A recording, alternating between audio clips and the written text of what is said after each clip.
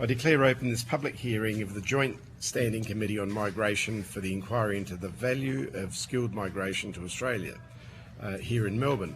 I welcome all witnesses appearing before the committee today, as well as members of the public and media in the room and watching online. This is the sixth public hearing for the inquiry. The committee has conducted public hearings in Canberra, Adelaide and Sydney, and anticipates holding additional hearings in the coming months.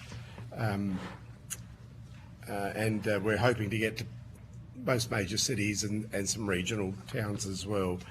And next week I think we're in Brisbane and then the Gold Coast.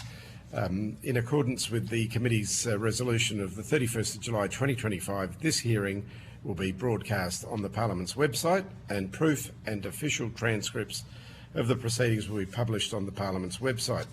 Those present are advised that filming and recording by the media is permitted during the hearing. However, if we ask that members of the media present or listening report the committee's proceedings fairly and accurately. And that is the opening statement. We now have we'll proceed to the hearing, and I'll now welcome witnesses from the Migration Institute of Australia to give evidence today. Welcome, and once again, apologies for starting late. For the Hansard record, would you please just state your name and the capacity in which you appear before the committee? Good morning to the panel. My name is Sean Chung. I'm the National President of the Migration Institute of Australia. My name is Peter Van Vliet. I'm the CEO of the Migration Institute of Australia. My name is Bronwyn Markey, General Manager, Policy and Advocacy, Migration Institute of Australia. Welcome and good morning. Although the committee does not require you to give evidence under oath, this hearing is a legal proceeding of the Parliament. The giving of false or misleading evidence is a serious matter and may be regarded as a contempt of Parliament. The evidence given today will be recorded by Hansard and attracts parliamentary privilege. We thank you for your submission, which is very beneficial for the committee in this particular inquiry. Before I invite you to make a short opening statement of a few minutes, and then we'll proceed to a discussion, I'll allow the committee to introduce ourselves. Steve Georgianis, Chair of the committee, and we have met before. It's good to see you again. And Leon Rebello, I'm the Deputy Chair and the Federal Member for McPherson on the Gold Coast. And I'm not sure whether we've got anyone online as well from the committee. Anyone online? Steve, Louise Miller-Frost. I'm the Member for Boothby in South Can you Australia. turn that up, please? We can't hear it yet. Sorry, who's online?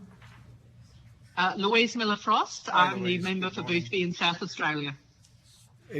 Anyone else online? No. Terrific. So I'll hand over to you guys for a quick statement. Yes, Peter Van Vliet, CEO MIA, and I'll make some opening remarks. The Migration Institute of Australia is the nation's leading association for migration professionals, including registered migration agents and migration lawyers. We have around 2,900 members and have branches and chapters in each state and territory. The MIA believes that skilled migration is essential to Australia's economic performance, productivity growth, fiscal sustainability, and that the evidence for this is undeniable. Australia faces a demographic cliff with birth rates of around 1.5, which are below replacement level, and a growing age dependency ratio. Only skilled migration can help solve this problem. All reputable demographers agree Australia needs properly managed skilled migration to remain economically and socially viable into the future. Successive studies have shown that skilled migration contributes significantly to GDP growth, productivity and labour force participation. Skilled migrants supply a significant component of net workforce growth, underpin essential services, support innovation and regional development and contribute positively to government revenue. They are highly educated, younger and more likely to be net fiscal contributors than the general population. They help ameliorate our ageing population and labour constraint challenges. Properly targeted skilled migration is critical, addressing skills gaps in sectors with persistent labour shortages such as health, healthcare, aged care, construction, engineering, education, agriculture, trades and technology. In regional Australia, skilled migrants play a vital role in sustaining local services, supporting business viability and stabilising population decline. While skilled migration undoubtedly offers all of these benefits, the effectiveness of Australia's current skilled migration is being impacted by challenges in policy design and visa processing and administration. For instance, lengthy visa backlogs, processing delays and complex administrative systems currently compromise the effectiveness of the skilled migration program for industry and the broader economy. The flagship subclass 482 temporary SID visa core skills stream, which is uncapped and should be processed quickly, is taking up to 10 months for visas to be processed, whereas the government committed to a 21-day timeframe when the new visa was announced in December 2024. This should be a quick visa to address immediate skills shortages. The flagship subclass 186 permanent employer-sponsored visas are taking longer than a year to process, sometimes 2 years. Waiting times for many skilled visa subclasses are blowing out, but conversely, visa application charges or fees have gone up by an average of 25% in July 26. Clients are paying more and getting less. Just this week, a prominent MIA member from a top 4 advisory and professional services firm with blue chip employer clients stated that published visa processing times in skilled migration were increasingly confusing and unclear. She said this was making it extremely difficult for businesses who rely on skilled migrants to plan for their workforce. The recent Ministerial Direction 119, which deprioritises offshore skilled migration, has exacerbated this problem and in fact defeats the entire rationale for skilled migration, which is to fill skilled positions from skilled talent offshore for jobs that cannot be filled by Australians. Direction 119 has caused significant concern among employers who rely on skilled migrants from offshore in areas like mining, healthcare, education, constructions and trades. Interestingly, the Business Council of Australia, the Australian Industry Group and the Australian Minerals Council have all come out against this new direction in recent weeks. The government has also recently cut the amount of permanent skilled migrations reserved exclusively for regional Australia from 33,000 to 14,110, and the government has also deprioritised the processing of regional skilled visa applications by removing their priority in the recent Ministerial Direction 119, which replaced Ministerial Direction 105, which gave regional visas top priority. Increasingly, major and impactful government decisions such as these are being released quietly on departmental websites with little industry consultation and without formal announcements, making it difficult for industry to operate and respond to effectively. The government needs a properly articulated skilled migration strategy. The MIA believes it would be in Australia's best interests if the government further recognised and celebrated skilled migration and worked to improve the administration and processing of our skilled migration program for the benefit of all Australians. We hope the work of this committee assists in that regard. Thank you. Any further statements? Excellent. If I may, I would like to just add on to that. I would just like to express for the record that the Migration Institute of Australia, while representing the interests of our members who are migration practitioners, we are not here to try to carve out more businesses for the profession.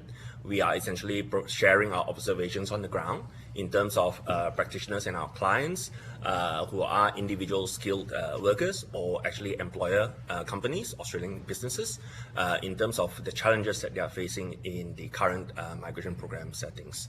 So with that, we hope that we can continue to advocate with the committee for a better migration outcome for all Australians. Thank you. Thank you.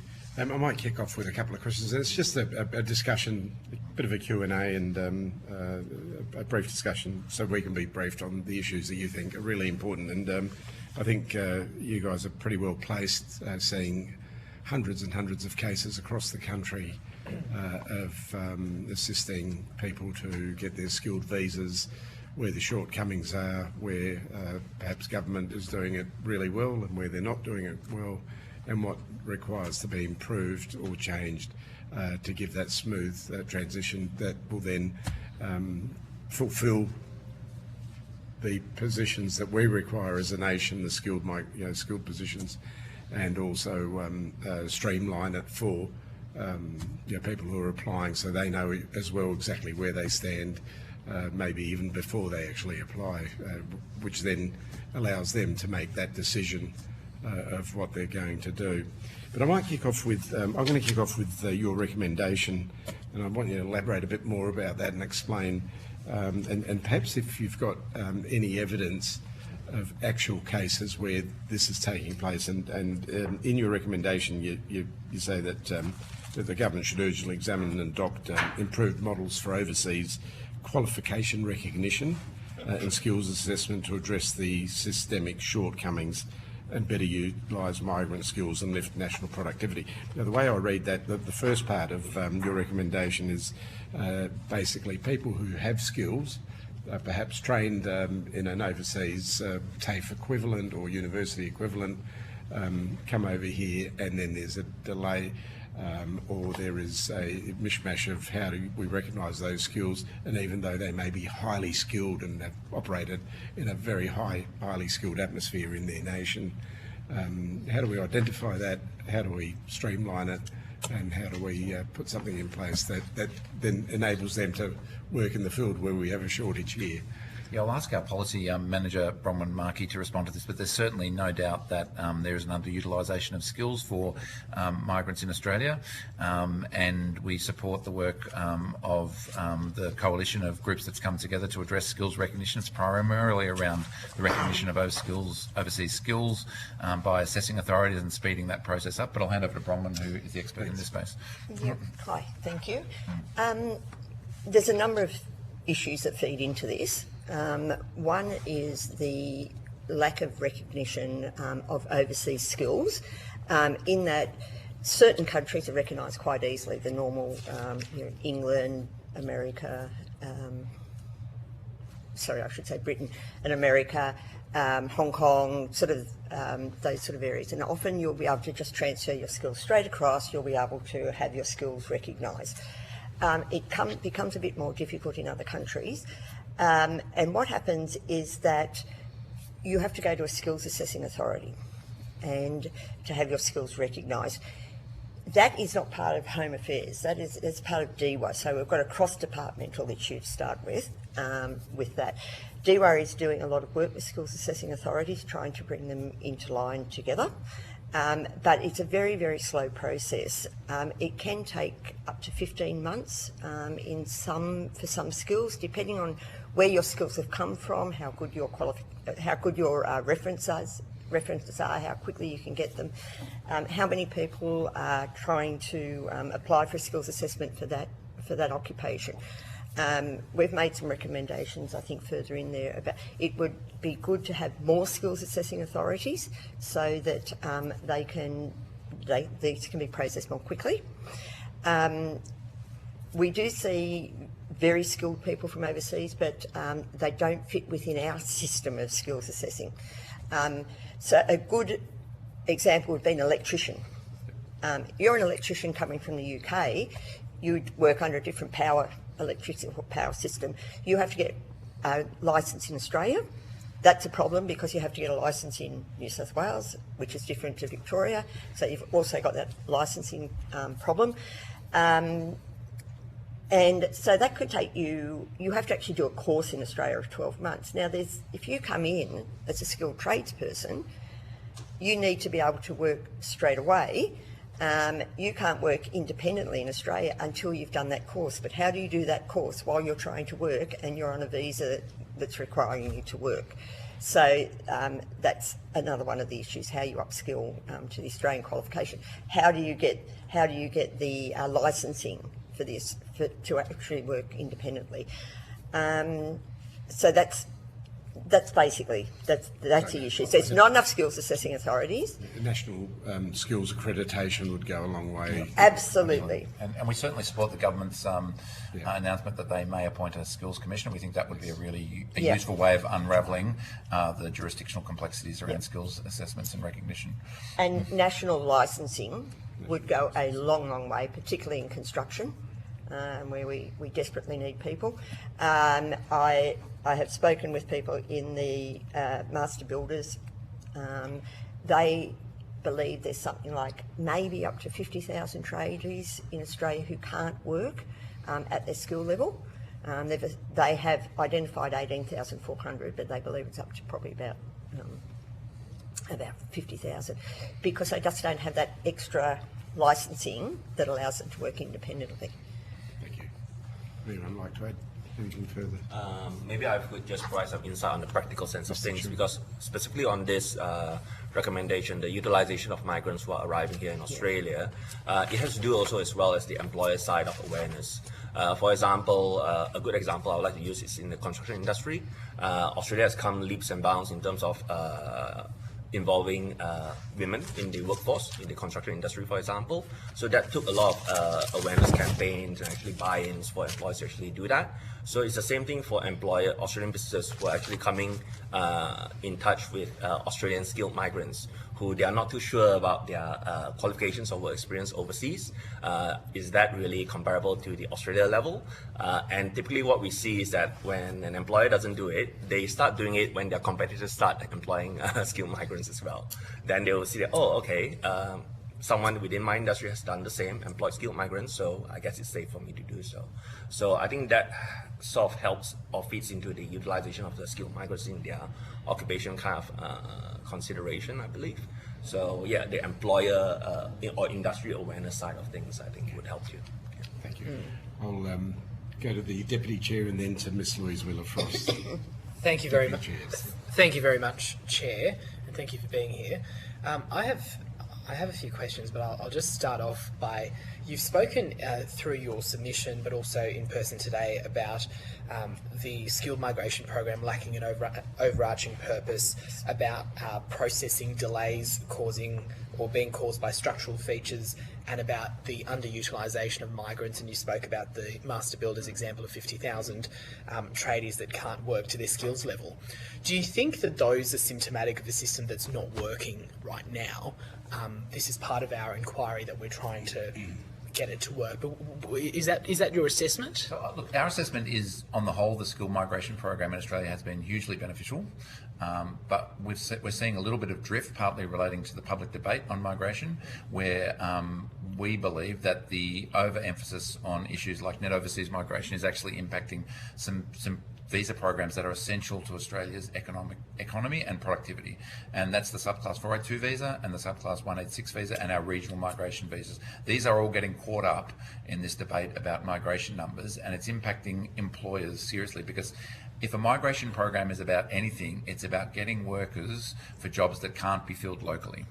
And when that starts getting impacted because of a broader migration debate, which is what's happening now, then you're having serious effects on industry and on Australia's economic productivity. So I think we would love a much clearer statement from the government. We support skilled migration. We recognise that Australia has demographic and labour market challenges that means that employers cannot source employers locally on fair wages and on good conditions and all those things. And that when that happens, they need to go offshore to get skilled migrants. And at the moment, recent government directions have made that a lot harder. Yeah. But it's one thing to say that we support skilled migration, but it's another to say that the system is working or it's not working at the moment. So I think it's probably fair to say that the system is extremely challenging at this point in time for industry and for practitioners, particularly for temporary skilled migration, and particularly when the workers are offshore.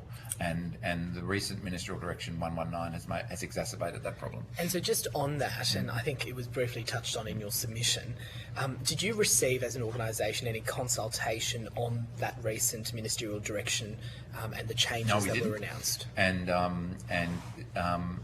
to be honest, that was released on a website. We found out about it through social media chatter. Through social media? Chatter, yeah. Right. And took us a day or two to work out exactly what was going on. And that was a fundamental shift in skilled migration policy. And as we've seen, many industry groups have come out against it because it undermines their capacity to get skilled migrants from offshore when they're needed. And, you know, with such major changes, we think they should be part of a more strategic approach with greater consultation with industry. So you spoke about employers previously. Do you think that those changes are now a deterrent to employers who are seeking skilled migrants? Absolutely, offshore. It'll slow it down. They're now priority 5 in the skilled migration direction, and they're at the bottom of the queue. So there's a lot of confusion in industry at the moment, and we're talking serious firms here, major firms in areas like mining and construction, about when they will actually be able to get offshore skilled temporary workers for positions that can't be filled locally. Ms Louise Wheeler-Frost.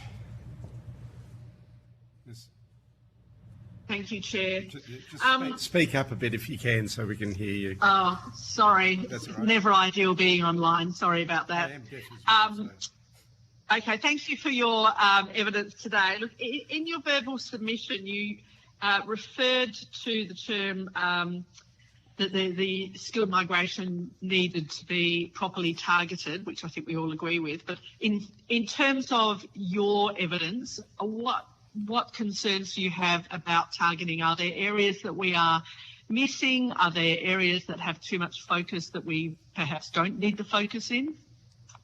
Look, I think a really good example is construction and trades workers. Your typical tradie will work on 4 or 5 projects every year. They won't be tied to one employer. The 482 program, which is the sort of flagship temporary skilled migration program, requires you to be with one employer. So it immediately makes it more difficult for trades occupations, which are in demand and which we need to solve the housing crisis, to come in through that program. That's just one example. I do think that this, often the best skilled workers are from offshore, because that's the whole nature of migration. And I think deprioritising offshore skilled migrants doesn't assist with targeting. So if you want to have a really carefully targeted skilled migration, you're obviously going after people where Australians can't fill those positions. So I think that was a retrograde step. But Sean and Bronwyn might have some further comments. Also, obviously, offshore healthcare workers is a classic example. Under Ministerial Direction 119, they are at the bottom of the queue. So many healthcare services, particularly in regional Australia, rely on offshore migrants in the healthcare industry, nurses and doctors and so forth. So we've had a lot of queries from our members about how will that 119 impact their capacity to bring in healthcare workers from offshore. Any further questions? Thank you for that. And look, I'm really interested in your evidence around skills recognition, which is something we've heard from a number of witnesses throughout this. And it is complex because skills and qualifications are not the same in other countries, nor are those other countries the same as each other. So there's a whole variety of standards that relate to a whole range of different qualifications across different sectors. You mentioned something about mutual recognition of qualifications with other countries, but are there any other sort of thoughts that you have in terms of how we both ensure that we get good qualified, safe workers here without having too many hurdles? And I absolutely recognise your comment about gatekeepers. That is also something we've heard of. I guess I'm asking what are the solutions, because it is such a complex issue that covers so many different sectors and different qualifications and different countries around the world. It's hard to have a one-size-fits-all. So I'm asking for your one-size-fits-all. That's really difficult when you've got 650 occupations on the occupation skills lists. The issue, one example is an issue of the 482 visa, which is the employer-sponsored temporary visa, is that basically only 10 occupations from 10 countries are required to be skills assessed. If you look at the 494, which is the equivalent regional visa, all 650 occupations require skills assessment. In that must put a lot of pressure on the skills assessing authorities. So that's just a pure size issue. We don't have enough skills assessing authorities to do this more quickly. That, as I said previously, is a DWAR issue. If we had more, that could happen quickly. Mutual recognition, there isn't a one-size-fits-all for that. It's just not possible with that many occupations, particularly if you've got occupations such as nurses, doctors, electricians, that could have a very dangerous effect if they're not properly trained or don't work to our system in Australia. But there's a lot of other occupations, such as, let's say, marketing specialist or something along that line, where it's not deadly if something goes wrong. In most cases, the employer can assess whether that person has the skills for the job. So we're relying on that in 482 for the employer to say that, but we don't rely on it in other areas. That would reduce load as well if we just let employers bring in people into the country to assess whether that person can do the job. I might kick off with another question that I have, and that's about the age limits. In your recommendation, you talk should be lifted, I think it's 45 through to take it up to 50. How would that benefit our skilled workers shortage? And also, how does that compare to other countries that perhaps have an age limit? Is ours much lower than other countries or higher? I think the issue with age limits, and I'll get Ms Markey to assist me, is that they were probably set at a time when people were working for less amounts of their lifetime and were retiring, you know, in their 60s. What we're finding now with the workforce is people are working well into their 60s, sometimes into their 70s, and that 45 is quite restrictive.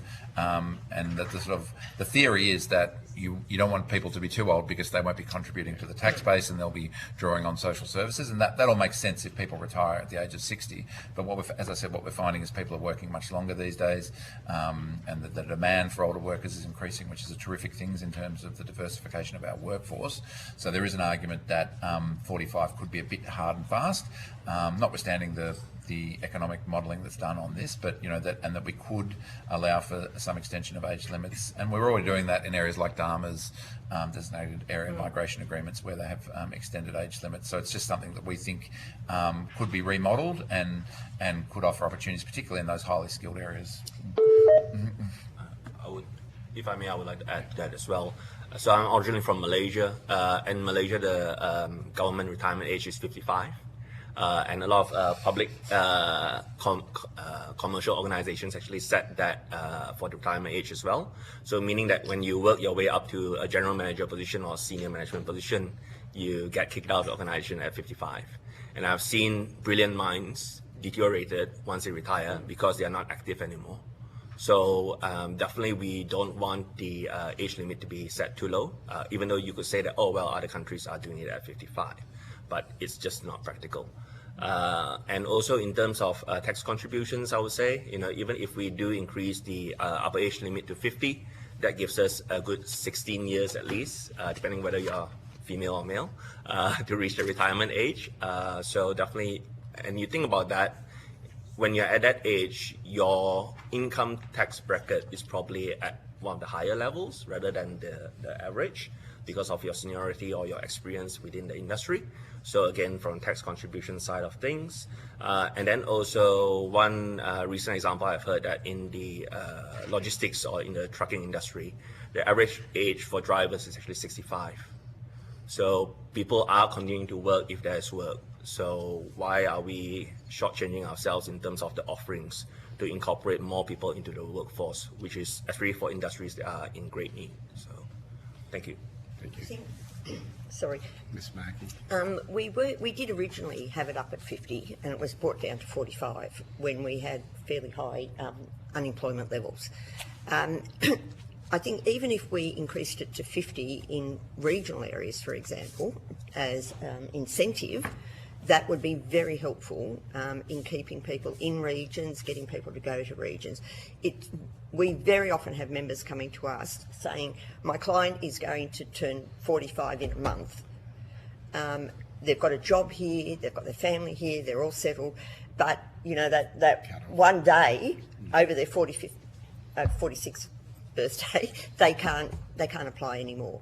And as I think as Sean said, these are the people usually at the higher level of their career. They're bringing in more money. We are now up to 67 is the retiring age in Australia. It's up other countries, and I've included those in the submission, but it is higher in some other countries. They're up 68, 69 in some European countries. So I think that particularly where we are so desperate for skilled workers, that increasing it just at 5 years would be very, very helpful. Are you aware if there's any exemptions for over 45s? There are I some. think for health doctors. Yeah, there are some doctors. Lecturers. Hold on, doctors. Sorry, everyone's coming up here. Doctors, university lecturers, and high-level like CEO management level. And then in the DARMAs, which are our designated area, they're regional areas, which are more the regional designated area migration agreements for more regional areas. most of those have got the age exemption built into them because they're a negotiated agreement, and you can negotiate things like English levels, ages, and those sort of things in there. Most of them are to 50. There are some, I think, in the aged care that might even go up to 55. Thank you. Deputy Chair. Thanks, Chair. I have two questions around two separate things. The first in relation to the key issue identified in your submission of the lack of integration between migration, planning and housing and infrastructure.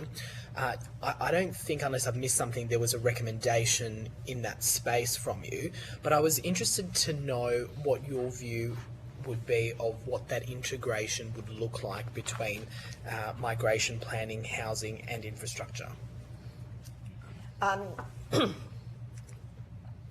I've been in this area for 20 years, and in that time there has been some talk of population strategies. So these are integrated strategies which were housing, housing, infrastructure, water, those sort of things. When I'm talking about integrated system, that's what I'm talking about. So it's an overall population policy. Where should our people be? And that's not just migrants, that's all Australians. And how do we deal with it? Now, there's many theories around on that. We at the moment with our regional people are coming to cities, but we're trying to backfill them with regional migrants. But they're facing the same issues that regional Australians are facing with infrastructure and things along that line, housing, all those sort of things. So it's basically, it's not just housing, but it's infrastructure, it's water is a big problem. Jobs, what do they bring to that country, to that area?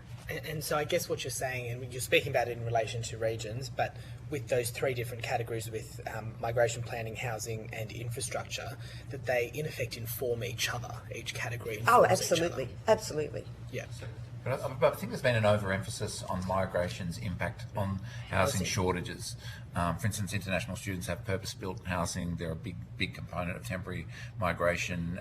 There are all these problems around planning and skills shortages, ironically, in the housing sector, which really, and I think migrants have become a convenient scapegoat for that issue. Absolutely, net overseas migration went up post-COVID, but it's now returning to more normal levels. I think the housing crisis is much broader than migration. Absolutely. If I may throw a analogy, is that, for example, if you run a restaurant that's like really popular and you have a lot of customers, do you just sit there and do nothing, or do you increase your seating capacity to take in more customers?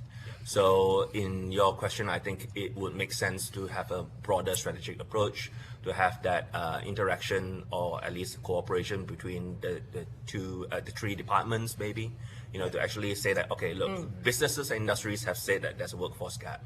We're going to have to invite people to fill that gap. So then, okay, can housing keep up with that? So I think... So each of those three need to be informed by each other. Yeah, that's correct. Absolutely. And the other part to the question was, you touched on the visa processing. I understand that there was a lot of talk by the government about faster processing, specifically for skills in demand visas. Is that something you're seeing with timeframes being met in practice? No, because they promised 21 days in December 2024, I think, for the skills in demand 482 visa, and that has blown well out beyond that. A combination of departmental resourcing. The department has stated that they feel they're not getting enough decision-ready applications, but I'm not, that's their view, but we have a different view. But really, the 482, the policy design of the 482 visa is to fill immediate skills shortages. So if that's taking 6 to 8 months to process, you're not actually filling immediate skills shortages. So I think we would love to see more attention placed on faster processing of 482 visas. Legitimate visas that are properly assessed for genuine skill shortages, absolutely. But if a business has a skilled position that can't be filled locally, and they actually can't find an Australian. They've done their labour market testing. Not filling that position slows the whole business down. It impacts Australian workers. It impacts the Australian supply chain. So I think that the 482 visa is central to Australia's economic performance and should have those sort of standards, 21 days. If it's a decision-ready application for a quality migrant, skilled migrant, in a position where we can't find an Australian worker, process the visa. Yep. And that said, we are working with the Department of Home Affairs to have constructive engagement to actually try to help them facilitate meeting such timeframes as much as possible, definitely. Thank you. Also online, just like to let everyone know, we have Mr. Caldwell who's joined us, and I believe he has a question as well. Mr. Caldwell? Are you there, Mr. Caldwell? Thanks, Mr. Chair, and apologies I couldn't be there in person today. But thank you to the witnesses for their time.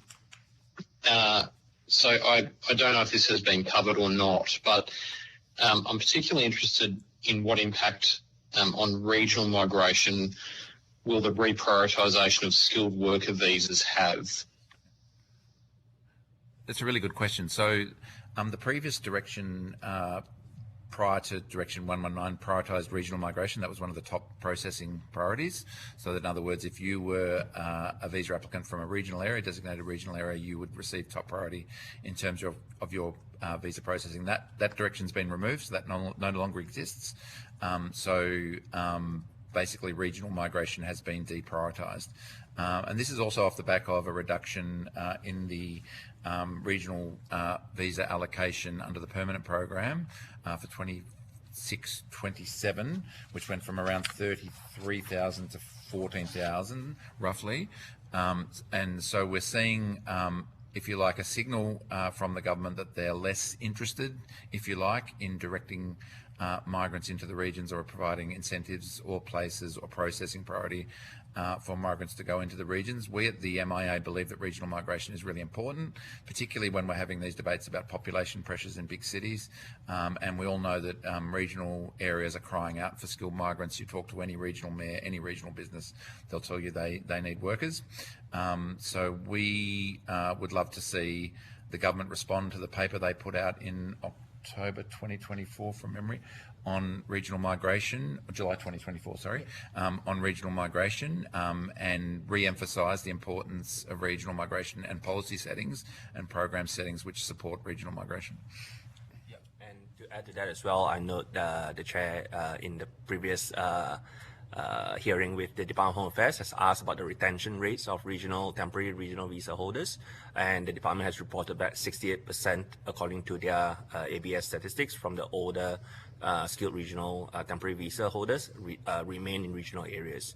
So if you reduce the allocation for regional visas from 33,000 to 14,000, that's 68% of those differences. But even when migrants return to the cities, which often happens, cities are big economic magnets, the design of those visas means you get at least a minimum of 3 years of those migrants in the regions, which contributes. So even for the 30-odd% who return, there's, you'll get 3 years of them in that region. Thank you. Thank you. I mean, I think just the regional Australia, I think, provides a really exciting opportunity to try and actually provide part of the solution in many ways. And I guess what I'm interested in also is, in terms of the skilled visa categories, more broadly speaking, what categories do you think should be protected first? Is there any that are standing out? I think there's roughly three types of visas that should be really protected. Employer-sponsored visas, they respond to immediate demand in the economy, and that can be either the temporary 482 visa or the permanent 186 visa. But then we have the regional visas, and I think the regional skilled visas are really important as well. Your 491s, your 494s, your 190s, your 191s, and so forth. So I think my view is that employer-sponsored migration and regional migration should be protected, and that often includes state-based points-tested migration as well for some of those regional type allocations. So I think when we're having this broad nom debate, which is a perfectly legitimate debate to have about migration numbers. We really need to be careful not to target streams of the migration program that are really important. And I know this is not a family migration committee, but I would add partner visas to that category as well, because I believe they're fundamentally important to Australia's social fabric. But there are just certain visas that shouldn't be in this debate, in my view. Yeah, and another thing to look out for. And just in terms of the housing, I know you were earlier on, sort of saying not to blame migration on housing, which I think is the housing crisis, and that it's more broad than that. If we were to see an uptick in housing delivered in regional areas of Australia, do you think that would actually lead to a greater capacity for them to house and accommodate the skilled migrants that they need in those areas? Yes, I would think so, because I remember even just a couple of years ago, I've spoke to a LGA representative, and then they mentioned that, for example, Thomas Foods in the Murray Bridge area in South Australia, which is where I'm from, they have this demand for the workforce, but they don't have housing for the workforce. So again, business, industry, and local government needs to actually work together to actually ensure that infrastructure is there to actually sustain the workforce. If not, let's workshop a solution together to see what incentives can be made to actually hasten the delivery of such housing. I might, sorry, Ms. Sparky. Can I just make 2 points? One is on your first question, Mr. Cameron, which was about regional visas, is that it's much harder to get a regional employer-sponsored visa than it is to get an employer-sponsored visa in the city. Okay, so the 482 in the city is much more advantageous, it's easier to get.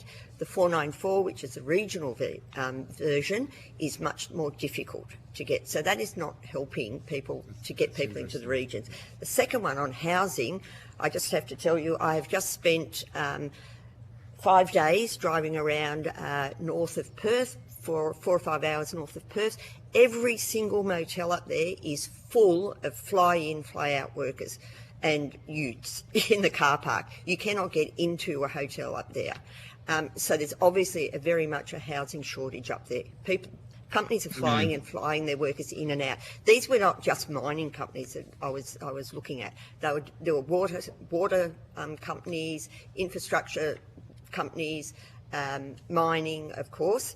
But it looked to me like there were also smaller companies that were bringing in trades as well. And every hotel and motel is full up there. Thank you. I'll ask Ms. Louise Miller-Frost if she's got a final question for this session.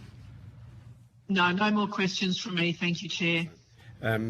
So unfortunately, we have to end the session here because we've got a tight agenda. But can I just thank you for coming today? If you've been asked that provide any further additional information, please send it to the Secretariat by the 2nd of October. You'll also be sent a transcript of your evidence, and you'll have an opportunity to request corrections to any transcription errors that you may feel have been made. Thank you for your submission. Even though we didn't discuss the entire submission, we have got it, and it will be a valuable piece of information when we're considering our recommendations. So thank you. There may be another opportunity, but if we have any further questions, we may give you a call and vice versa. On that note, thank you very much for appearing before the committee. Thank you. Thank you, everyone. Thank you.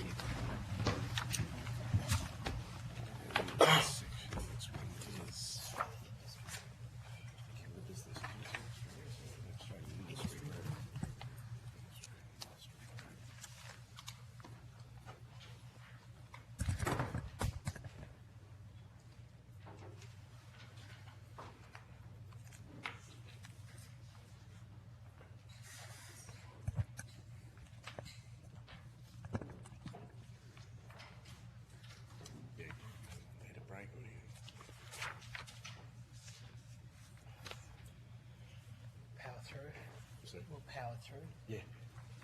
Thanks, Andrew. Thank you.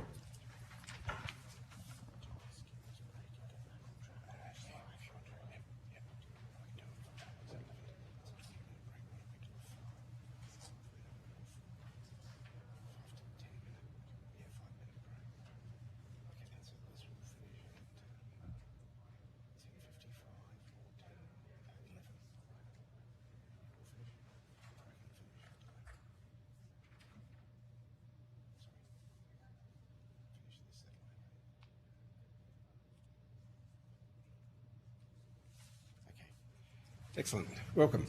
I now welcome the witness from the Australian Industry Group to give evidence for the Hansard records. Could you please just state your name and the capacity in which you appear before the committee? Thank you, Chair. Louise McGrath, Head of Industry Development and Policy at the Australian Industry Group. Thank you. Although the committee does not require you to give evidence under oath, this hearing is a legal proceeding of the Parliament. The giving of false or misleading evidence is a serious matter and may be regarded as a contempt of Parliament. The evidence given today will be recorded by Hansard and attracts parliamentary privilege. Thank you for your submission to the inquiry. I'll now invite you to make a short statement, but just before I do that, we have Deputy Chair with us, Leon Reblo, and we have two other members online, Ms Louise Miller-Frost and Mr Caldwell. So you may need to speak up a bit so they can pick up and hear. And as I said, thank you for your submission, and I'll now invite you to make a very short statement, then we'll open up for a very Q&A discussion. Great. Thank you very much, Chair. The Australian Industry Group welcomes the opportunity to speak here today. We are a peak national employer organisation representing traditional, innovative and emerging industry sectors. We've been acting on behalf of businesses across Australia for over 150 years. Our members are calling for policy settings that provide certainty, efficiency and public confidence in the skilled migration system. Skilled migration is essential to addressing workforce shortages across housing, infrastructure, manufacturing, health, aged care and emerging industries. Australia cannot meet current and future workforce needs through domestic training alone. Skilled migration complements investment in local skills and helps ensure businesses can deliver the housing, infrastructure, manufacturing and energy projects that Australians depend on. We make 4 key recommendations. Maintain the permanent skilled migration intake at current levels. Streamline skills recognition, licensing, credential recognition processes in critical shortage occupations.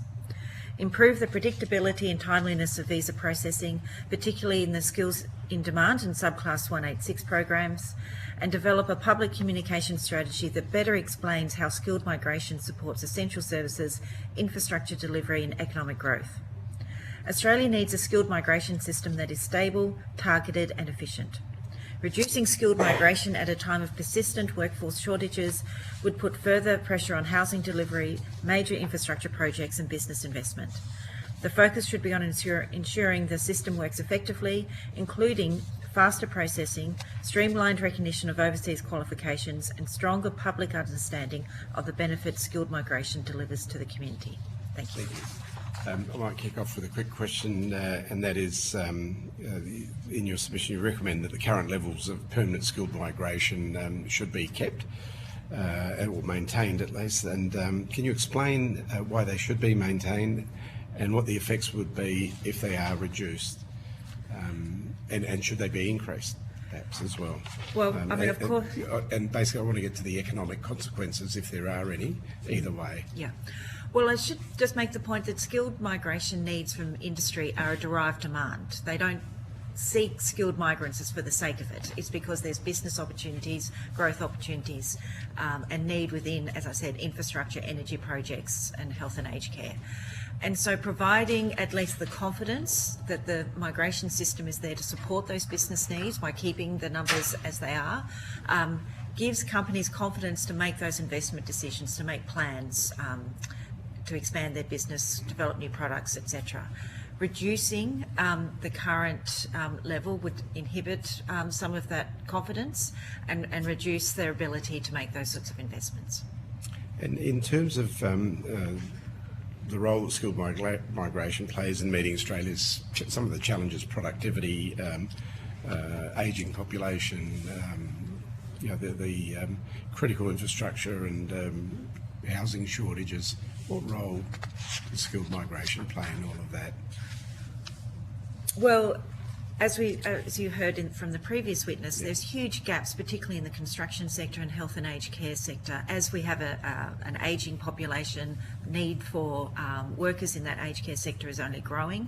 We need to somehow meet that demand. We have a number of skill gaps within construction and infrastructure. So the economic cost to Australia would be significant if we're unable to meet those skill gaps in order to drive that investment and also meet the needs of our ageing population. When it comes to the age population, what percentage, and you may not have these figures, but you may, what percentage of overseas workers are working in the aged facilities? Would you have that? I do have that You do, data, excellent. actually. That'd be good, Let me yeah. just find it. Here we go.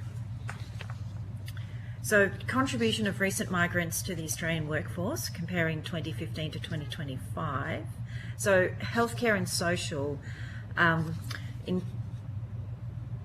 as a percentage of the industry, in 2015 it was 4.1%, and today, 2025, 7.1%. 7? 7.1. 7.5. Yeah. So it is obviously growing, but we can, as we see those projections increase, we think that So projections will are increase. growing that will Yeah. require more in that sector. Yeah, that's good. Thank you.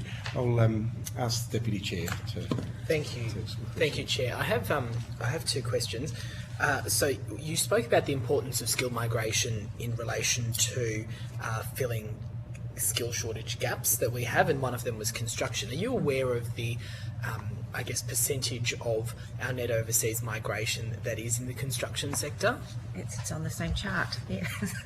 It is actually very small. So although it has grown, so 2015 was 2.6%. So this is the percentage of the workforce. And 2025 is 4.7. I think, though, one of the challenges within construction, as you heard from the previous witness, is that skills and qualifications recognition process. And feedback from members is that often the skills descriptions is not very helpful. So I have a member who is a major engineering firm, and they are desperate for engineering products. So from their perspective, occupations being recognised as construction occupations is too narrow and inconsistent. For example, construction project managers are listed, but not engineering managers. Civil and geotechnical engineers are listed, but not electrical engineers. And a majority of these skilled resources that this particular firm wanted would fall under engineering manager classification of these, as these are experienced managerial roles that cannot be filled with expertise in Australia. So I think, while there's a lot of work done on the skills list, sometimes it's a rather blunt instrument. So in effect, just to get those numbers right, it was 2.6% of our total net overseas migration, going up to 4.7%. Yeah, in the construction sector. In the construction sector. So it sounds like what you're saying is that for Australian businesses to access skilled migration in that sector, which obviously at the moment is critical for us in the midst of a housing crisis, it's the bureaucracy, it's the rules, it's the red tape that forms part of our migration system, and the technicalities that are stopping small businesses from accessing skilled migrants. Is that right? Is that a fair characterisation? I think that is a fair characterisation. And then the second question was in relation to temporary graduate visa holders. So they're already in Australia, often with Australian qualifications and some local work experience as well. I'm just interested, is your assessment that there should be a more efficient pathway for those people who meet genuine skills needs to transition directly into a skills visa as opposed to other visas or further education?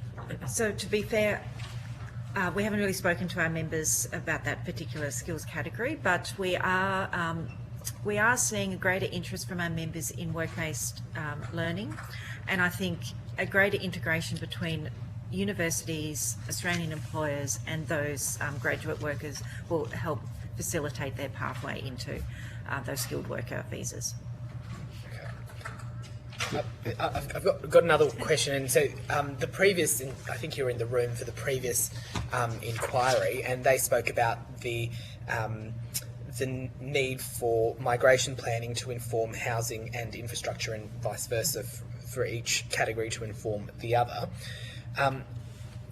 Would you share that view that your industry would support a migration planning, model that explicitly links skilled intake to housing infrastructure, to regional capacity, and so that they're all, informed by each other?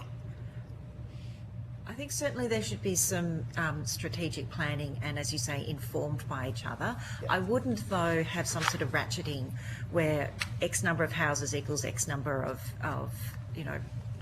target in terms of skilled migration. I think that's... So what would the informed look like? I think it would support the speed of processing. So at the moment, as mentioned, there's this cap on processing and primarily prioritising onshore over offshore processing.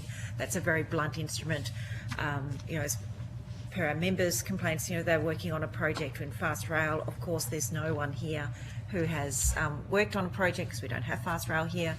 But the blunt directive at the moment that onshore is prioritised over offshore means that they're not able to get prioritisation. So I think we need to be careful that we don't issue these these blanket statements without thinking of the nuance within the system. As I said, this is a derived demand. It's based on what companies need in order to meet their economic imperatives. Thank you. I'll now go to Ms. Miller-Frost, who's on the line. Ms. Louise Miller-Frost. Sorry, Chair, I'm actually about to leave. I've got an event I've got to go to, but thank you very much. I'll go to Mr. Caldwell then. Thank you, Mr. Chair. Just in relation to that skills recognition, the streamlining, etc., that you were referring to a couple of questions ago, my recollection was that the government had announced some initiatives in the budget back in May around that sort of streamlining mutual skills recognition, etc. Has there anything that's actually improved in that period, or has there been a noticeable change or shift as a result of those initiatives? So I think that initiative is around national skills recognition, so between our states and within the Federation. I haven't heard any feedback from members. I think it's a bit too new yet to see any real results. Okay. Thank you. And just to clarify those numbers, sorry, in terms of the construction workforce that you were talking about, has it gone from 2.6% of like the Australian workforce, so the migrants, to 4.7% of the entire construction workforce, or is it 2.6% of migration intake to 4.7% of migration intake?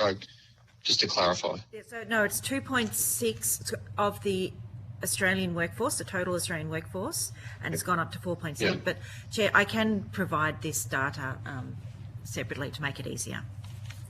Thank you. Sorry, it's a bit tricky over the phone to get a handle on this stuff, but the take-home message out of that is still, even in this housing crisis, we've still got less than 5% of the workforce are sort of being filled with skilled overseas migrants, which is, I guess, the important takeout. And then just to pick up on that prioritisation of onshore processing. Now, you mentioned, for example, in relation to some specific projects about how that actually plays out where you don't have those skills within the country at the moment. Can you just flesh out, because I actually think that's a really important anecdote, about how that system might actually be sort of providing a misalignment between where the skills priorities actually are? Yes, thank you. So we do think, I understand that the department and the minister is trying to manage, processing volumes and balance a whole range of issues. But we do feel that there should be an opportunity for companies or industries to put forward arguments in the national interest, and in this case big infrastructure projects perhaps relating to renewable energy, transport, as I said, fast rail is one explicit example. There's no opportunity at the moment to put forward that argument. You can argue the need for the individual, for the skill, for their, the engineer and their particular qualifications, but there's no opportunity to put that broader national interest view, which could be perhaps done by, as I said, industry or companies. I've got a question as well. In terms of, in your submission, you speak about recognition of the importance that migrants make in different industries, and that public awareness may not be out there. People have a negative view perhaps, or it's easy to have misconceptions about the numbers that come in, jobs being taken away from locals that want to work in that industry, etc. You talk about a public awareness campaign, and taken for granted that the government has to play a role in that, I suspect. Who else could play a role? And what sort of awareness campaign would you well, not that you're an advertising agency, but... No, I'm definitely not an advertising how would that agency. help? Look, I just think, within our industry, that we can see the value that migrants play, and we've outlined it, that the economic value, but also there's a social value. A lot of the social value is often shared, food, etc. I think that's a rather, superficial view of this value of skilled migrants.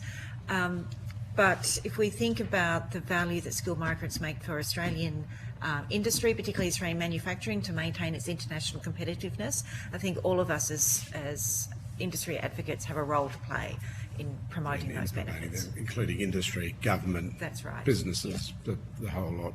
Yeah, thank I you. agree. And the other question I have is, in terms of Australia's history, we've always had migrants. We've had shortages in certain areas. We, in the 40s, 50s, and 60s and 70s, we wanted manufacturing, labouring hands. If you were to change the system or look at it in terms of streamlining it, and when I say streamlining it for industries, what would be if you had a magic wand, for example, what would be the number one thing you would do? Well, I just think it's the predictability. So the example, the company approaching the Fast Rail project, for example, and if they are successful, they'll have to move very quickly. They've been running on the assumption of previous experience where it's sort of 4 weeks processing time. They've now been told it's 10 months. So I think, as I said, I know that there's a balance of volume and managing the volume of applications, etc., and the department can't necessarily scale up, or predict. But it is very challenging for companies going into a contract or to a business based on the assumption that they will have the workers they need, and then suddenly be told, no, there will be a 10-month delay, which then has contractual consequences, etc. So I think just, having that predictability when they approach the system, that it will act in the way that they need and that they can count on. And that example that you just gave about infrastructure, that's currently having an impact on industry at the moment? Yes, absolutely. And my other question is a very broad question. Do you think there'll ever be a time when we can basically say we don't need migrant workers? Well, and just looking at the history, the 200-year history that we've had here, there's never been a time. That's right. I can't see that there'd be a time. Of course, we're committed to training and skills development within Australia, and that should certainly not stop. We should continue to invest in that. But I think we can't be all things to all people. If we look at what the proposed skills list is this year, it includes AI engineers, data engineers. As industries change and evolve, we will always be looking for new skills around the world, and we're in a global race for that talent. Thank you. I'll take one more last question from the Deputy Chair. Sure. AIG represents the interests of more than 60,000 businesses. I'm interested in whether your members feel that the skilled migration program in Australia is actively managed, or has it been a sort of a static approach and now we're sort of playing catch up on it?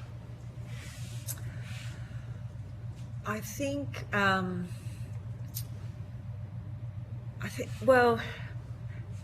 that when it works in our interests, then we think it's being managed very well. When there's challenges, then we think, oh no, it's not working. So I think this is, as I go back to the argument that we need consistency. So this current directive of changing the processing times of sort of a go slow is certainly bringing up a lot of concerns around how the system is working.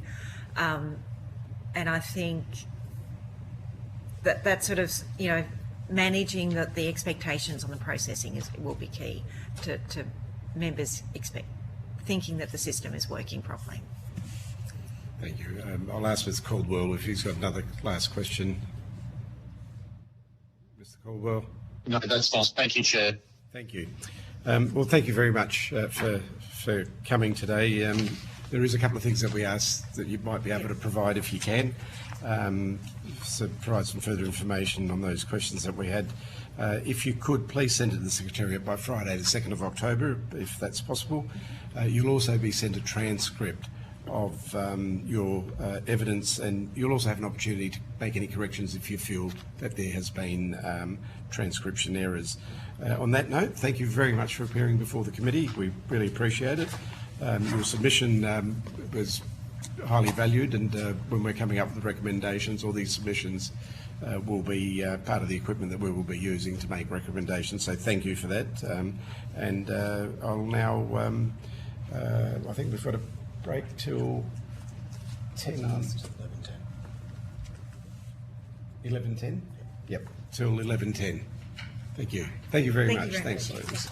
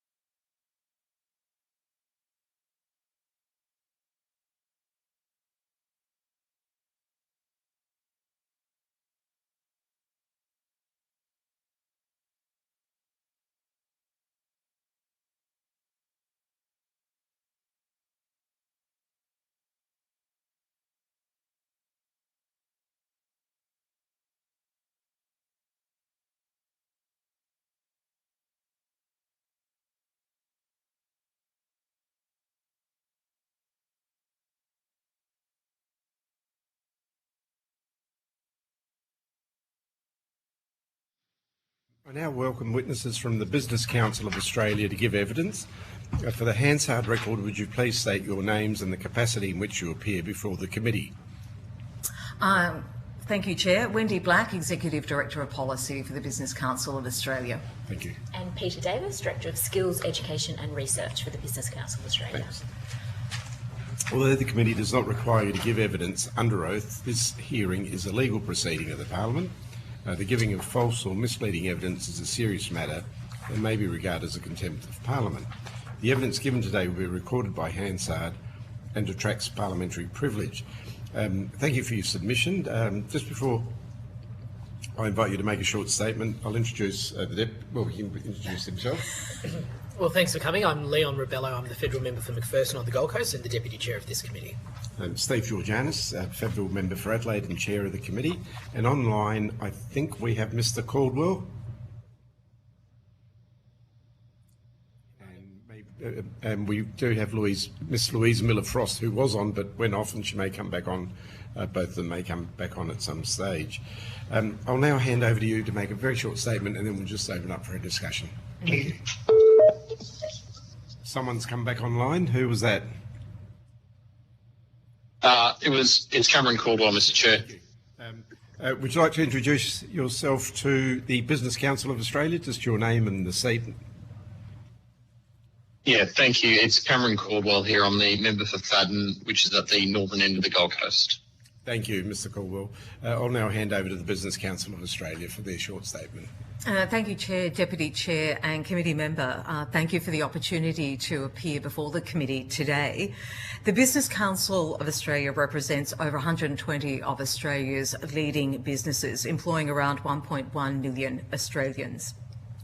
Our starting point is quite simple, in that skilled migration is essential to Australia's future. Last decade, we saw the weakest productivity growth in 60 years. This decade is forecast to be even weaker. At the same time, our population is ageing, and almost 1 in 3 occupations remain in construction, energy and technology. Our priority is to train more Australians to fill these roles and have those jobs. But domestic training cannot meet all our workforce needs, particularly in the short and medium term. As our population ages, there will be fewer working-age Australians supporting a growing number of retirees. Without a larger and more productive workforce, we will not have enough people to provide the services, run the economy and fund the care we require. The choice this presents is increasingly difficult. Do we want lower growth, higher taxes, reduced services or higher public debt? The sustainable answer is to grow the economy. Skilled migration is part of the solution, complementing the investment in Australian workers by bringing in the skills we don't have in sufficient numbers when we need them. But the composition of the migration program does matter.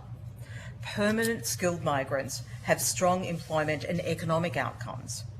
According to 2021 Treasury modelling, permanent employer-sponsored migrants make a net lifetime contribution to the budget of around $557,000 and around $386,000 for skilled independent visa holders.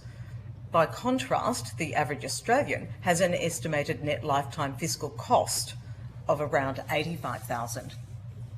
As such, the BCA recommends that permanent skilled migration be the focus of our migration program, set within a broader population plan, aligned with workforce needs, demographic change, housing and infrastructure. We also believe employer-sponsored migration should be given greater priority. It is the most targeted part of the system. Migrants arrive with a job to meet an employer's unmet need. Demand is already there. In 2024-25, employers lodged almost 66,000 applications for permanent employer-sponsored visas, compared with 44,000 places available. This has included professions like doctors, aged care workers, engineers and AI specialists. We therefore welcome the government's decision this budget to increase the employer-sponsored places. If Australia wants to maximise the benefits of migration, we should prioritise the visa streams that deliver the strongest results. It is also important to distinguish permanent skilled migration from net overseas migration. Efforts to reduce elevated net overseas migration sustainably should focus on the integrity and operation of the temporary migration system, preventing misuse, reducing prolonged temporary stays, and resolving applications and appeals more quickly. The answer is not to constrain permanent skilled migrants who deliver some of the strongest economic outcomes and meet urgent unmet needs for Australia.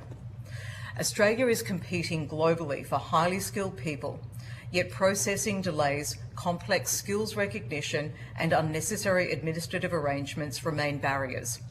Highly skilled people have choices, and we cannot assume they will want to come to Australia when faced with these barriers. We therefore support faster and more reliable visa processing, streamlined skills recognition, and better pathways for critical skills and intra-company transfers.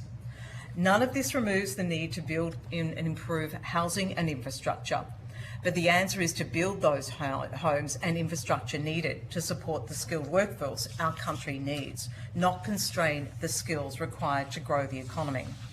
Planning delays, restrictive zoning show slow approvals, rising construction costs, and declining construction productivity have all constrained housing supply. Indeed, many of the work Australia needs to build more homes and infrastructure are themselves in shortage. Migration, housing, and infrastructure policy must therefore be planned together. The ultimate goal should be a migration system that is well managed, targeted to the skills Australia needs, and designed to maximise the economic and social benefit to the country. That is the approach set out in our submission, and we look forward to discussing it with the committee. Thank you. Thank you very much. I'll kick off with a couple of questions. In your submission, you talk about reforms to the points test.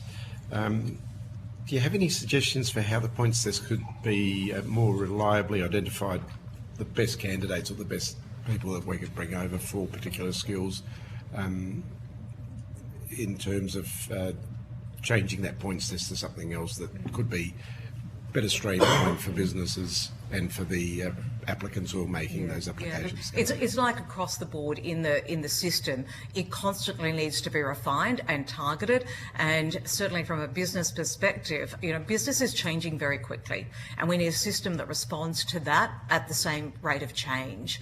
But I'll hand to Peter and to go into some more detail specifically about the changes that we'll be looking for. So the points test is a really critical part of the migration system. It's obviously, we need a clear framework for how independent skilled migrants can assess their skills and for the government to be able to do that. But that system should be really geared towards labour market outcomes. Currently, the points test has some categories that perhaps focus more on behaviours, whereas if we adjusted it and reviewed it to be more looking at work experience within Australia, as well as perhaps salary income. These are the kind of markers that indicate that they will be good labour market participants going forward.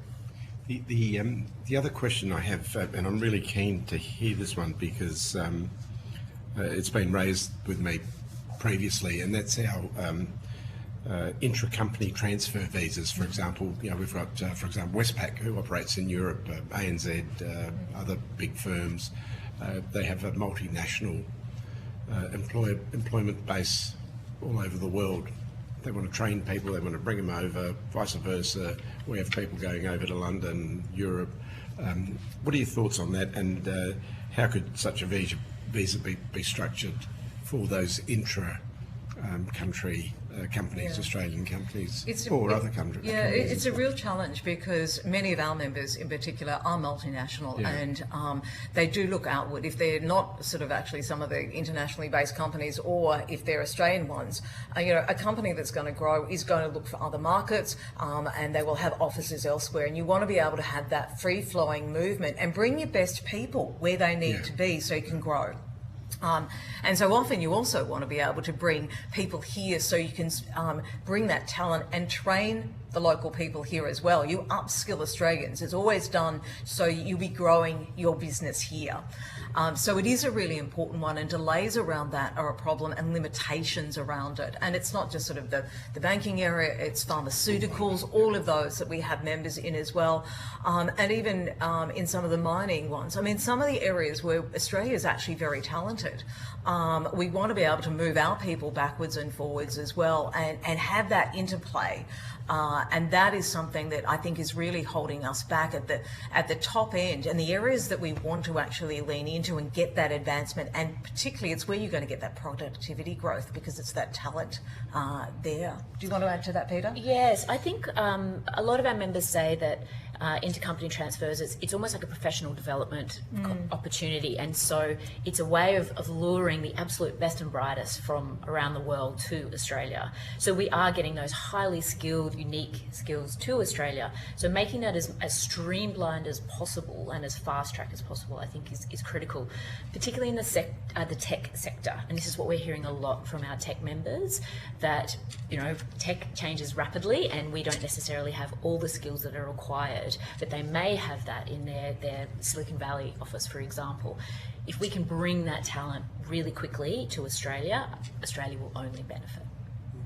We met with some of our biggest Australian companies in London. We had a roundtable last year. We were on a delegation there, and that was the number one issue that they brought up, was a visa for inter-country applications for people to work within their own companies. So and for them, that's as Pete said, it limits their professional development if they can't then that move around, but it limits their growth, and it limits their engagement with Australia. I mean, so often just that physical distance is an issue for some of the offices here if you're growing, and therefore a visa getting in the way, that makes that harder, and so Australia gets sort of left out.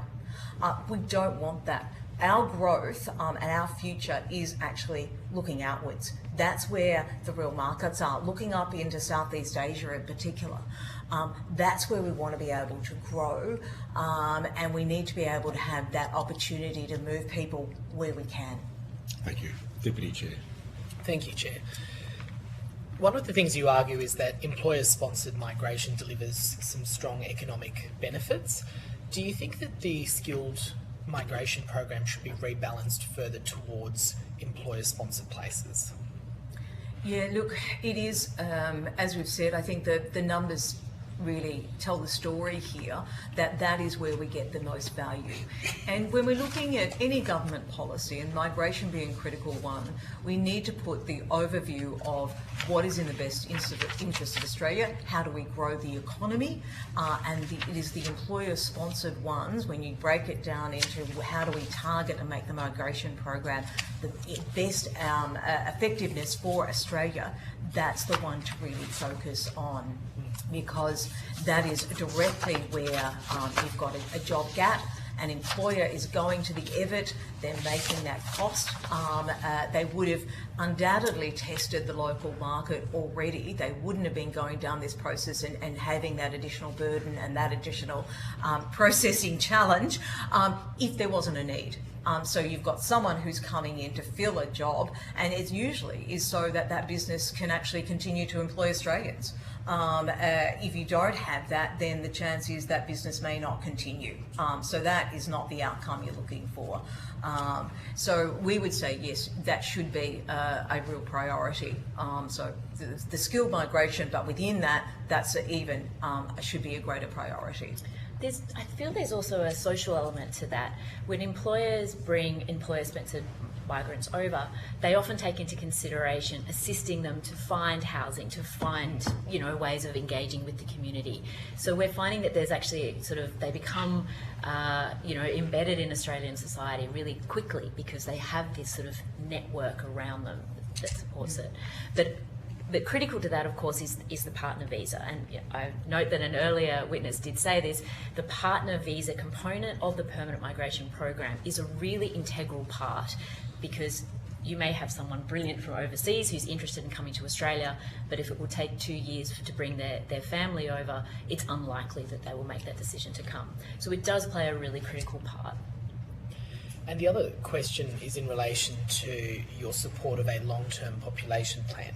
So do you think that plan should include, hard accountability for housing, for schools, for roads, for hospitals and services? Is that what your idea of the long-term population plan would be?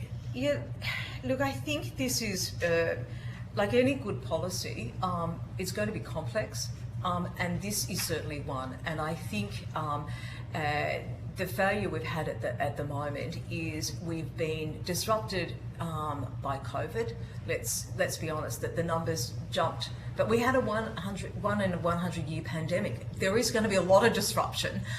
Migration was and population was one of those things. I think it's an opportunity for us to do a reset.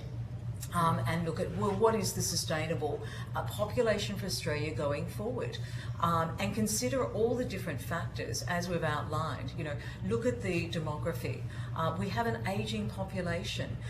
Who are going to be the workers going forward if we don't actually bring in workers, or we suddenly have a baby boom?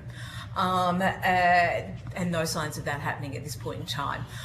So we need a workforce. We have a changing work environment with new technologies and new skills. We want to be leading in that, and so we've got to be looking around the world to who's got the best people coming in. But you also have to look at, indeed, the infrastructure that supports that, and that is a really important element. And I think this is where policy to date has been too divided. Happens a lot, and unfortunately, despite best intentions, you will have siloed decision making when in fact this is, you move one piece and you'll have an impact elsewhere. How do we support regions? How do we support the growth industries of the future and have the right talent and the right workforce for that? How do we lift the economy overall? And how do we have the infrastructure, the housing that all supports that? And they're each different policies. Even, let's say, international students, which has been a controversial one, that is an important part of our economy at the moment. But let's not make decisions around that based on one issue, which is housing, when there is actually a fundamental different challenge in our housing, which is not kept up with the pace of Australia's own needs. We've in fact gone backwards, our productivity there, but as we mentioned in our submission, I said in the opening statement, the cost of housing, local planning, we put out an annual report that will be coming out in the next month or two again, called Regulation Rumble, putting the pressure on the states. There's accountability there as well. How are they meeting their housing requirements? I know the latest figures came out today on how we're sort of going, some states better than others in the target that has been set by the federal government. We need to be addressing all of those elements, put that together and go, okay, well, how are we actually going to get a better outcome for Australians? That's the way to look at this, and a population plan is what we think is the way forward on that. Yeah.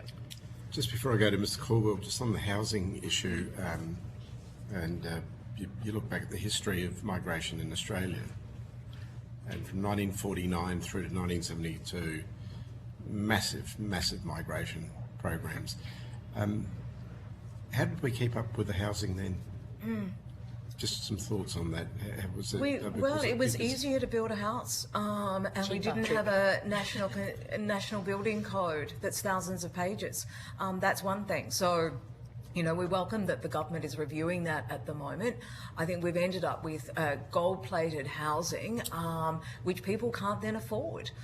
We need to be realistic. We're not saying that we will continue to have quality housing. Of course we will in Australia, but how do we get this balance right? And I think also, it's been discussed here already, we need to train more people in construction, and I think one of the failures of the migration program at the moment is we would like to have more construction workers coming here, but the training system, the recognition of those skills, both recognising those overseas but nationally, and I know the government is doing something on the national recognition as well, all of that needs to be addressed. More effort does need to go into that. One area I think we do have some concerns about is apprenticeships.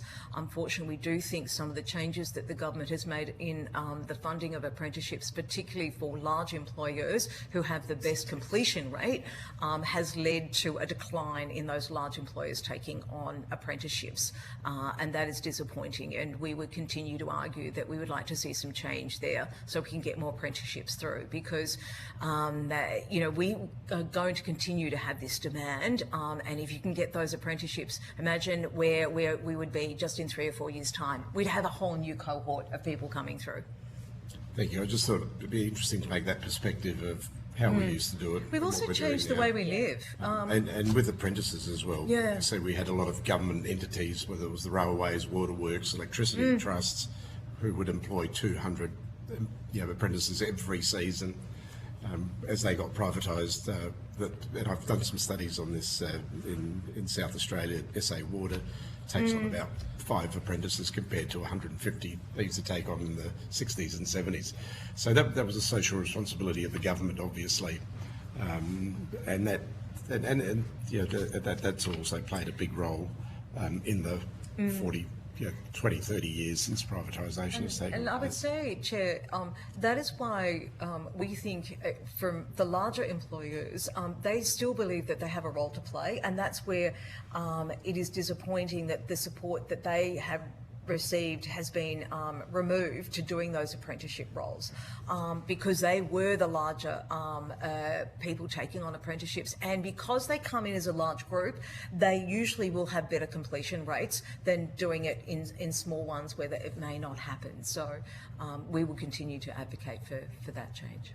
And there have been some thoughts from different think tanks and ideas around the place that for every, for example, 20, these figures aren't correct, they're just top of my head, just to give an example, for every 20 overseas workers that you bring in for a particular firm that you put on 2 apprentices, 2 local apprentices. There are some formulas floating around. What are your views and thoughts on that when companies are bringing in, what one of the conditions be that they take on some apprentices locally as well? Yeah, and look, all of those things are worth considering. It would depend on the individual business and where it is and what support they would have available. What is the type of job that they're seeking to fill? Because it depends on where is the gap that they actually may already have apprenticeships. So you'd need some flexibility around that. Pete, do you have some thoughts on that? 'Cause you're very much into the apprenticeship space. Apprenticeship space, that's right. It is my baby. I think some of the challenges around it is not every sector. When we think apprentices, we think carpenters, sparkies, plumbers, etc. But when we have the second highest visa cohort coming out is actually in the food and beverage, chefs and cooks, essentially. And so there are apprentices in kitchens, but there's a limit to how many they can take on. So I think this is where the devil is always in the detail with these kind of proposals, and it really is sector dependent. Thank you. Mr. Caldwell. Mr. Caldwell? Thanks, Mr. Chair. Ms. Black, just two questions. The first one relates to just the sort of broad comment that you made in your opening, and I'm sort of paraphrasing here, but you talked about the importance of integrity in the migration system, and you sort of drew an important difference between the overall net overseas migration number versus the subset, if I can put it that way, of the skilled migration intake. Now, am I to take from that you sort of want to make it very clear that there is some padding through the wrong type of migration intake or overstayers, etc., who are making that not as productive as it could be? Padding might not be the word that I would use. However, I would say that, look, our focus is very much on, if you want the best productive migration system, you would focus on the skilled migration, and within that, the employer-sponsored. However, indeed, as I outlined in our statement, we do believe one of the critical parts of continuing to have public support and Australian community support, which is essential to Australia's migration policy and plan, is that it has integrity. And I think there have been some questions about that. And I think that is absolutely critical, that it has integrity, it is well governed, and this even just goes to the timely processing of visas. You know a system has credibility if there's stability and certainty about how visas are processed. I think there are some genuine issues about people overstaying and people who have been, I will say, gaming the system. And I think the government has taken appropriate action in areas in international students where people have moved. There have been some operators that have not been delivering quality education, and that has been an issue, and the government has focused on that. And people who are coming here, I think, with the wrong intent. We fully support, as we've outlined and reinforced in our submission, the role of international students and the value that they play to the economy, and I would say more broadly, the value they play in our region, in our role in educating many young people from our region who then return home, and that is an important role that we play in building relations in our region. But those who come for the wrong reasons, who see this as a doorway through to another visa and staying here without those legitimate reasons, I think is something that does need to have a focus, and I think that should be a priority. So we would certainly separate out the net overseas migration figures and making sure that you are looking very focused on that skilled migration piece, which is the economic value for the Australian economy, and certainly, you know, we come from that business perspective. Thank you. And so just one further, I also gathered from your evidence that you clearly see productivity as being an incredibly important outcome from skilled migration.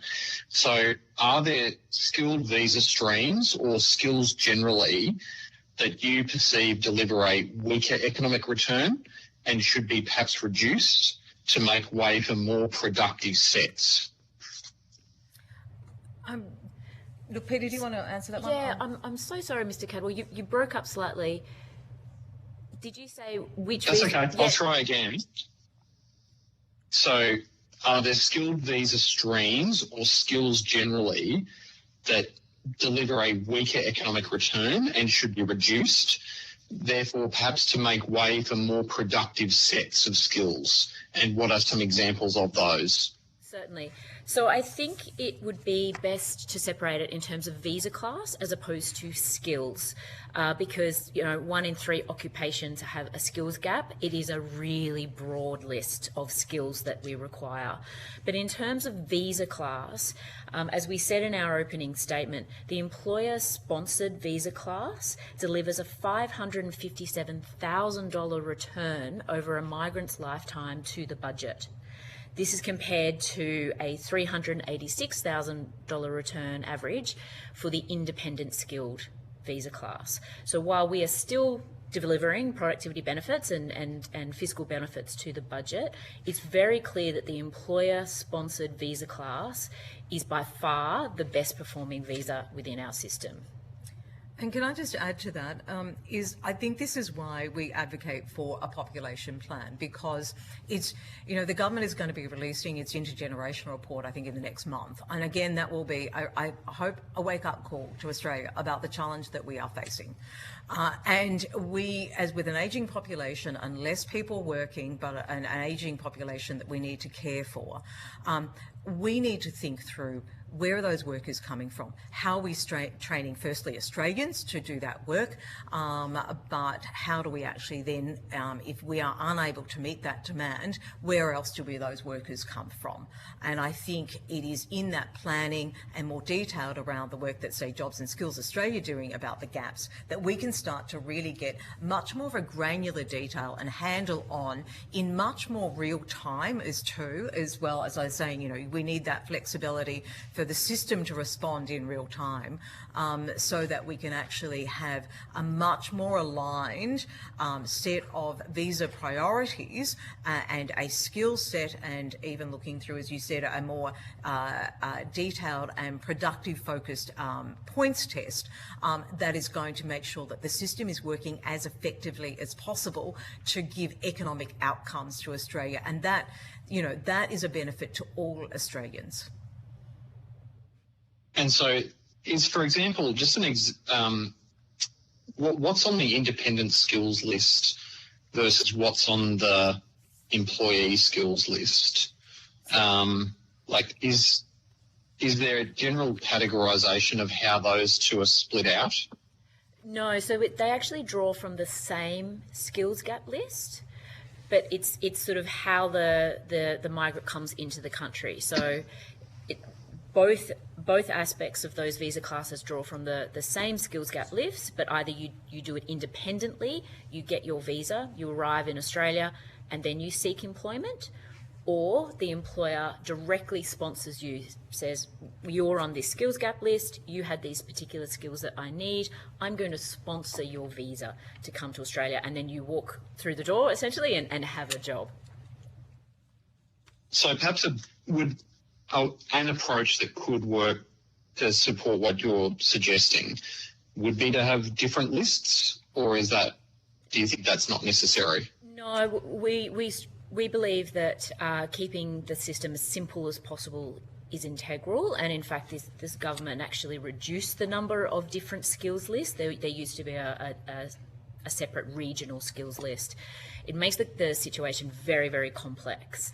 Having one skills list but then having multiple ways that you can use that skills list is certainly the way that the Business Council believes the migration system works best. And I think Okay. that... So, for example, if you think, oh, well, we're getting too many gardeners or something, the idea with that to kind of, how would you then manage that intake when you say we really need more construction workers and AI software engineers? What would be the policy response to encourage the change in that balance? Oh, look, I would say that's why we'd say the employer sponsored, because they are the ones coming directly into a job. And so you know that is where the real need is, as opposed to someone saying, oh, look, I understand on the list there's a gap in the market in Australia. I'll get that visa. I'll come here and then seek to find a job. And therefore, there's not as much control over the numbers coming in. So that's why we say in our submission, indeed, lift the share of the employer sponsored. You've got that direct relationship, then you're obviously going to be getting filling the gaps that they're really needed. That actually. Thank you. Thanks, Mr. Cole. That actually touches a bit on your recommendation 1, where you look at the planning. Makes a lot of sense actually to develop a population plan, what the needs are, forecast, and then work on your permanent skilled migration, which then simplifies the whole. It gives certainty to everyone, to us, to people coming here. And in a way, it's like going back to the future a little bit, but it worked. It worked. It did. And I think there was a lot more... there was more certainty and there was more balance, and there was we had a bit of a direction. We're going to build this infrastructure, and infrastructure should be planned out over the next 10, 20, 30, 50 years. We need to have that pathway. It is good for businesses. Large businesses like to know where they need their workforce to come. Quick chopping and changing makes it really, really difficult, and you're not getting the best out of your workforce. And actually having, you can underpin it, as you say, clear accountability, etc. But also you could have some leverage in there as well to be able to source all of a sudden, if there's a need in a particular area, a minuscule number of people, if you've already covered the majority. That's right. So have you guys done any work on this in terms of research or anything that the Australian business? I'd be really interested to see more on it if you've done it, or if you're aware of any research in this area about going to a system with permanent migration, forward planning. I'm sure there's lots out there. But look, we haven't done a full report on it. It is something that we have consistently argued for because of the disruptions in the market, and I think that has really been very clear post-COVID. You've had that sort of blip, and that's really, I think, shaken everything up, and it's, I think, highlighted even more critically the importance of it. And I would say even now, as AI and technology is changing very quickly, the need to have flexibility in the system as well means we need a system that actually both has the ability to forward plan, but also is real to where we are at the moment. In those. Yes, those two levels, and I think, that's the ideal, and I think it would be excellent if we could do further the work on that and work with government on that. Thank you, Deputy Chair. Thank you. I think, Ms. Davis, you mentioned 1 in 3 occupations have a skill shortage, and so there's no shortage of areas of focus. But I wonder, do you think that given if you take our net overseas migration as a whole, do you think there's room for a reprioritisation of which skill shortages are most pressing, and where we are looking at amending the composition of our net overseas migration or subsets of that better consideration can be given to align to where those new priorities and needs are? Is there a shift that could occur that's in our interest? I think we need to be quite careful with prioritisation, and the reason that I say that is why most of the conversation today has absolutely focused on the construction sector. We also have clean energy requirements. We have AUKUS builds. We have the Brisbane Olympics. We have data centres. We have a number of healthcare. We have a number of highly pressing priorities in Australia, and prioritising one over the other could actually have a huge ripple effect through the economy. The other thing to consider is on the one side, you have shortages where you have large workforces, which is what we're talking about, but then there's also shortages in almost micro occupations. A lot of occupations in Australia are actually getting aged out, where we just don't have that skill set to come in behind it, and I'm talking about instrument makers, piano tuners, tailors. We don't see these occupations as national priorities, but they are still priorities in our economy, and if we completely lose them, we'll be worse off for it. So the prioritisation, I strongly believe, should be not set in stone and not concrete, and still provide a lot of opportunity for different and new occupations to be put on these lists and sort of be brought into Australia. AI is a classic example. Tech is not prioritised under 116, that's recent ministerial directive. Our tech companies are saying that this is a huge issue for them, particularly as we're seeing these opportunities in Australia with AI and new tech.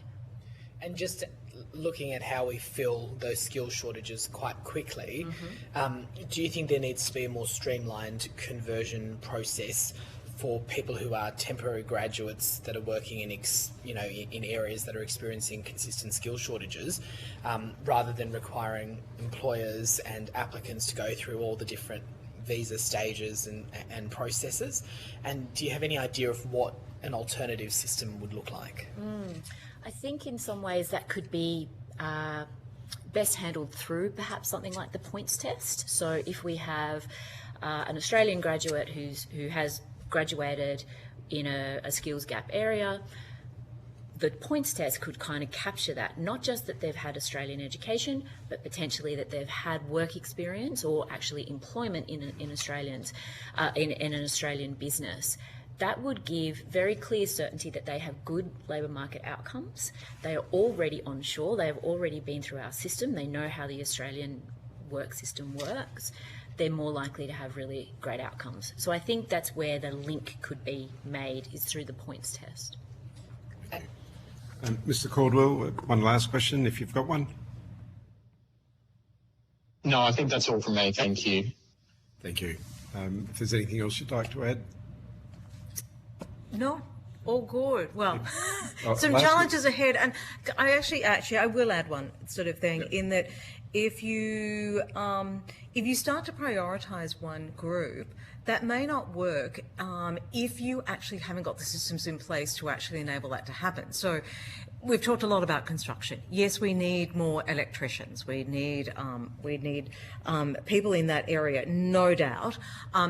Yet getting registered here, getting builders registered here is really, really hard. So you could put them to the top of the list, but they're actually not going to be able to meet the requirements in Australia. So you have to think of it holistically. If we want that, what else are we going to do? So I would say that there's more work to be done if anyone was going to head down that path. And that's why the employer-sponsored one is they've usually already got that system sorted out. They've made sure that that person's qualified. They can actually come straight into the work. So some of the feedback that we get from engaging with businesses is, especially in the construction sector, but across the board as well, is that even though you get students or people who have come to Australia from overseas with certain qualifications, even when they come here and they go through sort of the equivalent education over here, when they actually go into the business, the small business, there's still an element of training that needs to occur. And so, and this is a sort of a personal interest for me, is there any, do you think we should be looking as a country to some sort of an apprenticeship program for internationals? So that they come to Australia, they go straight, they don't have to go into an educational facility, they go straight into a small business or a business that is supported by the government through incentives, and then we actually see them working, we see them earning money, we see them contributing to the economy, building houses while they're doing that, and then they come out at the end with their, similar to the Australian apprenticeship program, but extending that. Instead of getting, and we spoke about international students, we've got people coming in and doing law degrees at universities. I'm a former lawyer, I've got nothing against it, but we don't need too many more. So, you know, so comparative to what our needs are as a country right now. So I think, you know, should we be looking at something like that, and has there been any thought about a very different approach to our construction? I mean, I think you could look at those models. I think you'd need to pilot it. I certainly know in the care sector, and particularly in aged care, they actually have been doing a lot of that, particularly with nurses. Yeah, with nurses, aged care workers, where they will actually train them in their local community. They'll come here, and the whole point is to also go back home and take those skills home. That's a really important We part do a of the lot that program. with the Pacific Islands. Yeah.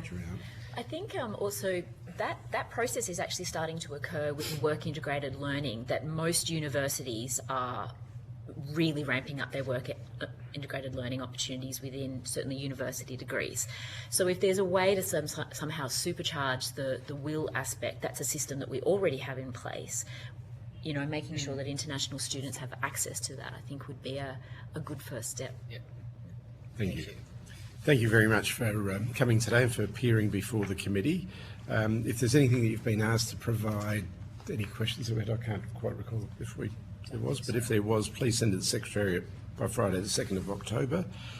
You'll be sent a transcript of your evidence, and we'll have an opportunity to request corrections on any, if you feel there's been transcription errors. Once again, thank you very much for your submission. Some great recommendations there. I was reading them during the session, and lots of them as well. And there's a couple that are fairly good. So hopefully, thank you very much. And if there's anything that you wish to feed through to us, please do during the life of this inquiry. And if there's anything else that we may want to ask you, we'll reach out to you as well. Thank you. Thank you so much for your time. Thanks. Now we've got the Kanga group.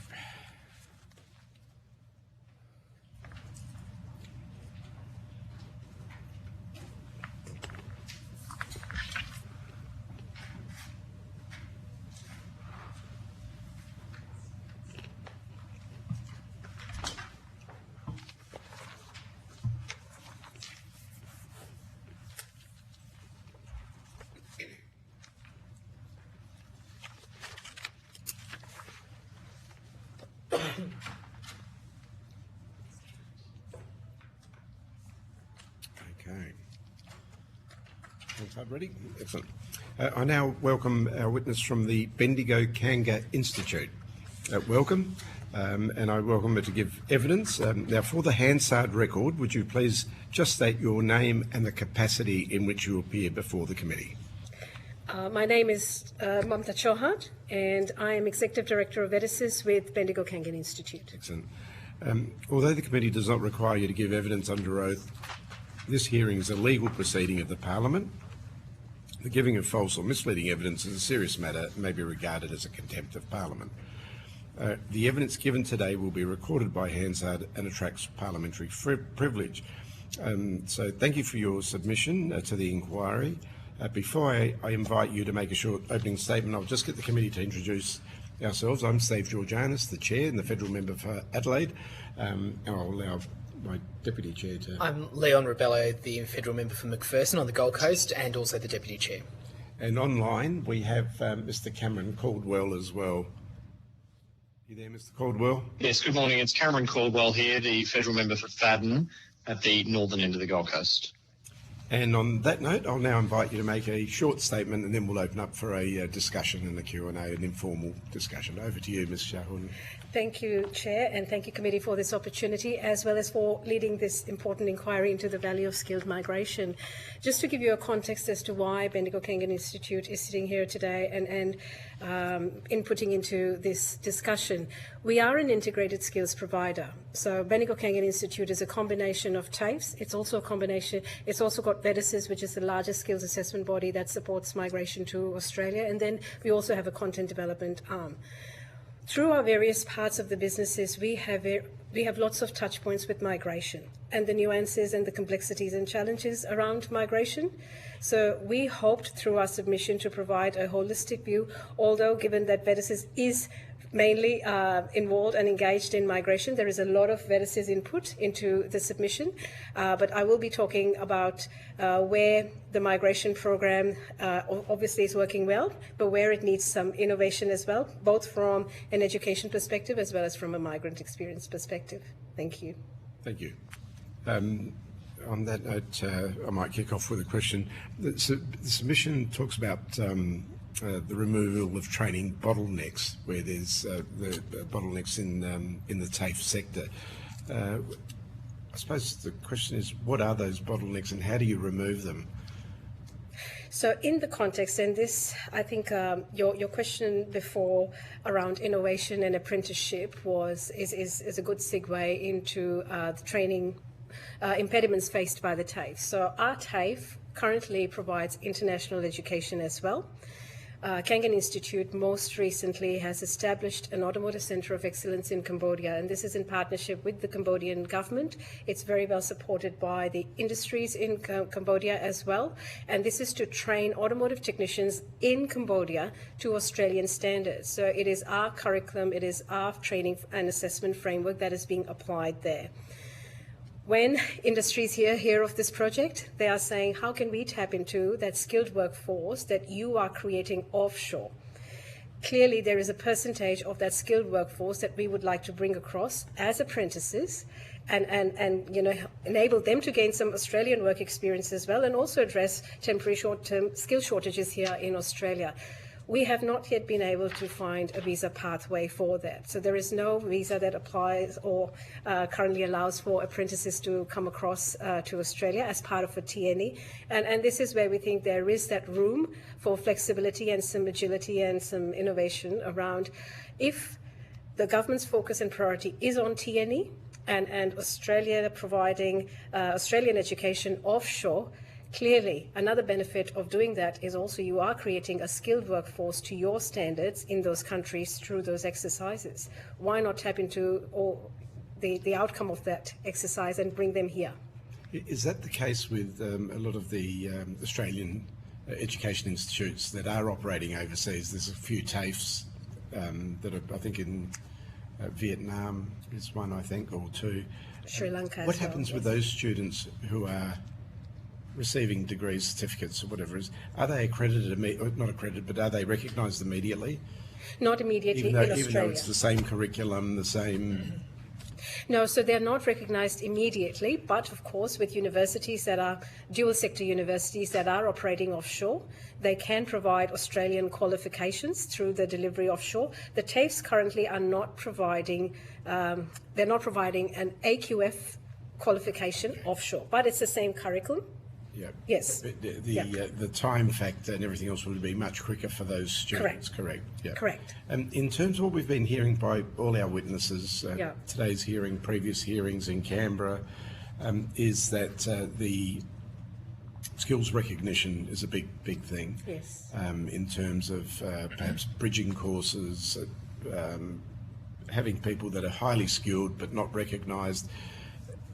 What is the way to fix this? I know you spoke a bit about it, but for example, I'll give you an example. We had in my electorate a number of years ago now, a mechanic who worked for a big Mercedes, I think it was, or BMW, in Germany, was the manager of the workshop, came over here but wasn't recognised as a mechanic, the same company, I think it was one of the two big German companies, was BMW or Mercedes, took him on, but we're only paying him wages or salary of a very unskilled worker, even though he was a mechanic, one of the best. And he actually went back to, this is going back 10, 15 years, went to TAFE and did a couple of years before he could be recognised. Now, we've moved on from those days, Yes. but that's one of the sort of really difficult ones that's been sort of fixed. But what are the areas that we should be looking at, perhaps prioritising, in terms of ensuring when you do have cases like this where it's clear that this particular person has the skills because of his employment history, a company that's a multinational company that also exists in Australia, and you're working on the same product. So that is one of the recommendations Just an we have example made as that well. came to me Exactly. from my- So from a skills recognition perspective, we are providing a skills assessment, which is a technical requirement to apply for a visa. But that skills recognition then does not translate into a process that connects them to employers in industries in Australia, where they can prove they have been through a skills assessment process, their skills have been recognised, and they are comparable to Australian standards, they are able to work in the industry. Now, VETIS is on its own accord, given that we are one of the larger assessment bodies with lots of networks and capabilities. On our own accord, we have started talking to industries that we assess for. And through those industry partnerships, what we're doing is when applicants are successful, if they get a positive outcome on the back of a skills assessment, we also introduce them to the industry, which is sort of a hand-holding exercise. If you come to Australia as a marketing specialist, this is the organisation that you need to be connecting and engaging with to find out what are your pathways and what are the opportunities for you. That is a missing piece currently. We are doing this on our own accord, but that's not a systemic process that has been put into place. And that's where the untapped opportunity is. We are a large number of assessing authorities assessing between us a large number of applicants every year for their skills.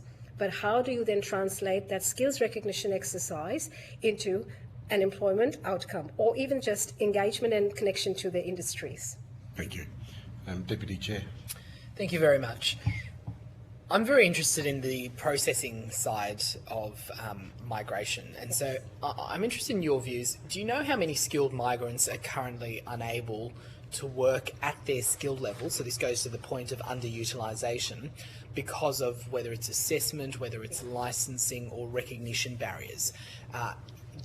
I don't know if you've got a number, but do you have an idea of how big a problem that is in Australia?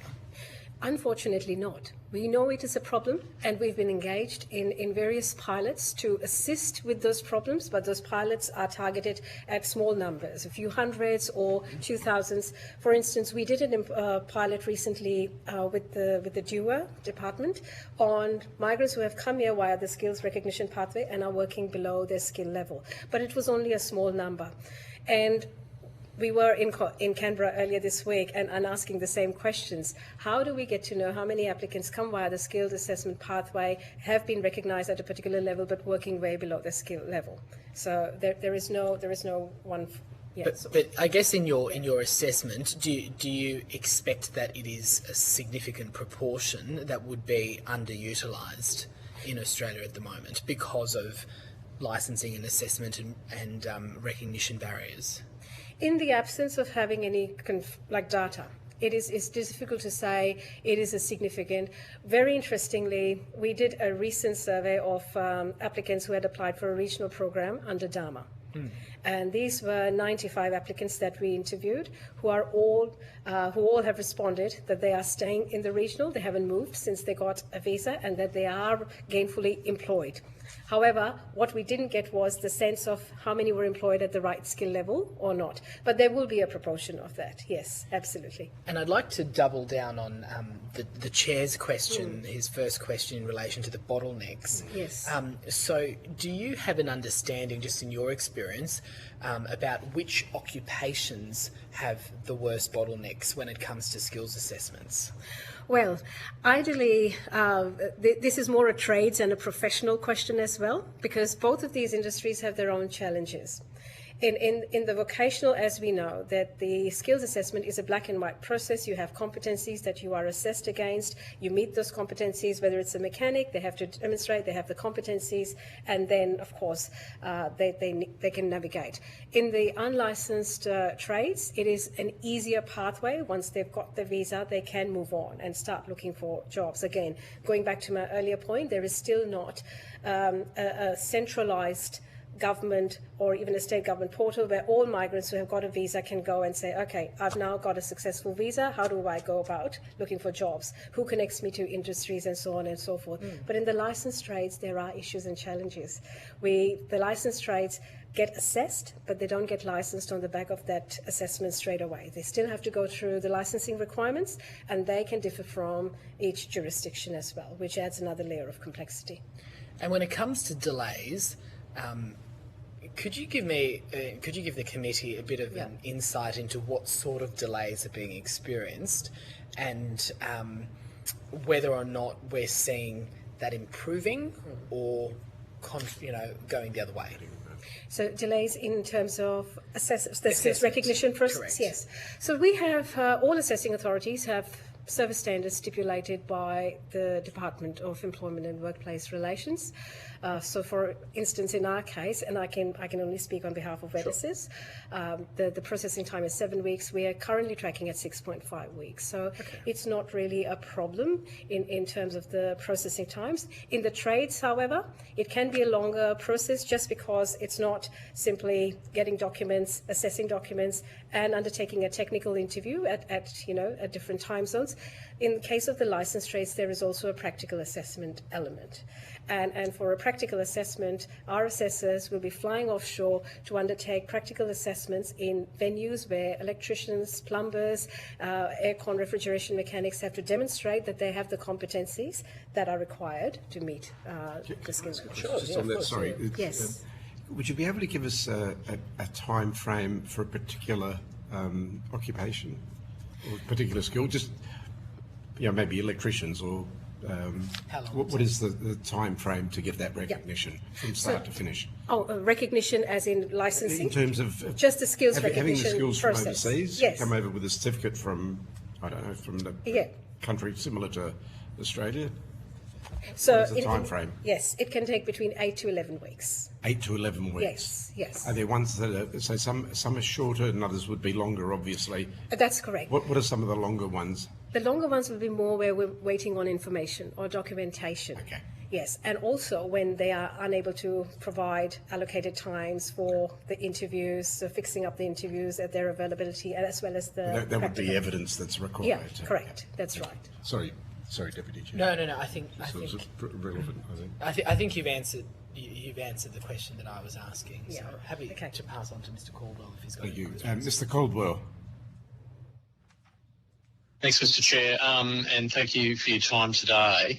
I was just reading through some of the key issues that were raised in your submission relate to constrained housing supply being a major challenge.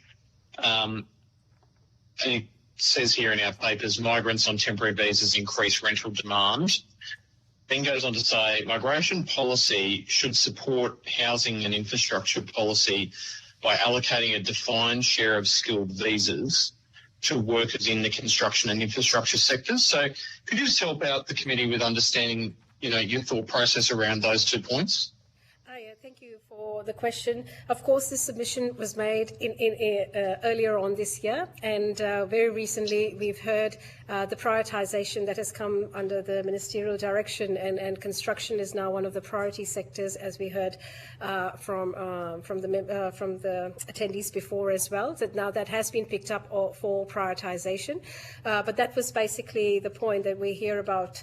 The construction industry reeling with skill shortages, so how do we get them prioritised as well? But the government has already now picked that up through its most recent prioritisation.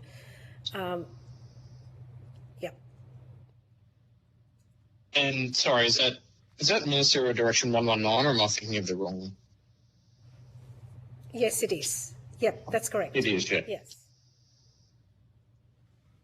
Okay. And so just understanding it sounds like you're your offering is extremely, I'm going to say, broad and almost complicated and complex. You've got a footprint, I assume, on the ground in Bendigo, is that right? Or That's correct, the Bendigo TAFE, yes. and so just what's the split between what you sort of do based out of the TAFE versus what some of this online and in other location learning is? So you're particularly asking about the TAFE business or the TAFE versus the VEDICIS? I think it's the latter, but it's probably one and the same thing. Oh, okay. So the TAFE is involved in training, right? So and VEDICIS is purely an assessment only business arm of Bendigo Kangan Institute. We only do migration assessments. We are not delivering any training. But overall, Bendigo Kangan Institute has more than 10,000 students coming out every year. And we are assessing approximately 60,000 potential migrants. We don't know if they successfully get a visa, but the number of people who apply to us for a skills recognition. Yeah. Okay, thank you. So it's 60,000. Wow. Well, pre-COVID, it went up to 85. Okay. All right. A significant disruptor, unfortunately, COVID.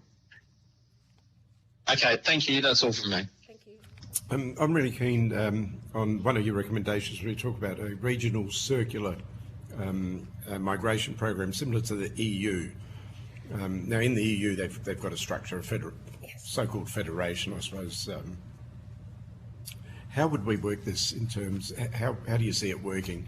Would it have to be countries that are very, very similar to Australia in terms of the skill sets? Tell us a bit about it. Absolutely. It's an interesting concept. So countries that are very similar in terms of skill sets are currently also reeling with skill shortages. They are also trying to attract as many migrants as possible to fill in their skill shortages. But the key countries that have a lot of manpower that is available to be skilled and then transform as skilled mobile labour are the ones that are the developing countries where they don't necessarily... Including our workers that want to go over as well. Yeah. So these are the countries. So you have your key source countries or even the countries that apply to India. So to VEDICIS, India is number one. And then you have China. Then you have other countries as well, including Iran, which is in our top 5 as well. The Cambodian example that I gave recently, we don't get very many applicants from Cambodia via the skilled pathway. And that's basically because they don't have necessarily the standards that would be easily comparable and would pass the skills recognition. So we are going there and helping them develop the Australian standards in their country. So I think that's one of the opportunities for Australia. Australia is very well regarded across other countries. They look to us not only for our skilled migration program and the robustness, but they also look at the vocational sector and our primacy in the vocational sector. And therefore, there is that opportunity for Australia to cash in on its the strength of its vocational education and training, and impart, develop partnerships. Interesting concept. Yeah. The other one was the bilaterals that you speak about, setting up bilaterals with certain countries to source particular skills, etc. We did have bilaterals many, many years ago with a whole range of countries when it came to migration. But how would that work? And I know the EU has got some bilaterals. I know EU member nations have got bilaterals with India, with Pakistan, with a number of countries. Yeah, so I'll give you a specific example, what UK and India example that was shared with us recently, where in the United Kingdom they have an acute aged care workers shortages, and therefore they looked at a model where they have sourced nurses from India that have been upskilled or trained in aged care work specifically, and then they have come across to the UK and have been working there in the aged care sector as well. Similarly, we know that Germany, Finland and Norway are doing similar, but what the countries are also doing is, because they are in need of those skills, they are also investing in the skills development in the source countries, and in setting up a migration pathway for those countries as well. And this is where we think there is an opportunity for Australia as well to start exploring those options. And the requirements on that, that particular worker coming in from a bilateral country would be to stay for 3 years or 4 years. You'd have a time frame on it. Yeah, you would have a temporary visa, and of course this gives them time to obviously gain. You don't always have to assume that every person who comes to Australia wants to stay here forever, and you give them time to be here, explore, and navigate, and then also find out. Now, in my case, when I migrated way back from India, we were determined that we wanted to do a permanent migration straight away. But I also have other people who chose, we're going to come, test, and then see and make the decisions for ourselves. Yeah. Deputy Chair. Yes, I had another question. So, in one of the key issues that was raised in your submission went to language proficiency requirements. And what you said was that language proficiency requirements for highly skilled positions contribute to permanent migrants working below their qualification level. So this goes to the underutilisation. I guess my question is what you're saying that people are coming to Australia to fill a skills shortage, but then employers are not wanting to hire them because of that language gap. Is that what you're saying? Yes. So yes, that's right. And obviously, sometimes your proficiency in English language is often a reflection of your competency, or is perceived as a reflection of your competency. And that is one of the gap areas. And this was one of the pilots that we did where people were employed below the skill level. We also identified that this was an area where we could provide more support. They already have the technical skills, they have the competencies. We have cases of refugees who come into Australia, but they have worked as a Supreme Court judge, but just because they are not able to communicate effectively in English, they are working way below their skill level. Now, refugees would be different. Yes, absolutely. But do you think, and yes, government can provide support to people once they're here in terms of English proficiency, but something government can't do is they can't force employers to hire certain people or to take them on. So because of that, do you think that the matter of English proficiency should be dealt with prior to them coming here so that we don't have a situation of underutilisation due to English proficiency? It would be amazing if the government can afford to invest in the pre. Of course, there is an English language test that applicants have to fill in for most visa categories and get in a particular score as well. Now, the thing with that is that if you provide them, but there are organisations like the AMIP that do provide that English language support on arrival. But it goes back to my earlier point, there has to be a one central hub.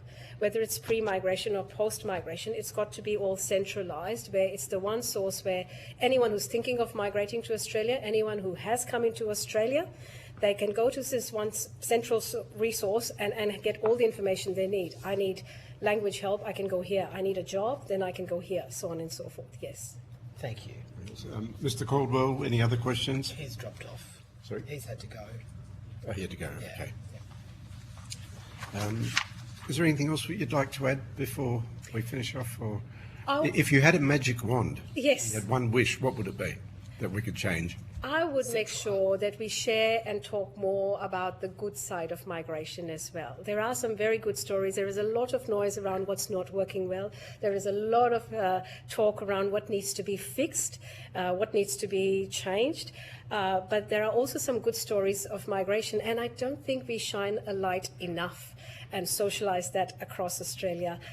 We could do a bit more in that regard as well. And one thing would be an awareness campaign. Correct. I mean, Yes. governments have a role to play in that, but also industry, businesses. Absolutely. That would make a big difference. That's Thank you right. very much. Thank you. Thank you for coming today. If you've been asked to provide any further additional information, please send it to the Secretariat by Friday, 2nd of October. You'll also receive a You'll be sent a transcript of your evidence, and you'll have an opportunity to request corrections to any transcription errors. Once again, thank you. Thank you for your submission. And the committee will now take a break till what time? Should we come back a bit earlier? Sorry, take 1. Do you reckon we'll be able to start by 1? Should we come back? Yeah, 1. Yeah, 1:10. Yep. Thank you, Hansard.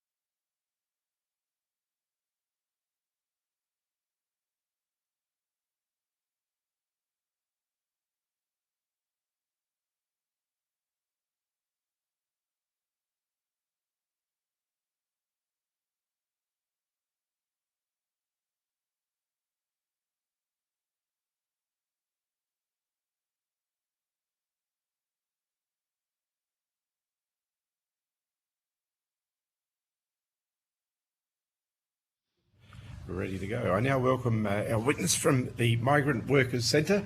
Good to have you here to give evidence for the Hansard record. Would you please state your name and the capacity in which you appear before the committee? Thank you, Chair. My name is Matt Kunkel and I'm the CEO of the Migrant Workers Centre. Thank you. Although the committee does not require you to give evidence under oath, this hearing is a legal proceeding of the Parliament. The giving of false, misleading evidence is a serious matter and may be regarded as a contempt of Parliament. The evidence given today will be recorded by Hansard and attracts parliamentary privilege. We thank you for your submission to the inquiry, but before I invite you to say a few words and just give us a small statement, I'll introduce the other committee member who's here with us today. Hi, Leon Rebello, the federal member for McPherson on the Gold Coast. And I think online we also have... No, there's no one online. Okay, so it's the two of us today. I'll hand over to you for... I'll invite you to make that short statement, then we'll open up just for a casual discussion, Q&A. Over to you, Mr. Thank you, Chair. Cool. So the Migrant Workers Centre, by introduction, is an organisation that educates migrant workers about their rights in Australia. It supports them with legal services when those rights are not respected, and it advocates for fairer workplaces and migration systems that will benefit all workers in the country. We're very pleased to give evidence today. Obviously, Australia was founded on immigration and it continues to rely on immigration for its future prosperity. Since our centre's inception, we have been advocating for changes to our nation's migration system, a system that treats migrants as more than just an issue to be managed or economic units of production. A program that both supports our nation building and our multicultural projects, as well as ensuring migrant workers can build their own lives and be full members of our community. We need a system that supports migrants and reorients its focus to long-term and permanent forms of settlement to avoid Australia slipping further towards a status as a guest worker nation. Among the necessary changes is shifting to an integrated rights-based approach in this area. This would also strengthen Australian society, generating benefits that extend beyond the narrow economic assessments or the utility of skilled migration, and produce system-wide benefits by lifting labour standards for all workers and diminishing the conditions that foster inequality, exploitation and other social harms. These social harms such as racism, division and discrimination in all its forms. Efforts by government to address these harms in discrete ways will remain limited if they fail to interrogate the structural conditions that create them and that too often allow migrants to be used as political scapegoats. So very pleased again for the opportunity to expand on the content in our submission to this inquiry. Thank you. The inquiry that we're conducting is skilled migration. In other words, how do we streamline it? Do we need more skilled migrants? Do we need less skilled migrants? In terms of the Migrant Workers Centre, tell us what you guys actually, basically how you operate. Do you advocate on behalf of obviously you do, but do you have that sort of one-on-one with migrant workers that come in with, example top of my head, industrial relations issues, or they haven't been paid properly, or they've been brought out to be a skilled chef and they end up washing the floors all day and get paid. The sort of stories that we hear, and I've come across a few myself in my own electorate, where some horror stories. Yeah, sure. Thank you. So our organisation has three main pillars of activity. So the first is that education piece and outreach that I spoke about. We go out into the community. We have, we run workshops, seminars about workplace rights and obligations under the Migration Act. We do that with temporary visa holders, people who are, more deeply in their settlement journey or may have permanent residency. We teach them about what they should expect in Australian workplaces, what their rights are. And when we're doing that, we often hear those types of stories that you mentioned. So, and I think there's a select number of case studies in our submission as well. They might come up to us at the end of those seminars and say, that superannuation thing you were telling me about sounds great, but I don't get that where I am. And that triggers our second area where we are a community legal centre as well, and we provide legal services around employment law matters. So that ranges from the full range from I've had my wages withheld to I've been sexually harassed, or I've had some other form of issue or entitlement withheld from me. And we do that across all sectors of the economy. So, traditionally blue-collar work, but also we see a fair few of our clients come from the white-collar sector or from the skilled, amongst those skilled migration visa holders. It's not just kind of at the kind of international student and working holiday maker, but those on sponsored visas are a particular focus for us, yeah. In terms of the sector, where would you see the most? I mean, I'm sure they come from all over the place, but is there any particular sector that's... Yeah, we do get a lot of work. Sorry? We do have a lot of people come to us from those areas where migrants are particularly clustered, as you can imagine. So hospitality is one that we get a fair bit from. But it's hard to say. I don't think that the type of exploitation we're seeing is not limited to any one sector of the economy. It's just that the mode of exploitation might be different. The structural indicator here is, do people have a pathway to permanency or not? And our own research indicates that those people who don't have a pathway to permanent residency are more likely to be exploited in the workplace than those that do have a pathway to permanent residency. In terms of skills, do you see many people who come through who basically have a particular skill level but are finding it hard to work in that skill level because of obviously the recognition of their skills, their studies, etc. And do you assist clients? Not like that, no. We do see that. I mean, I think everybody's had that experience where they might get in the back of an Uber and turns out that their Uber driver is an engineer from Iraq and was building bridges, for example, but can't become an engineer here because of the skills assessment criteria.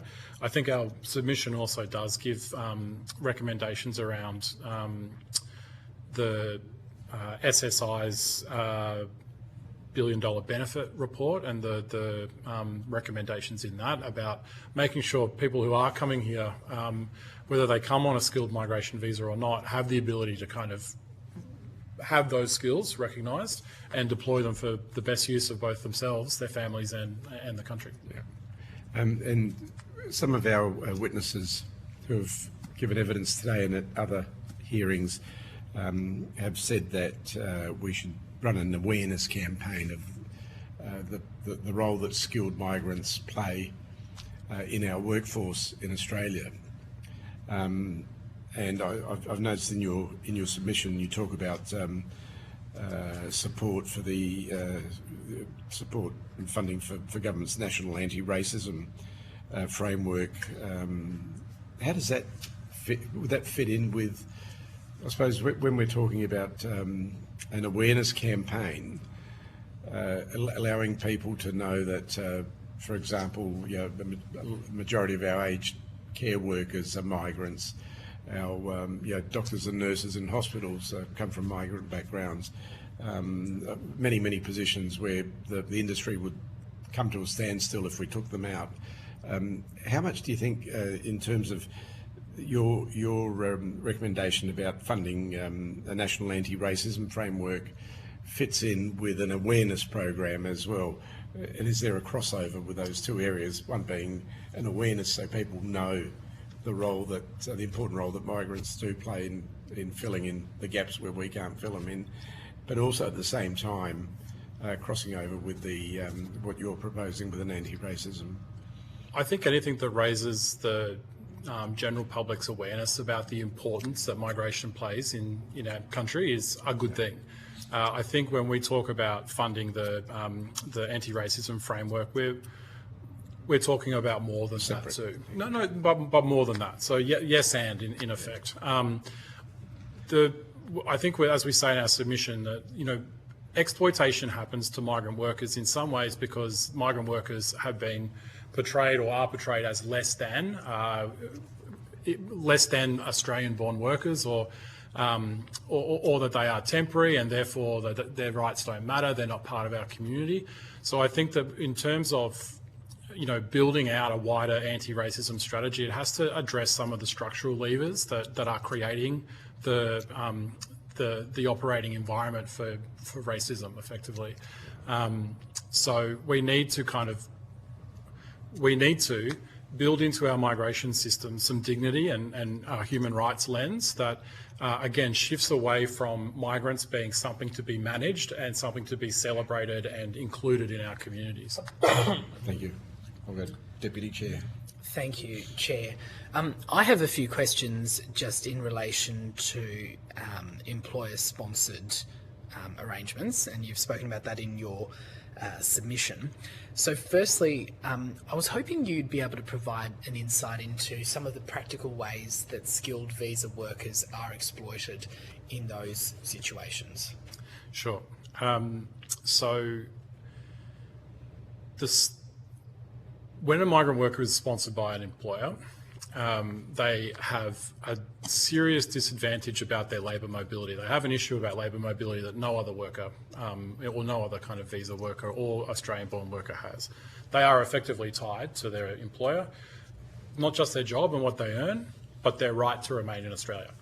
The employer-sponsored visa is quite often the last of a temporary form of visa that might come on. So we might have people who come as working holiday makers who, find employment and then are sponsored by an employer, and that's a great way. I think our submission says 1 in 3 in 2021 that's international students have gone on to become a sponsored worker. The forms of exploitation there are varied, but one of the key ones is it's the promise of the permanent sponsorship. So workers will, particularly those who have been trying to build a permanent settlement pathway for many, many years and may have at great expense remained legal within the system, are making a rational choice to protect their rights to residency and settlement compared to chasing underpayments or chasing problems in the workplace. So by being bound to your employer, it creates a much more significant imbalance between worker and employer that opens or ploughs the field for exploitation to happen. And one of the key issues that was raised in your submission, you say that workers are pushed to breach restrictive visa conditions. I was just curious about that. Could you provide us with some example or some colour around why they're forced to breach their visa conditions? Sure. Look, and again, a couple of different modes of that. I might turn to international students first in that sense, that the visa condition that it prevents them from working more than 48 hours a fortnight means that those workers are earning could be earning $630 before tax. That's not a lot of money to live on. So we find just material need, that workers are forced to take on additional hours, perhaps in contravention of their visa conditions, which then again puts the employer in this position where if a complaint comes, then the retort is, well, you've been working more than your 48 hours. So again, both of those things are in breach of the migration system, both allowing a worker to do it or coercing a worker to do it, or indeed working in addition. But we do see, and I think the Migrant Justice Institute's report recently about migrant international student wages particularly showed something like 6 out of every 10 were experiencing wage theft or some other form of entitlement withdrawal. So you put that on top of the work restriction, people have got a material need to do it. But with that work restriction, they know that as part of that's Sure. part of their condition when they get their visa, right? Sure. Yeah. And then the other part I wanted to ask you, so in terms of the penalties and the penalties that are there for or are not there for sponsor monitoring to deter that sort of abuse that you talk about, is there anything further that needs to be done? I think there's always more that we could do, and I know that there were some quite good reforms in 2024 in the Strengthening Employer Compliance Bill. One of the biggest challenges in this area is no regulator is ever going to be big enough to be able to kind of reach into the darkest corners where exploitation happens. It's hard enough for an organisation like ours to deal with what's quite openly happening in front of us. So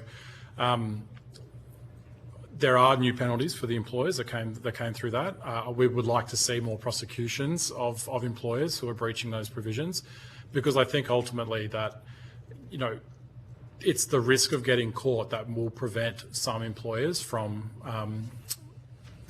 going down this line. And unless there are significant penalties and employers are seeing that others are being caught and being punished, then those measures won't have the full effect.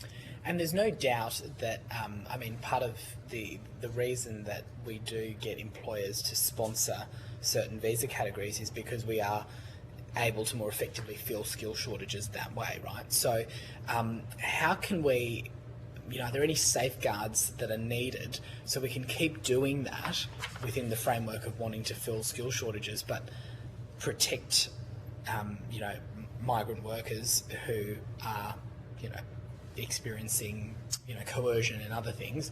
Are there any safeguards that we should implement, or do you think that system is broken and it needs to be changed? We say it's broken and needs to be changed, and we put forward a more kind of flexible arrangement where if we have identified there are skills missing from the nation's economy that workers could nominate to come and work in those trades or in those professions, but the 482 visa, for example, is we have outsourced too much of our migration system to employers, and I don't say that to, you know, throw shade on employers in general, but there are people who are gaming that system. I think the old visa used to be called the temporary skills shortage visa, but we've had certain occupations on the skills shortage for years and years and years. So again, we need to have an integrated approach to migration that doesn't just treat migrants as units to come in and do jobs, but treats them as part of our kind of nation building project.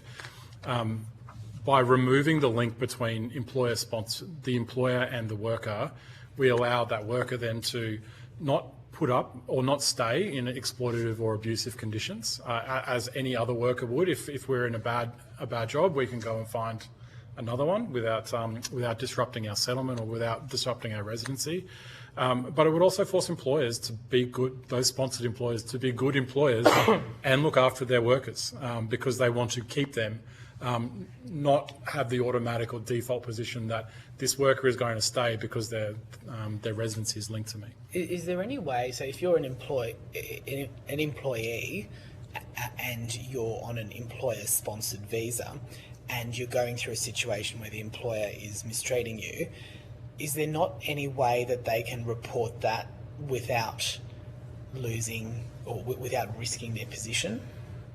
In practice, very little. So, you know, this country's industrial relations laws are quite strong compared to a lot of other countries, but there are still problems with the way that's operating. And it's a big bar for someone to jump over to raise that up, because if they do lose their sponsorship, the clock starts on them. So they, again, thanks to the Strengthening Employer Compliance Bill, they now have 6 months to find a new sponsor. But this might be the end of an 8 or 9 year process for them, and it's a big risk to take. You outlined, I think it's Ahmed's story in here, where he lost both his job and his visa because of the time frame. Yeah, and that thankfully is improving through the 2024 amendments, but particularly in a tight job market or in job markets where word of mouth, you could be blacklisted by your sponsored employer and find it very difficult to get another sponsor. There is still a very high bar to raising issues of exploitation. And sorry, and this could be something you take away, but do we know what proportion of migrants on these employer-sponsored arrangements are going through, or you know, have reported to go through these issues? Do we have? Sorry, you're saying what percentage of? What proportion? Yes. Do we have an idea of how big an issue this is? Are there any stats behind? I don't think it's very possible to get very accurate details on that. I think the wider studies show that wage theft and other forms of exploitation are widespread and systemic across, but I'm not sure whether there's anything that's probably scholarly enough to kind of hang our hats on in terms of it's this number. Sure. But we did see, again, the Migrant Justice Institute put out a great paper this year and have previously done that, which shows the amount of wage theft, or the proportion of wage theft, is a majority of migrants are experiencing some form of workplace exploitation. Sure. Your recommendation 6 talks about of replacing the current skilled employer-sponsored migration scheme with a worker-led, self-nominated temporary visa scheme. How would that work? Do you want to explain that to us a little bit? So if you haven't got a sponsor and you're self-nominated, is that you basically self-nominate and then work with whoever you wish to work with under those particular skills? Yeah, I think there's perhaps quite a complicated question, but perhaps I can provide some more information. Okay, it'd be interesting to see how you'd turn that around. Yeah, it's at its core, it's about matching skills with the migrant themselves, as opposed to matching the employer with the migrant. So perhaps you'd have a list of employers that are looking for a particular skill, and they're matched up, a bit like an employment agency. Is that? It has similar functions or similar features to that, yeah. But I would say if we've also got the benefit of Jobs and Skills Australia and those councils, they can identify the shortages and the needs of labour. Therefore, we know we need another 1,800 gastroenterologists over the next 3 years. So, people who are interested in coming and doing that kind of work can nominate themselves. So if we walk through it, currently the system is you have an employer who sponsors you, does the application, vice versa, brings you over, or you're already here, you're working for that particular person. Your contract or your obligation is between the employer and the employee. So what we're saying is to replace that particular let's call it a contract, which then gives you your visa, to a listing where you would get your visa beforehand, or I think, and then matched up with a particular person, a particular employee. I think perhaps I can provide it. We have sketched it out in some of our It'd be really interesting to see it. Provide that too. At its core, it's about breaking that nexus between the employer and the migrant worker themselves, because it's that sponsorship and perhaps the carrot of the permanent sponsorship at the end of it that is creating those circumstances where exploitation is happening. Yeah, and again, the challenge is so many people are moving on to these skilled visas after learning their skills and or their trades in Australia, and have been here a very long time and have got an intention to settle permanently in Australia, which is something that we should celebrate, as they want to kind of build their lives here with us. But at the very end of that, they find themselves in this indentured kind of position where they've got to do their time with this employer, or that's the way many of them feel. So breaking that nexus while still providing the opportunity for Australia to have and bring skills in as we need them is important. But again, not just treating migrants as economic units or what we can get from migrants in terms of their work and their skills, but understanding that, a full migration program that centres the migrant worker as a person, as someone with agency and with dignity, is what we need to change over time. And again, that is coming back to the anti-racism thing very briefly. That's also part of this. I mean, we need to change people's opinions about what migration is and what it brings to the country, because we are seeing an increase in quite nationalistic and racist kind of rhetoric. You go online, you see it, it's pretty gnarly, really. We need to address that. We need to pull the handbrake on that and get back to an understanding that our country is made stronger by migration. In fact, it relies on it, and our future prosperity does. Thank you. Anything further? Just one more question. And you touched about this, I think, in relation to the Uber driver, for example. Is there a significant proportion of temporary graduate visas or visa holders where a graduate can't obtain employment relevant to their qualification, and because of that they work in hospitality, retail and other unrelated fields. I'm interested in whether that makes it more difficult for them to firstly satisfy the work experience or the skills assessments or point requirements, but secondly, what interventions required during that first 6 or 12 months after the graduation in order to prevent that cycle from occurring? That is a really good question. So there would be stats about how many people can't work in their area. I think SSI's report might go into that. And this is the underutilisation. Yeah, the $1 billion benefit report. I think it's called. Yeah.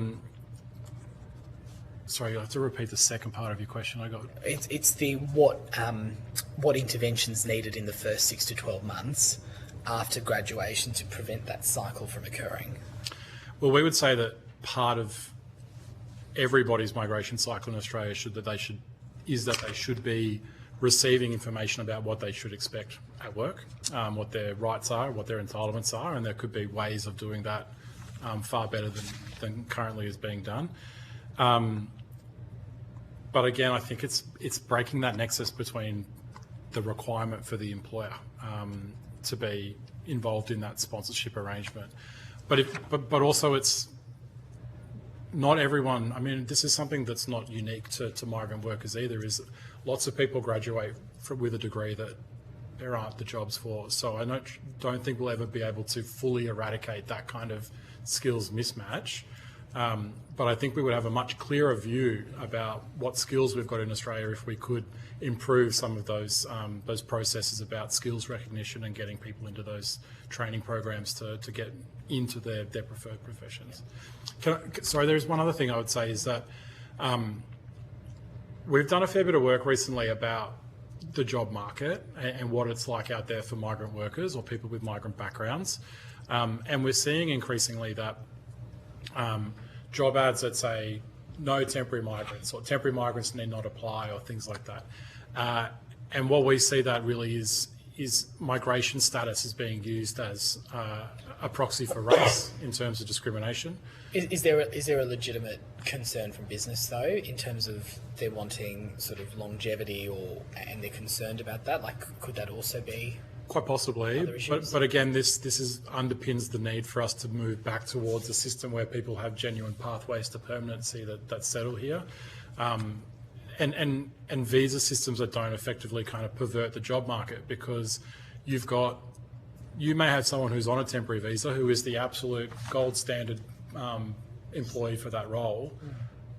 They'd be better for the business, they'd be better for the employer, but they're being cut out by AI measures on CV monitoring, or they're being cut out just on the basis that they've said they're a temporary migrant. So in those circumstances, we do need to try and find a way that limits people's exposure to discrimination in the workplace on the basis of their migration status or who they are or where they're from. Yeah. Thank you. Thank you very much for appearing before the committee today and for your submission to the inquiry. If it's possible to get some details on the work-sponsored visa being a employee-sponsored visa, please send it through if you can. And we are coming to a conclusion over the next few months, but if we can have it, say, before the beginning of October, that would be great, and you can send it through to the Secretariat. You'll also be provided with a transcript of the evidence that you've given today, and you'll also have an opportunity to request corrections to any transcription errors that may be there. Of course, we may call upon you again or contact you for some more information if we require it, and vice versa. If there's something that for whatever reason wasn't fed through today and you feel it's important, contact the Secretariat and feed it through. On that note, thank you very much for your submission and for appearing before the committee today. Thank you. Thank you. Anyway, good to see you. We are a little bit early. If you're ready, we could. That way we can finish early too. Yep, I agree.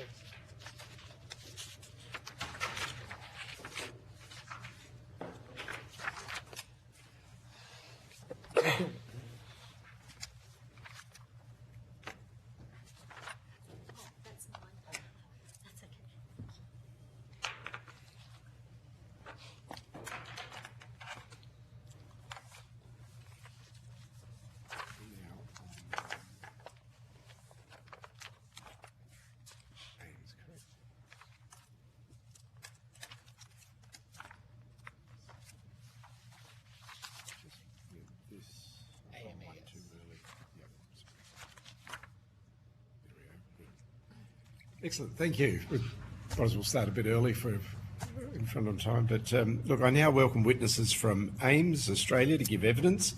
And I'll just ask you for the Hansard record, would you please state your names and the capacity in which you appear before the committee? Belinda Collinson, Chief Executive Officer. Meenakshi Naidu, General Manager of Education and Social Participation. Drew Vickery, the Manager for Client Experience and Innovation. Excellent. I'm Steve Georgianis, Chair of the committee, member for Adelaide, and I'll allow my co-chair. Leon Rebello, the Federal Member for McPherson on the Gold Coast and the Deputy Chair. Thank you. And although the committee does not require you to give evidence under oath, this hearing is a legal proceeding of the Parliament. The giving of false or misleading evidence is a serious matter and may be regarded as a contempt of Parliament.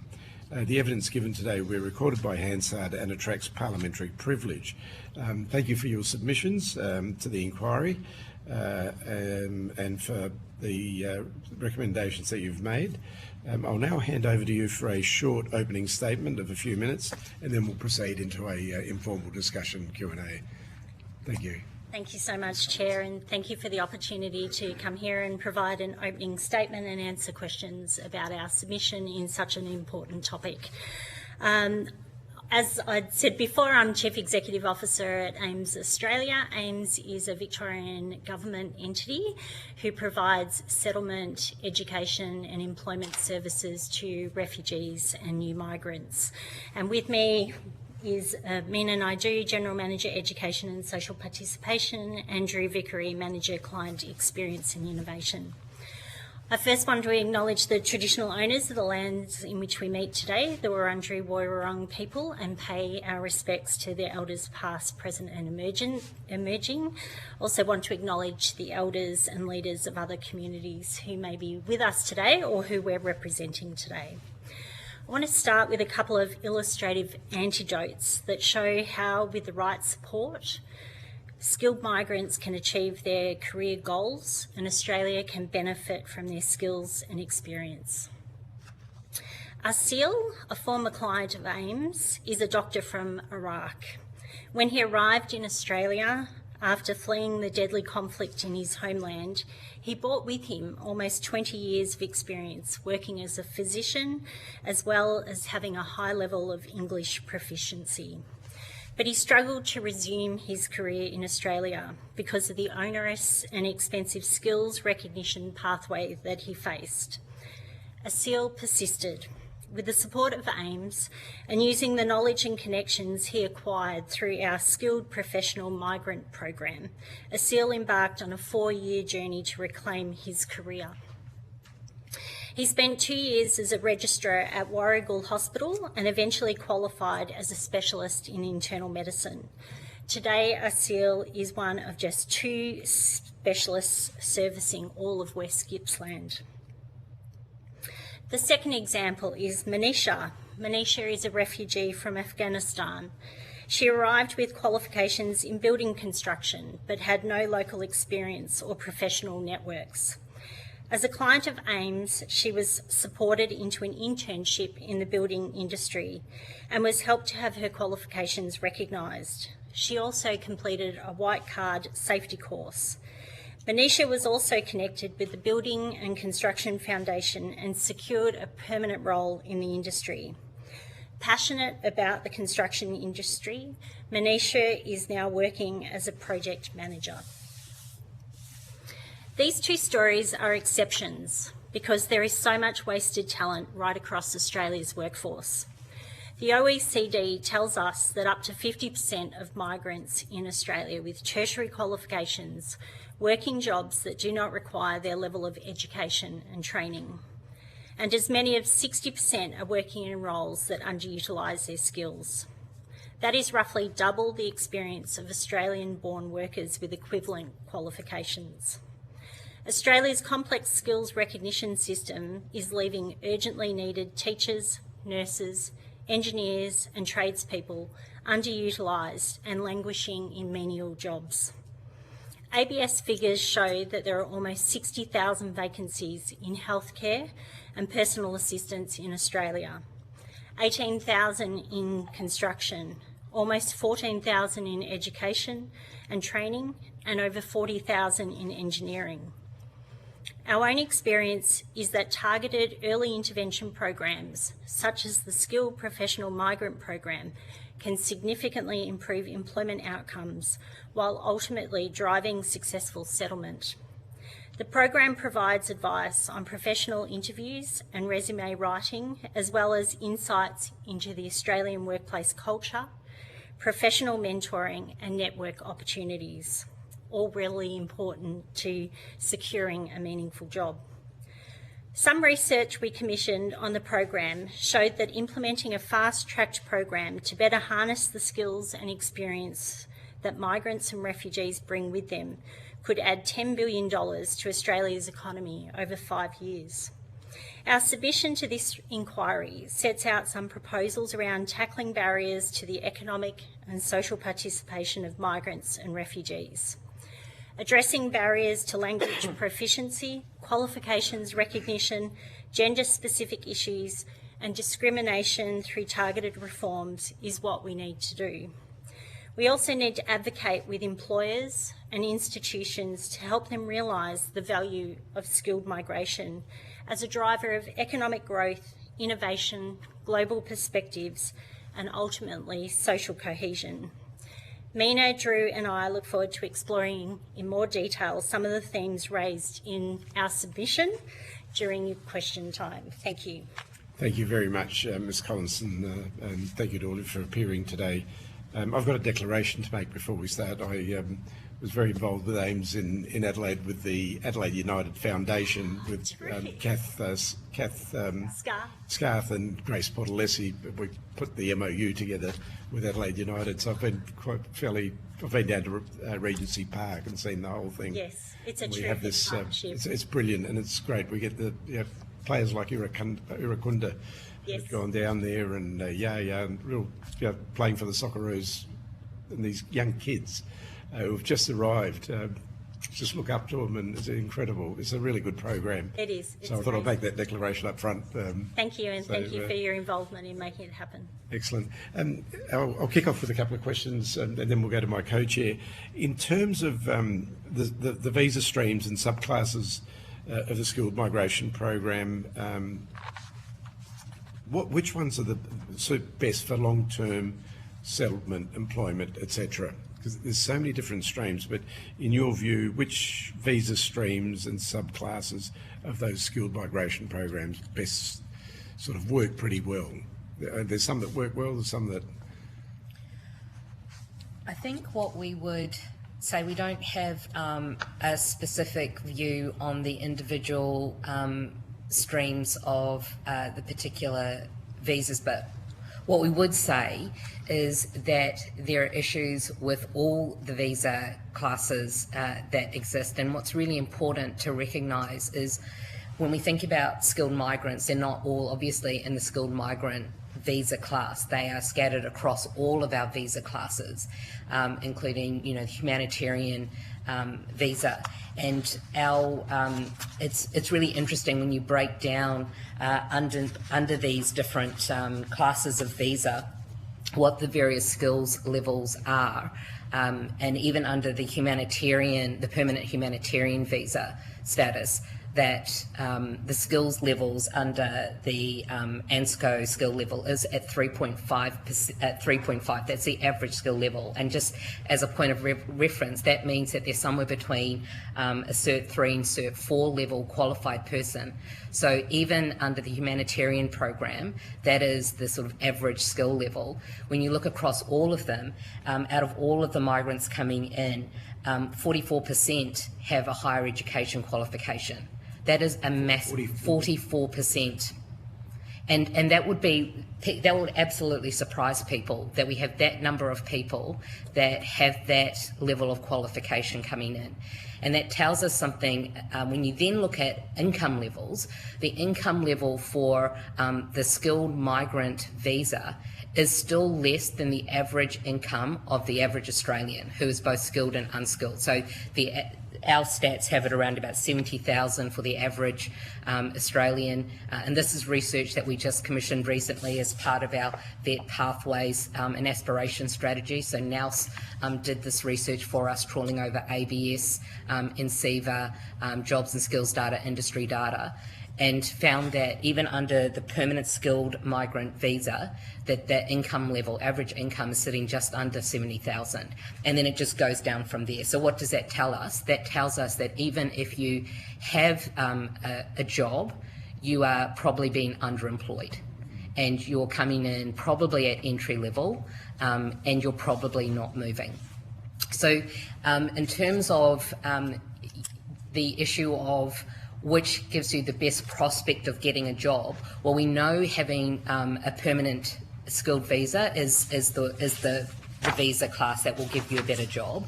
We know that if you're a male between 30 and 39, that you're more likely to get a job. So those on a permanent skilled visa accounted for 38% of the employed migrant cohort. So that's disproportionate, given that they're about 19% of Victoria's migrant population. So we know that that is the better pathway to get a job, but it's still not getting you a great job, and it's still not getting you a great income, and it's still not recognising your talent, your skills and experience. Even though you may have a tertiary qualification. Even if, and like I said, 44% have a higher ed qualification,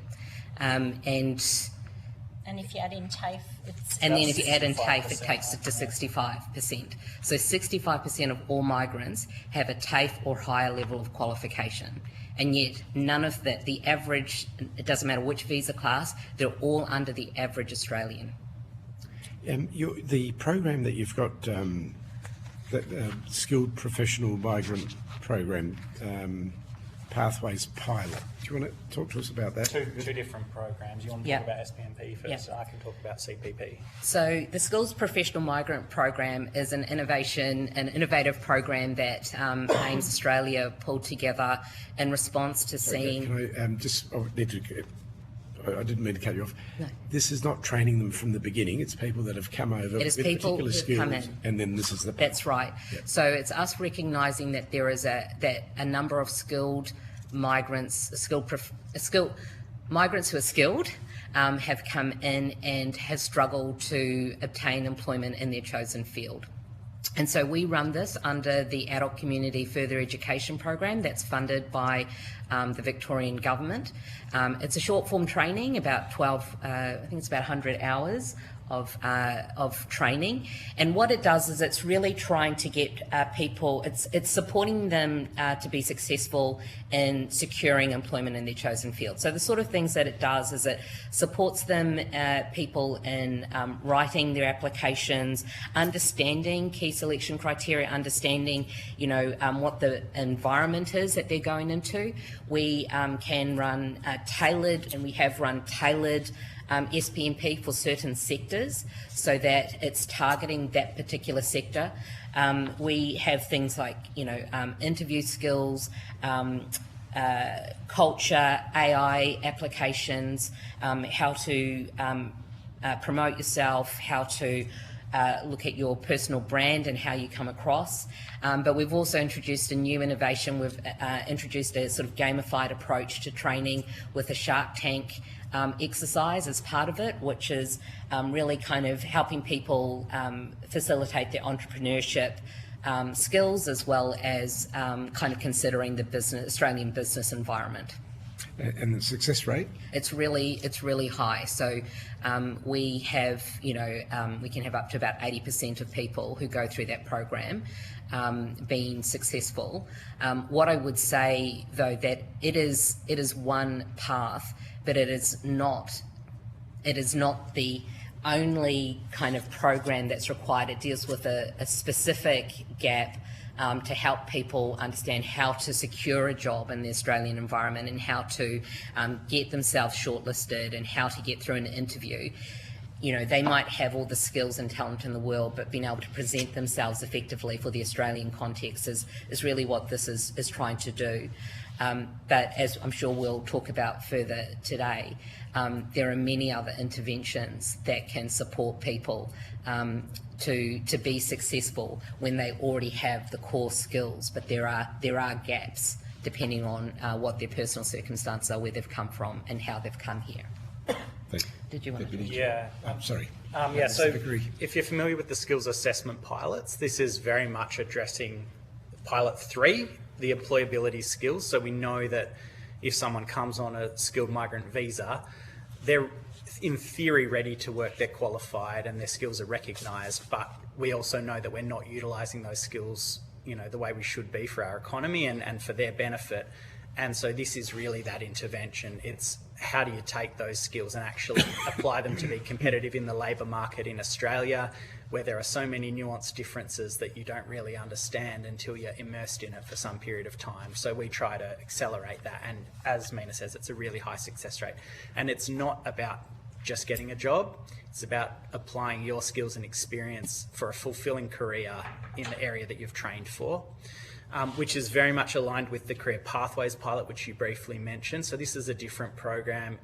It was a pilot that was run some years ago, around 2016-ish. It was a federal program with DUA, I believe.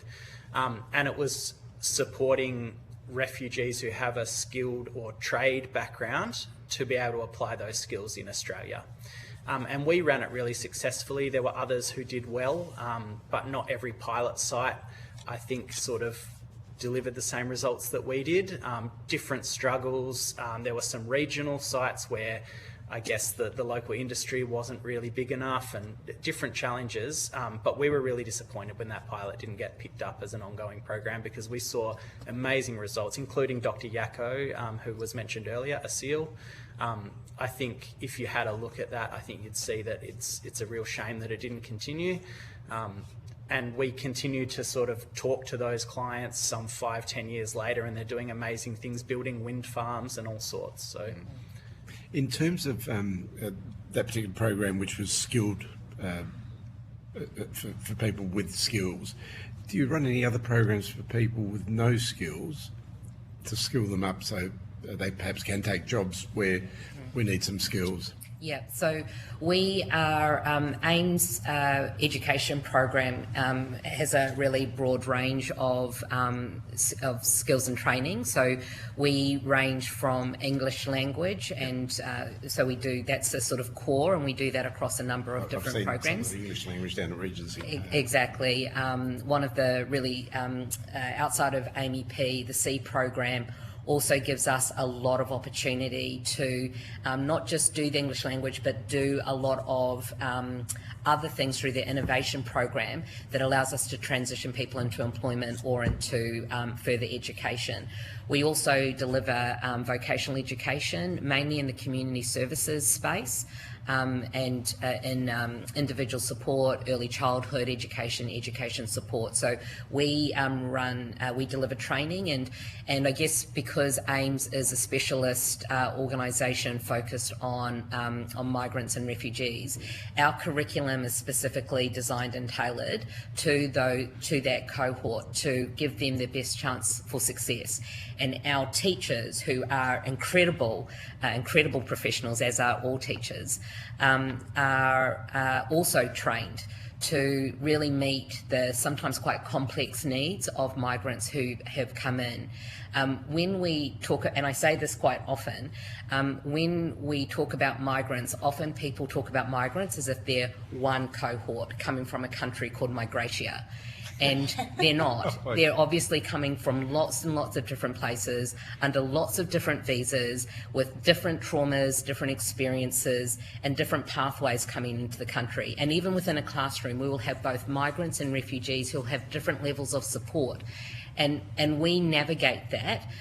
If you're coming in through humanitarian settlement program, you get far more supports than if you're coming in through any other program. And if we think about the skilled migrants program, for example, we would think, superficially that program shouldn't have any problems for individuals. But with those skilled migrants come their families. And what we know from the research is partners of skilled migrants are going to have a hard job getting a job, even though they might be equally qualified as their partner who got in on a skilled migrant visa, and that person is probably going to be female, and that means that they're probably going to be paid less. And there's a lot of research. CETA did an amazing research package several years ago and refreshed it that demonstrates the level of income that you receive at different levels regardless of how you've come in. So we've seen a lot of that. What our new strategy sort of really reflects is a recognition that there are a lot of migrants who have come into this country and refugees who actually are still struggling to navigate the system. And even though that seems really counterintuitive, because there is a lot of funding that goes towards supporting people in career advice, it's not necessarily meeting people where they're actually at, and it's really inconsistent. We have a lot of migrants who volunteer with AIMS, hundreds work with us as a way to get some local work experience. And in speaking to some of those individuals, I had this amazing woman who had come from the Middle East, had an electrical engineering qualification, came in, had no idea about how that was going to be recognised, so decided to retrain into social services, community services, and was then told for some, I don't know what reason, that she wasn't able to do her placement, which is required to complete her training, because she wasn't an Australian citizen. She wasn't allowed to do that placement with a Victorian government agency, which is obviously not true. Of course she can, but that's the kind of information that misinformation that's out there. Absolutely. So part of our strategy is to try and navigate that, bring in all of the different resources that already exist, but bring them to where the clients are at. And obviously we have thousands of clients that come through, and help them navigate that, but also help them understand that it's okay for them to want to pursue their career. Yeah. We had, we've got so many teachers that have come in that are they're just so grateful to be here, that they don't recognise that there is actually a gap in the teaching workforce that their skills could usefully contribute towards. And they will just do anything. They literally say, I just want a job. And so we take those people and we put them in through our different training programs. And our new strategy is to really provide better access to other training programs by providing the supports that people need, from when they've come in and done English language to what you need to get through vocational education or something else. There is a gap.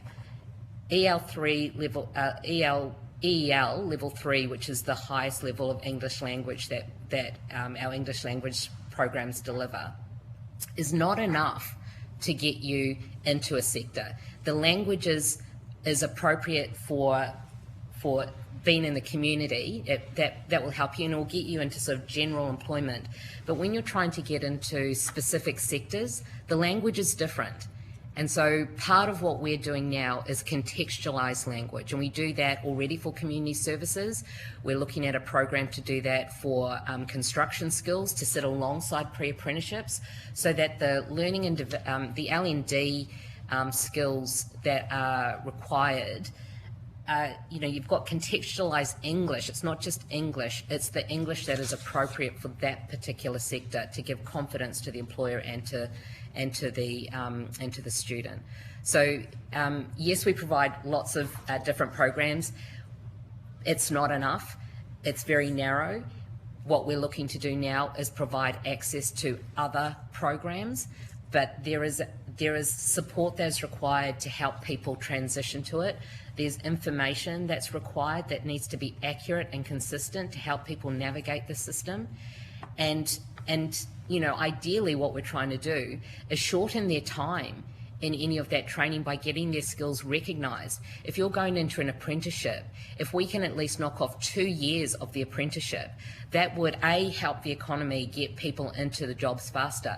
But for someone, as you probably know, an apprenticeship, level 1 and year 1 and 2 apprenticeships don't pay very well. So it allows people to actually get into a higher income level as well. Thank you. I just wanted to add part of the success of our programs is our staff. So AIMS Australia has a workforce of 84% who are multicultural. So we are teaching clients with lived experience, and we're able to provide that understanding, the empathy and support, as well as that inspiration. And we have a lot of volunteers, and I met two yesterday. One, they were both from Iraq. One was a journalist of 35 years. The other one was a lawyer, very highly experienced, been here for 3 years, both of them, and still not able to find a job, but volunteering to assist people in settling here. I mean, it might surprise you too, because it surprised me that through the research that we've done for our strategy, that we found that 84% of working age migrants with existing tertiary education are seeking retraining. 84% are seeking retraining through VET. So that's telling us something about existing skills not being recognised adequately. And that goes to that example of the young woman who I met who's retraining into community services, even though we actually need the skills that she came here with. Thank you. Deputy Chair. Thank you very much. I have a few questions, but the first one, just your comments on the contextualised language training. I thought that was very encouraging. Do you think that language requirements for visa application should be tied to that sort of an assessment as opposed to sort of a general assessment? Because then you're actually front-footing that and not throwing the burden on organisations such as yourself, but making it easier for people who are actually coming to Australia by saying, as part of your assessment, if you're coming here to fill a skills shortage in the construction sector, your English assessment should incorporate English with a view of somebody who would work in that sector. Yeah, I mean, I can see why that would be a perspective to sort of streamline and make things perhaps easier. What I would say is, from an educational perspective, contextualising when you're not in the context is difficult. And so if you're asking people to demonstrate their contextualised application of English in a particular sector where English language is not used, I'm not quite sure how they would effectively do that. That's basically putting a hard barrier for anyone coming into the country, when in actual fact the contextualisation process is not the best way to do it, which is why we're proposing to do it alongside pre-apprenticeships, is to have the reinforcement of that sort of training. So, we have quite significant success in our contextualised programs. They're not very long programs because people already speak English, but it's helping them understand how certain language is used in legislation.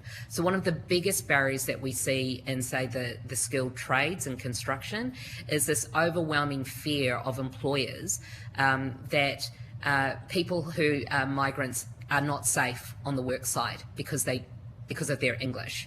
And as I've explained to people, we are teaching people to level 3. That is sub-uni level. This is not pidgin English. It's real English. It is very difficult. It's grammatic. It's everything. It's probably a higher standard than most Australians would actually ever be taught to in actual English. So the contextualisation is then saying, well, how does the legislation work? How does that safety language work? And you're applying it in the different spaces so that they're current and contemporary. So it's not a massive burden for us. It's in one of the our niche programs. It's not the most expensive program. It's a 12-week course, and that's where we have success. So, we sort of think the opportunity to tap into the talent and the skills that people already have that have been invested in by others. So we don't have to invest in it. It's already been invested in. For a little additional incremental contextualisation can untap huge economic benefit. It's a small investment and you reap a huge economic reward from it. And you do that nationally, do you? We do that within Victoria at the moment. Is that something that equivalent bodies are doing around the country, do you know? Victoria, so you can do it under the C program. We only offer C in. We only deliver C in Victoria, and we deliver adult community further education, which is a Victorian-specific program. And so we do it under both of those. We can do it under both of those areas. Okay. Now, the other questions I had, which I suspect I know the answer to, the first one was, is Australia, do you feel Australia's wasting skilled migration opportunities because too many arrivals can't access jobs at their skills level, which I assume the answer is yes. Is that right? Yes. Well, I think, yeah, we've kind of talked about So I just wanted to go into another aspect of skill migration, and so this is in relation to the partners and families. And so what I'm interested from your experiences, what are the barriers that are most common for the partners and the families of skilled migrants when settling in Australia? So I think you've probably got a little bit more to add on this, but I'll just start by saying I think some of the challenges go to care arrangements that migrants have as they come into the country. So, you're bringing in your families into a completely foreign environment, and often, and we have a lot of people who have come in through our EAL program that have deferred going into English language because they've spent those initial years caring for their children or potentially their parents and other people that have come in with that family. So I think the caring responsibilities can be a real deterrent from being able to access either training or bridging training or employment.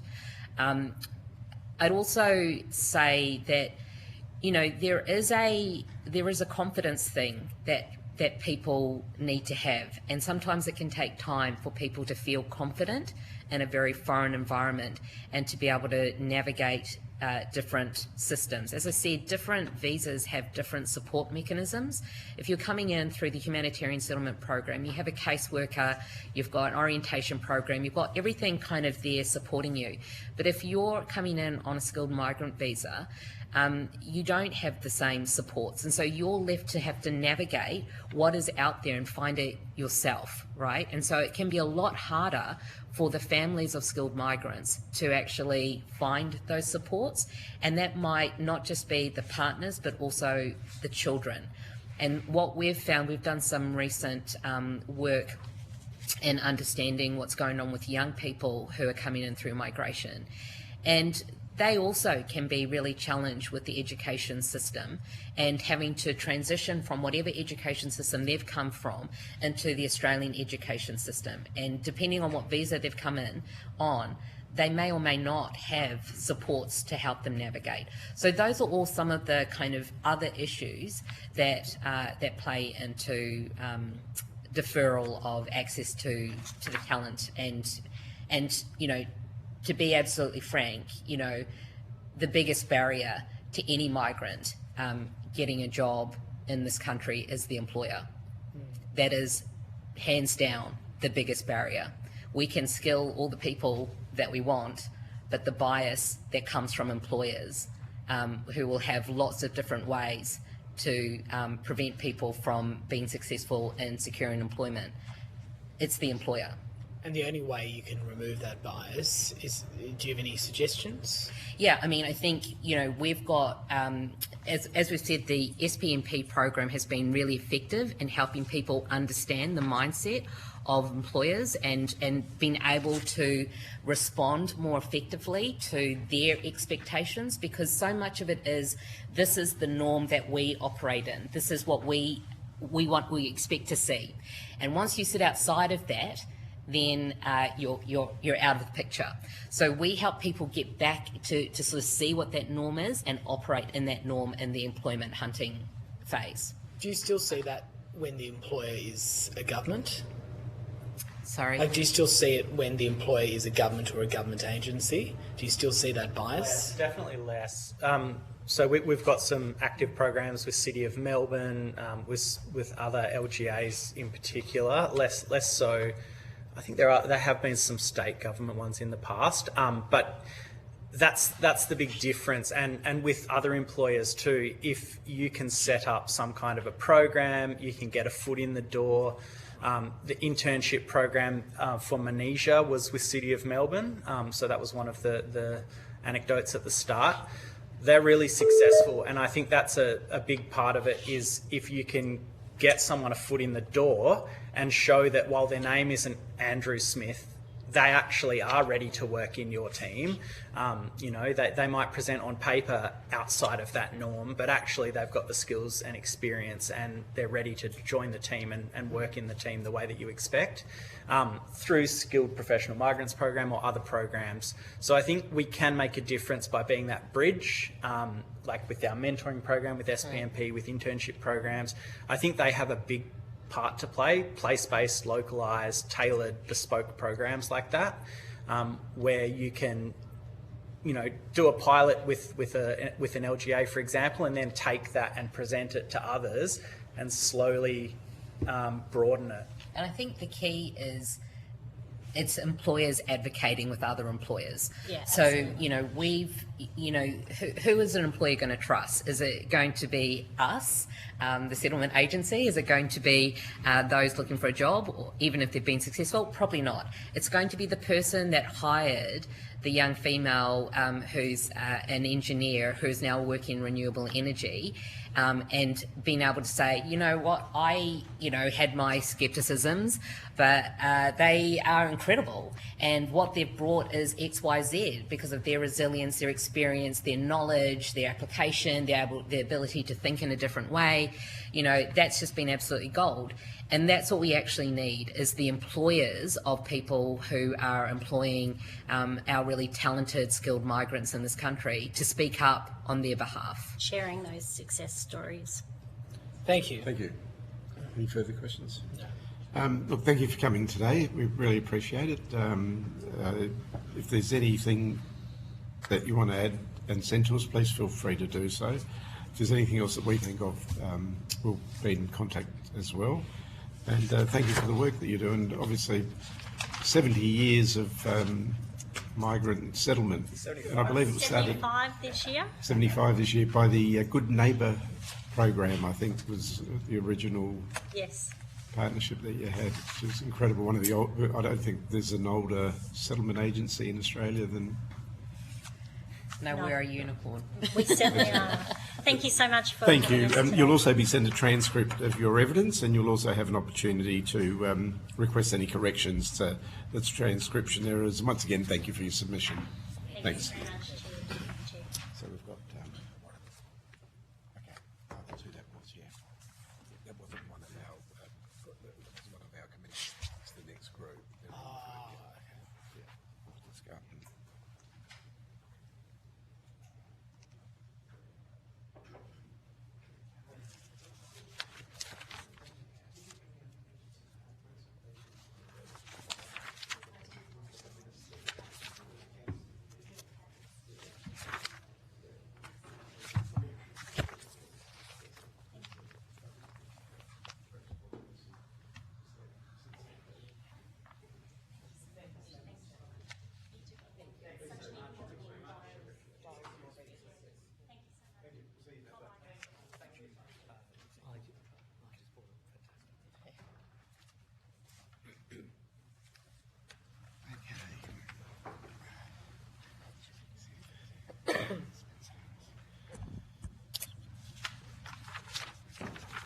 Item number 7. Okay, and so it's good. I now welcome witnesses from Fragaman to give evidence. For the Hansard record, would you please state your name and the capacity in which you appear before the committee? Chris Manzaris, I'm a partner of Fragaman. Lucy Nguyen, a senior associate at Fragaman. Thank you. And we also have someone else online, Mr. Charles Johannes. Yes, Charles Johannes, a partner at Fragaman. Thank you. Thank you. Thank you for your submissions. But can I just start off by saying that the committee does not require you to give evidence under oath. This hearing is nevertheless a legal proceeding of the Parliament. The giving of false or misleading evidence is a serious matter, and could be regarded as a contempt of Parliament. The evidence given today will be recorded by Hansard and attracts parliamentary privilege. Thank you for your submission to the inquiry. I'll invite you to make a very short statement and then we'll open up for a discussion. But before I do that, my name is Steve Georgianis. I'm the federal member for Adelaide in South Australia in Adelaide and chair of the committee. And I'm Leon Rebello. I'm the deputy chair of the committee and the federal member for McPherson on the Gold Coast. And we may have a couple coming on online, one or two members that have on and off all day today. On that note, I'll hand over to you for a short opening statement and then we'll proceed to a discussion. Thank you, Chair. Chair and committee members, thank you for the opportunity to appear today. My name is Chris Manzares. I'm a partner at Fragomen in Melbourne, appearing with my colleagues Lucy Nguyen and Charles Johannes. Fragomen is Australia's largest immigration law firm, and our submissions draw on our work with employers across Australia, as well as our comparative experience across other skilled migration systems globally. I want to make two short points at the outset. First, skilled migration is not only about headline numbers. For employers, the real issue is whether the system can deliver the right skills at the right time with enough certainty for businesses to make workforce decisions.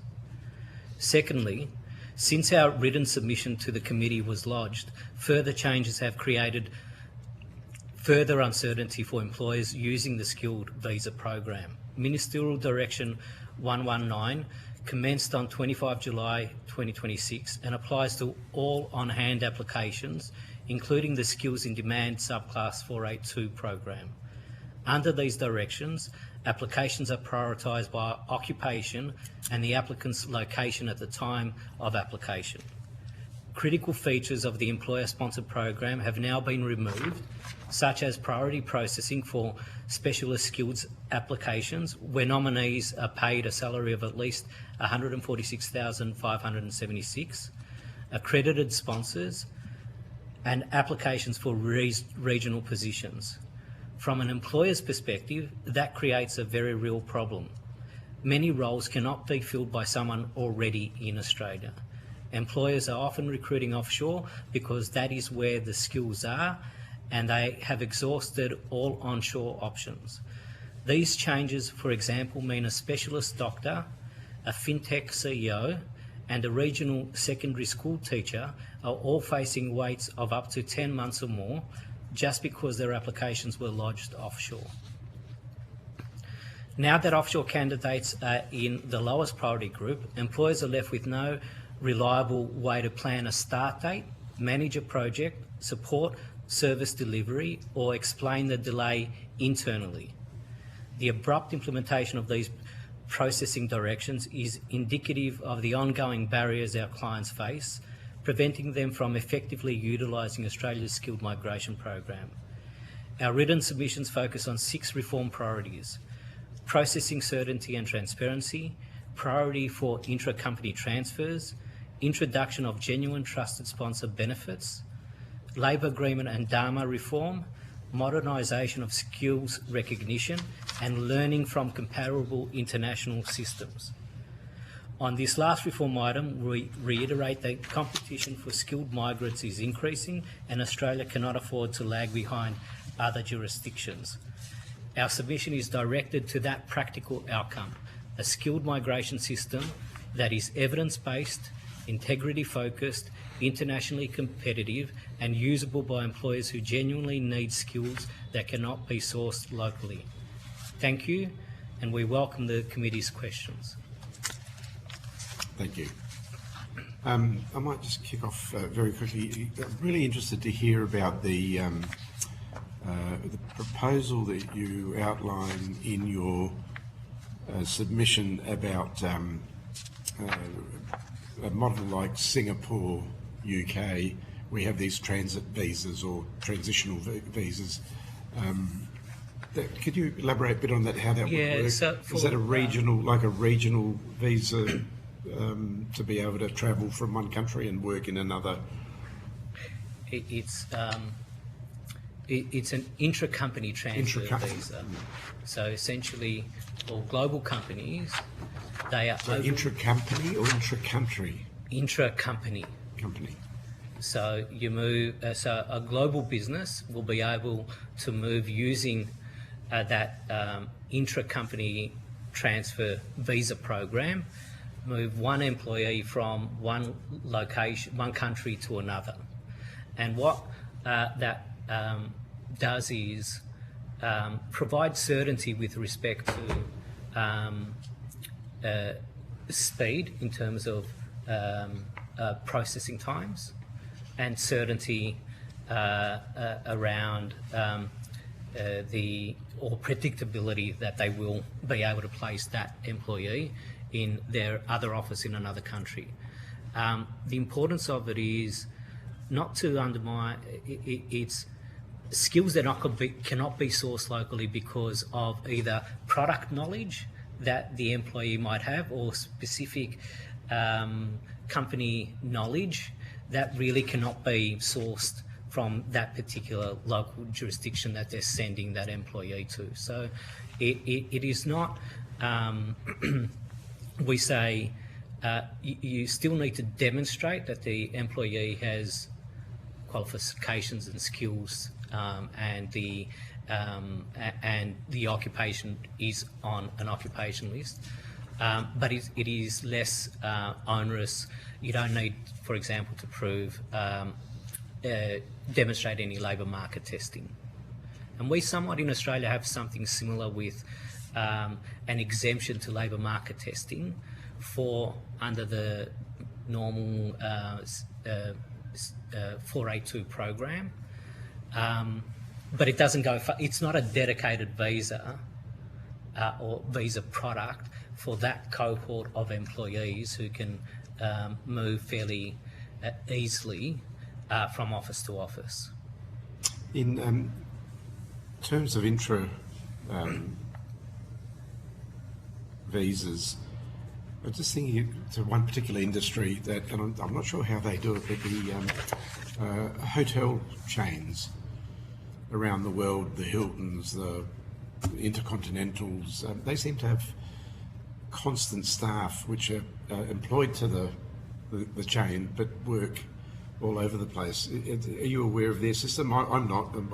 You might be aware I'm not familiar specifically whether they're using that that particular visa program, the intra-company transfer visa, to place their employees into other jurisdictions. There might be other visa programs, but it could be that also, depending on, I guess, the position that is being moved. So if it's a senior position, potentially they use the intra-company transfer visa program. Because I've spoken with a few of them overseas, mainly, and they're part of, for example, a global chain of hotels. It could be the Hilton or the, and how they do stints 6 months in different places to get to learn the trade, I suppose. Training programs. And I have come across them here in Australia as well. I can't recall which hotel it was, but so obviously there is a system in place for them, or would Australia just still have to, I suspect, apply under the normal circumstances to get them here?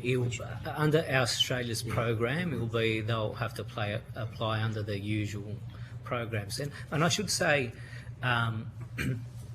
we have a very strong and I would say gold class skilled migration program. It's been over many years, and successive governments have made improvements to it.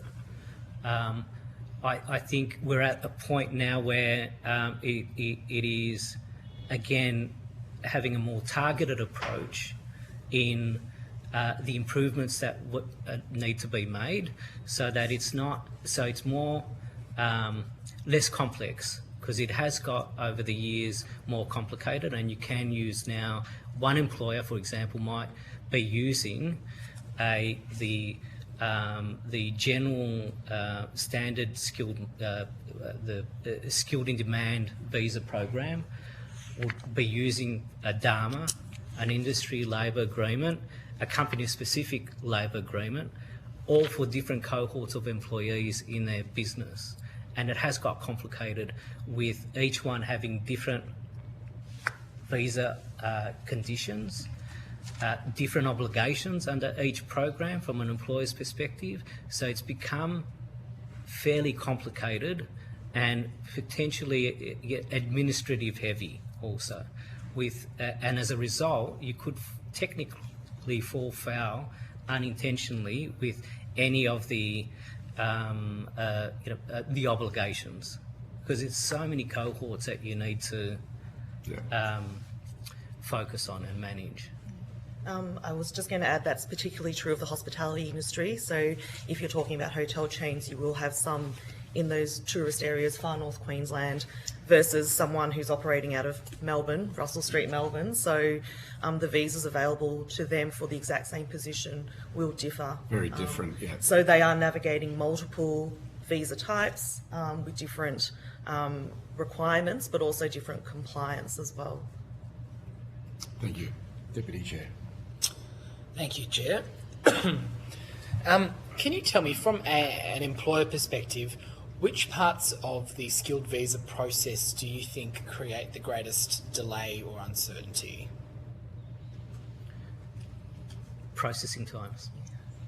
I really do. At the moment, there is no, and it's been for a while, but now with the new ministerial direction, it's created a lot of uncertainty for those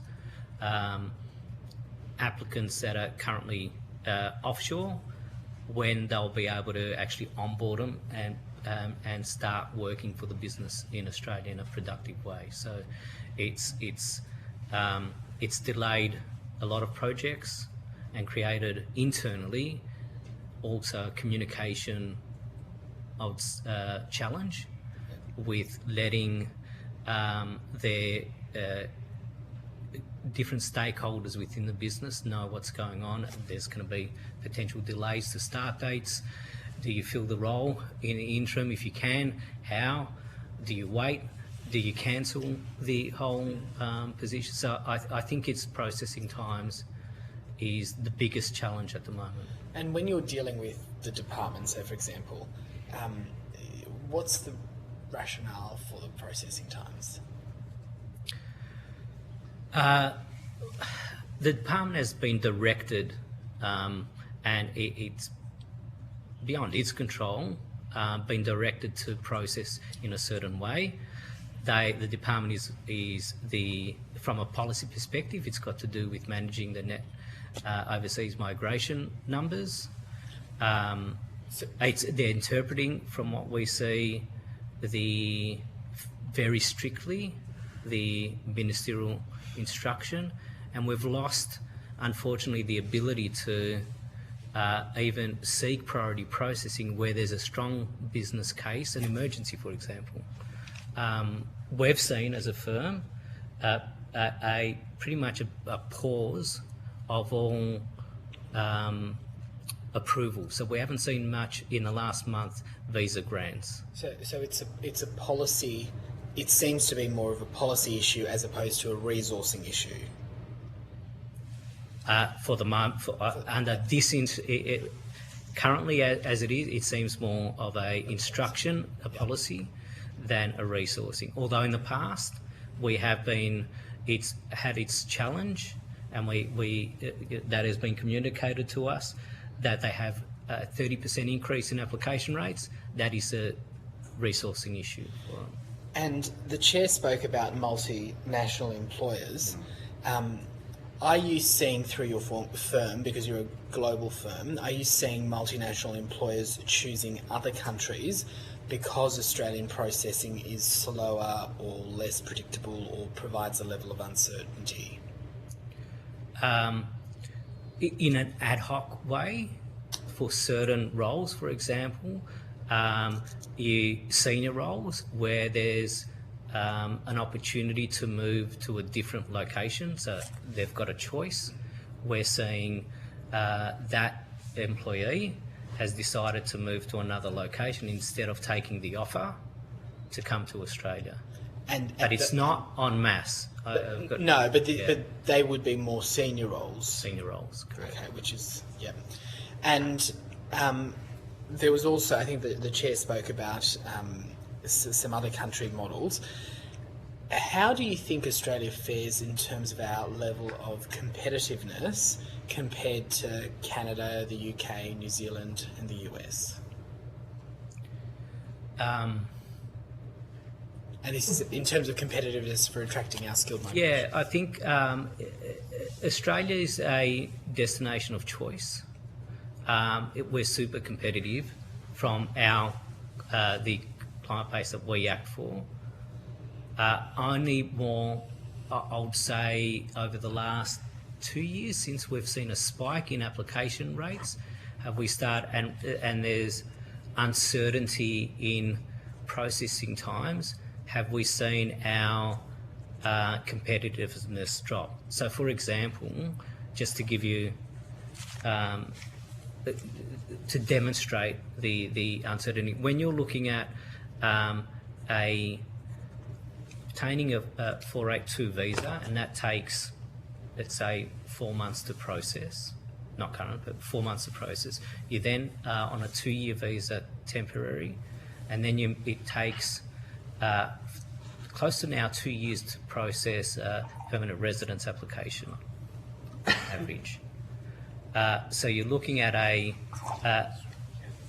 you're looking at 5 years on average to get to permanent residence. Yeah. In other locations, it's faster. And so you think it's over the last... And you know, when you make a move, and you're making a move to move your family and for your career, you need certainty about being able to not stay short term, but have a pathway to permanent residency, and that's really important for skilled workers. And so you've seen that competitiveness deteriorate a little bit over the last 2 years, right? Yeah. And can I also add to that, that with those processing times, it puts people, it's really a state of arrested development. So they can't buy a house, they can't get loans. We've had people who are on bridging visas who should be able to renew their lease, but they're asking us they're waiting for permanent residency, but we have to get them another 482 visa just so that they can renew their lease. There's issues with adult children who want to do post-secondary study, the fees that they have to pay.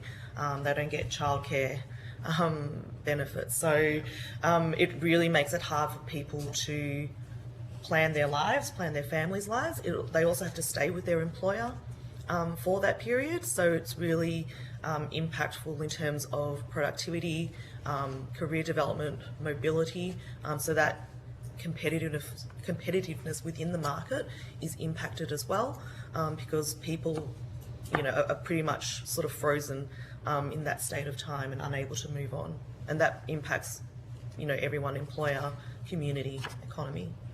Thank you. I don't know if Mr. Johannes wants to add anything. Yes, thank you. I just wanted to add, in terms of the permanent residence, it is used by employers in Australia very much as a talent attraction and retention tool. And so just to build on what my colleagues have said, the certainty around permanent residence pathways and the processing times around that is obviously a factor that does feed into the decision making, both by the employer and the employee, in terms of the movement of the individual to Australia, or them remaining in Australia or moving to another country where there is better certainty around that, particularly if the individual has family, or if they're senior executive level, for example, where it is quite a big move to move to Australia from somewhere like Europe or the US. So they'd want that sort of longer term certainty and with a fairly certain and predictable timeline as well. The other thing that I just wanted to add in terms of processing trends, in addition to lengthy processing times and uncertainty around those, what we've also seen is inconsistent decision making. So similar cases being adjudicated and having different outcomes. Also, in terms of the some applications being approved, others being refused. Again, it really just goes to predictability of the process, and that being an important factor for employers to be able to plan and make critical workforce and business decisions. Thank you. I've got one question before we go back to the Deputy Chair. In terms of, in your submission, you speak a bit about international agreements, I think. And I'm just wondering, what role can international agreements play in terms of effectively filling our labour market shortages, and what sort of sectors would you be looking at? So, for example, we know a lot of European countries have got agreements with different, India, some European countries have got agreements with Pakistan, Japan has some agreements. How would that benefit? Yeah, I mean, we already have a lot of international agreements just through the free trade, and we see the benefit of that through working holidays. Specifically for filling skilled labour. Yeah, I mean, I think there is we used to have them many years ago, yes. agreements with all sorts of, when we started our migration program in 1949. Yeah, I think the care industry is where there is a need, and I think that's referenced in our submission in terms of bilateral agreements for essential workers, so that aged care, disability care cohort to come to Australia. And I think what is the biggest driver for our clients is that skill recognition process. So we, for example, have nurses who need to become qualified in Australia, and it is a difficult process for them to navigate that. So whether there is some scope to have some more or a more accessible pathway to skill recognition. Accrediting each other's courses. Yeah, so a mutual recognition or a mutual or a sort of a fixed training program, so that it is a bit hard for people to figure out even the starting point of if they want to come to Australia, where do they start? How do they get their skills recognised? Do they need one process for visas and another one for the industry body? So having a clearer pathway set out, perhaps through a bilateral agreement, is something that we consider would have potential benefits, streamlining the process for the applicants, but also just for the employers, because often what we see is that they would be funding that because it is an investment on their part. So they want to sort of be involved from the start in terms of recruitment and then training of those people, leading through to long-term retention. I would just ask if Charles has anything to add to that. Mr. Johannes. Yes, thank you. Yes, I would agree with comments my colleague has made, and I just wanted to add that we do see a lot of other frameworks that other countries use, which do vary in terms of a very centralised model driven by each of the sending and receiving governments, for example. One of the examples is Germany. So it's a very structured, organised framework in terms of the end-to-end recruitment all the way to arrival and then post-arrival and settlement. And whereas other countries such as Japan really put the onus on the employer, including post-arrival settlement support. So Japan requires the employer to have a 10-point settlement plan, which covers sort of ensuring that they settle well in country, they know where the local schools are, how to open up a bank account, etc. So different countries do deal with these sorts of programs in different ways. And I think for Australia, we do have somewhat of a similar program through the PALM scheme, but the scope is quite limited. So I think in our submissions, our recommendation is that the government does explore this on a more broader basis, and in particular for visa programs where there isn't a need, a severe shortage, such as the aged care or healthcare sectors, so that we can ensure that there's orderly, structured, ethical migration frameworks for people from overseas, and that can be done in a way that that it has more certainty for both the employer as well as the individual, and there's appropriate protections in place as well. Thank you. Any further questions? Thank you very much for appearing today before the committee, and thank you for your evidence and for your submission. If there's anything further that we may require or you want to send through, please feel free to do so. I hope around the beginning of October would be good. You'll also be sent a transcript of your evidence, and you'll have an opportunity to request corrections to any transcript errors you may feel have been made. And if there's anything that we require, we may be in touch with you again. Thank you. Thank you very much. Thank you. The committee will now have a... Thank you. Thank you. We'll reconvene at 3:20.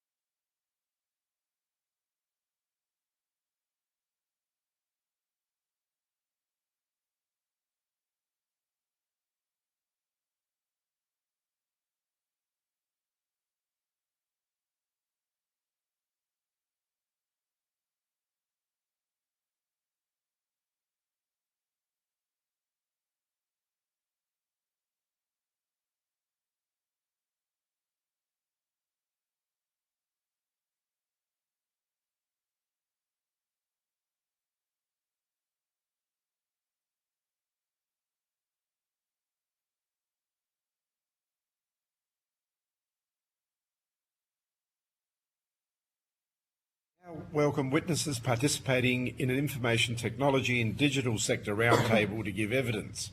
The witnesses participating today are from the Australian Information Industry Association, the Australian Computer Society and Notitia Consulting. Did I pronounce that correctly? Notitia. But for the Hansard record, would you please state your names and the capacity in which you appear before the committee? And we might start with Miss Whitelock. Sure. My name is Elizabeth Whitelock. I am the Chief Executive Officer of the AIIA. Thank you. Pierre Dupree, Director at Notitia. Alex Avery, Managing Director of Notitia. Hello, I'm Betsy Gregg, Director Operations at ACS. Casey Tonkin, Policy Advisor with ACS. Thank you. Thank you for your submissions today. Although the committee does not require you to give evidence under oath, this hearing is a legal proceeding of the Parliament. The giving of false or misleading evidence is a serious matter and may be regarded as a contempt of Parliament. The evidence given today will be recorded by Hansard and attracts parliamentary privilege. So thank you for your submissions to the inquiry. I'll now invite you each to give an opening statement of no more than 2 minutes. What we want to do is actually have a discussion and ask some questions. We've got the submission, but before I do that, I'll allow my Deputy Chair to introduce himself. I'm Leon Rebello. I'm the Deputy Chair of this committee and the Federal Member for McPherson on the Gold Coast. And I'm Steve Georgianis, Federal MP for the seat of Adelaide and Chair of this committee. I'll now hand over to you, and you can take it in any order that you wish. Perhaps Ms Whitelock could begin. Thank you so much. The AIIA believes that we should consider the objectives of skilled migration within the broader concept of the AI and digital economy in a way that supports, enables, and upskills the domestic capability, whether that's through our graduate programs, with our VET programs, or whether that's upskilling people who are mid-career. Skilled migration certainly has a place within the Australian context, but we must ensure that it complements domestic talent and its development. So it needs to be integrated into the national workforce, our education policy and frameworks to help us build sovereign capability today. Thank you. Thank you. Mr. Prez. Mr. Avery. Sure. Thanks. Thank you, Chair and committee members. Thanks for inviting us to appear today. So Notitia is an Australian-owned data and digital transformation consultancy, primarily based in Melbourne and Adelaide. We're not a large organisation. We've got a headcount of 12 staff at the moment. We've been operating for about 7 years and have about 100-odd clients, primarily in the public sector. Before we founded Notitia in 2019, we've both previously worked in Big Four consulting firms, boutique techs and private equity-backed tech companies. From a workforce perspective, those organisations blended local Australian resources as well as, in some cases, a very proactive offshoring resourcing model. One of the joys of running your own business is getting to dictate how we deliver work, and our previous experience has led to us resolving not to offshore jobs at Notitia. In saying that, though, half of our staff were born overseas, and we've sponsored 4 skilled professionals. So I believe that we're here in our capacity as practical business owners who have gone through the trials and tribulations of hiring and attempting to hire Australian and then onshore applicants requiring a visa sponsorship. From our perspective, we've all arrived at tech in through different backgrounds and through different experiences, and we've taken the position that varied skill sets with varied backgrounds leads to the best outcomes for our clients, and that includes career changing as well as sponsoring and building up local capacity through graduate programs. From our perspective, skilled migration is one part of a broader strategy, but it needs to be practical and aligned to modern technologies and modern standards. When specialist skills can't be sourced locally, our experience has been that far too often the alternative is that job is created offshore, and that sends high value work offshore, but the Australian taxpayer or the Australian company still is charged Australian dollars for the work that's delivered, but not in Australia. So from our perspective, the migration settings should be responsive to rapidly changing technology roles while continuing to encouraging businesses to build local capacity over the long term. We need both. Thank you. Thank you very much. Ms. Craig. Thank you. Chair and members, thank you for the opportunity to appear before this committee. The Australian Computer Society is here today as both the professional body for Australia's tech workforce and the authorised skilled migration assessing authority for IT, data science and cybersecurity professionals. At ACS, we have a unique perspective on skilled migration, and we see it from the perspective of the business seeking talent, from the individuals building a life and a career in Australia, and from the practical operation of the migration system itself. Our central message today is that skilled migration has delivered substantial value to Australian technology and to our country, but we are not yet capturing the system's full potential. Tech is a fundamental enabler of economic growth, productivity, and national capability. Australia's technology sector contributes approximately $142 billion directly to our economy, while digital skills support an estimated $476 billion in economic activity across all industries. The effects of technology are expected to expand with artificial intelligence, as others have already mentioned. Despite the headlines, there's not yet evidence that this tech will whole-scale replace all our jobs anytime soon. The IT profession is at the forefront of AI labor disruption and had in 2025 seen a decline in the total workforce for the first time on record. Yet, we are far from conceding full agency over our businesses, our governments, and our lives to thinking machines. Like all powerful systems, AI needs to be maintained and governed by responsible professionals who can tell the difference between a good pull request and a bad one, professionals who understand the business risks and benefits of implementing a new piece of software, and professionals who know how to identify and protect the most sensitive data of everyday Australians. That's why we expect Australia to need an additional 259,000 tech workers by 2035. Far from fantasies of full automation, we project technology employment to grow at around twice the rate of the broader workforce. Now, if the past is any indication, this continued growth in tech roles will continue to be met in part by skilled migration. And since 2021, around 20% of new workers into our sector came via skilled migration. In fact, of Australia's nearly 1 million strong tech workforce, around 45% were born overseas. Why do migrants account for such a high proportion of tech workforce? Well, it's because a period of incredible growth in the demand of IT professionals was simply not met by domestic supply. When the workforce grew by 300,000 people between 2014 and 2024, absorbing the expanded demands of the IT labor market, only 80,000 domestic students completed IT degrees. ACS is always exploring ways to provide more training to Australians to help meet the growing demand for IT professionals, including through helping establish alternate pathways and skilled-led avenues into tech careers. We believe computing should empower all Australians, and it is a core interest of our society to advance our nation's world-class IT resources, especially the people that make it run. It's no understatement to say much of Australia's digital infrastructure has been built with the help of skilled migrants who filled persistent gaps in the labor market. The system has, in large, been working as intended, but there are many challenges. While most migrants settle successfully, many face barriers, translating their skills into appropriate employment. We hear from people who say their overseas experience is not recognized by employers, despite having completed a formal skill assessment. Visa uncertainty, employer hesitation, and a strong preference for local experience continue to create friction in the labor market. From ACS's perspective, this is one of the most important opportunities to reform. The question for us is how Australia converts skill into productivity while maintaining a healthy open labor market in which businesses of all sizes can access tech talent. ACS supports reform that maintains the strong integrity of the migration system while improving skills matching, supporting employer confidence, strengthening pathways into skilled work, and helping migrants contribute at the level of their capability. We look forward to assisting the committee today. Thank you so much. Thank you. Mr. Tonkin.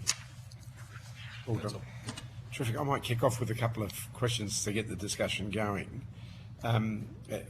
In terms of the rise of AI technology, when you think even as far back as 4 or 5 years ago, there was a bit of talk about it, but not I don't think, well, I wasn't expecting it to be where we are today so quickly, and I don't think many of us were. And in terms of that particular rise in AI, how does that affect the skills that we now require? And you spoke a bit about the catch-up that we're doing in terms of our own domestic training, etc.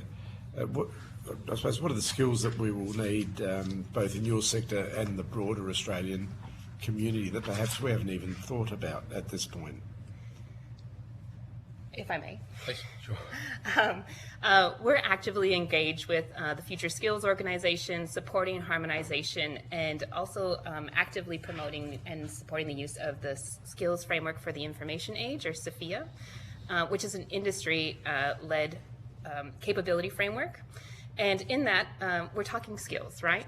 Yeah. And so I would reflect that a lot of what we hear in the media or in the headlines is skill loss, but it's actually skill augmentation. So for an example, a data analyst today is someone who may be doing a significant amount of data entry, very manual, there's a lot of user error or potential user error. And in fact, what AI will provide is the entry skill might go away, but the quality assurance checks and the standard to maintain that data actually becomes more of a vigilance and requirement to the role. So it's shifting people out of the doing and into ensuring that they have the principles and the standards to meet the benchmarks and minimum requirements of that role. Now that's just one example, but that kind of replays over and over again. And I would also add, well, if you look at ANSCO or OSCA or any of the classification tools we have around IT, they're incredibly tech-led, which was true for a long time. But now we're seeing the emergence of more business practices, stakeholder management, and means by which people need to ensure critical thinking and communication and more of that, front of house and not the background IT in the back room of the business. So things are adjusting, but they're certainly not removing roles or removing the requirement for the skill. Anyone else like to add? Maybe from a... Yes. Yes, we'll kick off with Ms. Whitelock. Sorry, thank you. I would agree with what's just been stated. I think the other reality is that the technology sector right here, right now, is at a sort of workforce inflection point where we have all of this capability coming to bear: AI, automation, digital modernization. And it is increasing the demand for capability, but it's also changing, as has just been described, the shape of the roles that we have. And we've just run a very large survey, and employers are asking for coders. They're not asking just for coders or generic digital skills. They're asking for people who can work with the AI tools themselves to be able to understand the data. And that human element of being able to apply judgment and manage the risk and actually translate that technical capability into some business outcomes. So it's really important that we keep humans in the loop. And ultimately, as just been heard from ACS, we are not seeing a shift in the number of people losing their jobs. Yes, there has been a shift, but it's not necessarily due to the AI pieces themselves, although that's perhaps what the media headlines would have you believe. But as a consequence of that, it has a knock-on effect to the education that we provide.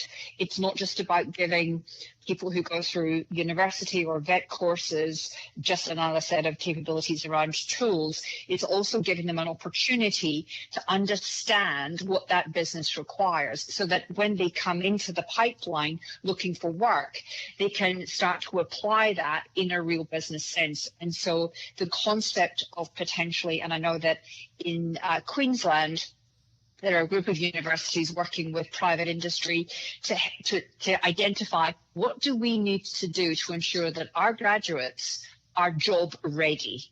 And so currently we're hearing about graduates not getting jobs at that early stage in their career.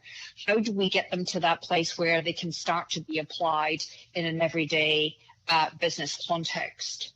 So we still need that early talent, because at some point, our older employees will move on. We need that transfer of wisdom and experience.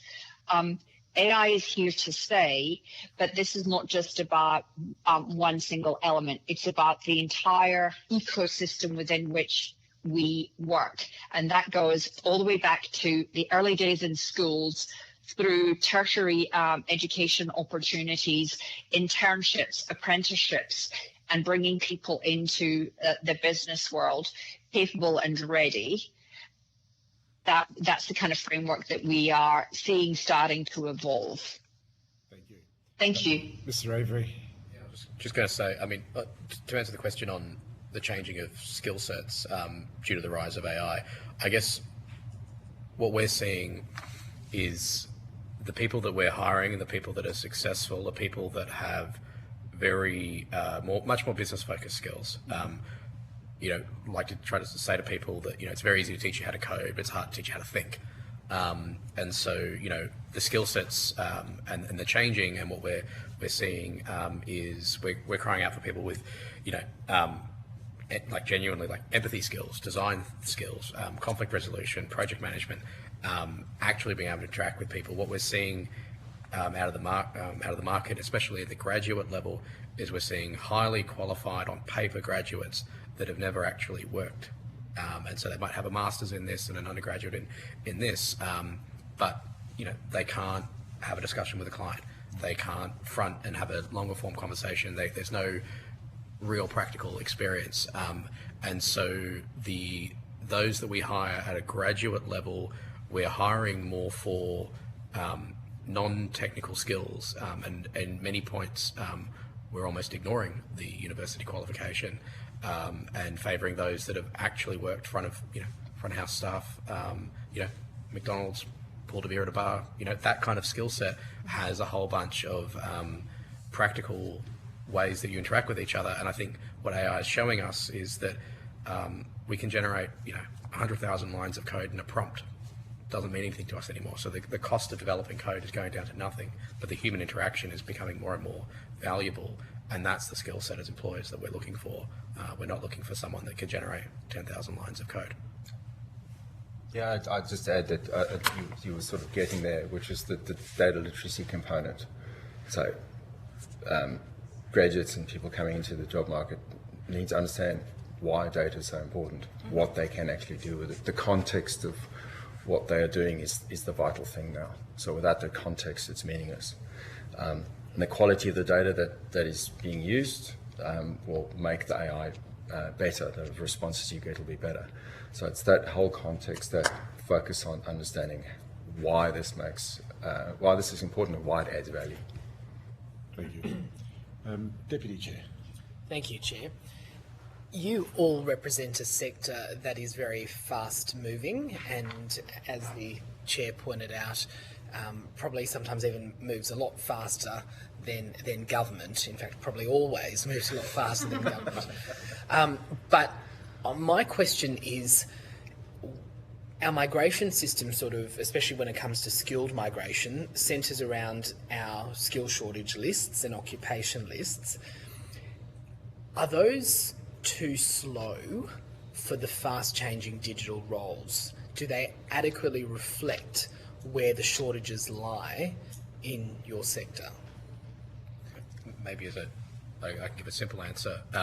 So we use like a third-party visa migration service for the 4 individuals that we sponsored, and the process for that was, part of the process for that was that they were classifying what we were looking for into whatever the appropriate skills role was, and I would say that the terminology was exceptionally outdated.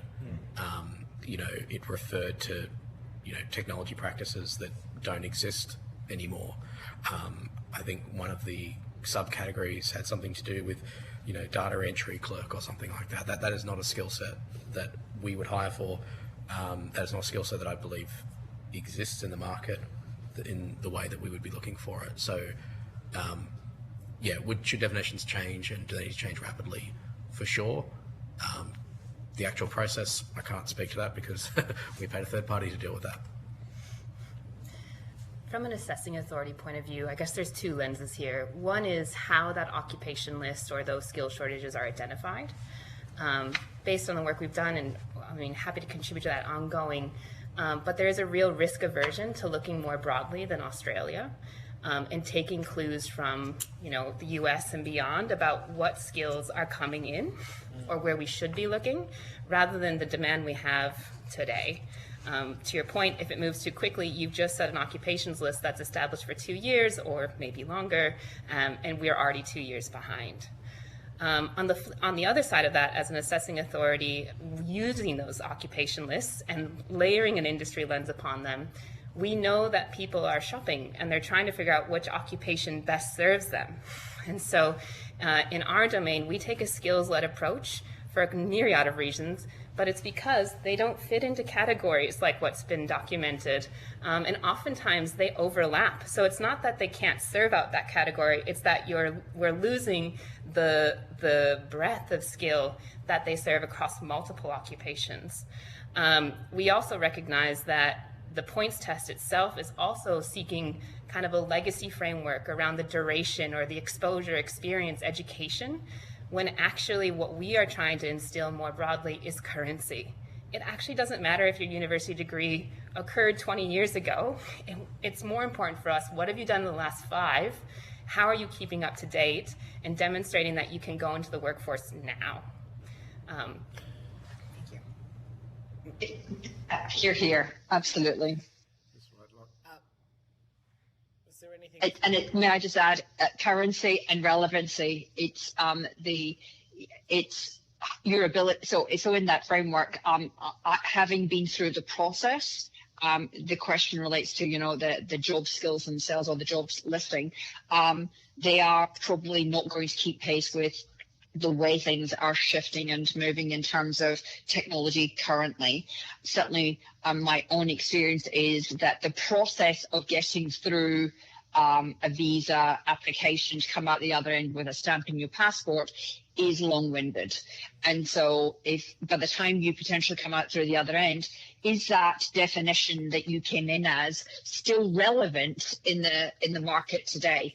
And given the pace of change, probably not, or possibly not, but there needs to be something that's far more dynamic in terms of the reflection of AI particularly and the skills that are required. What are the specialist elements that currently are limited or don't exist here in Australia? How do we pick that up and actually frame that in that jobs list? Thank you. It's a collaboration. Sorry. Yeah, no, thank you. Thank you. And that's consistent with a theme that we've heard throughout today about visa processing times perhaps needing a bit of work. But based on all of the responses just then, what's the appetite, if there is a root and branch review of Australia's skilled migration system, what's the appetite for having a dedicated digital skills stream that provides some more dynamic eligibility settings is that something we should be looking at because your particular sector is changing in a way that perhaps other sectors aren't?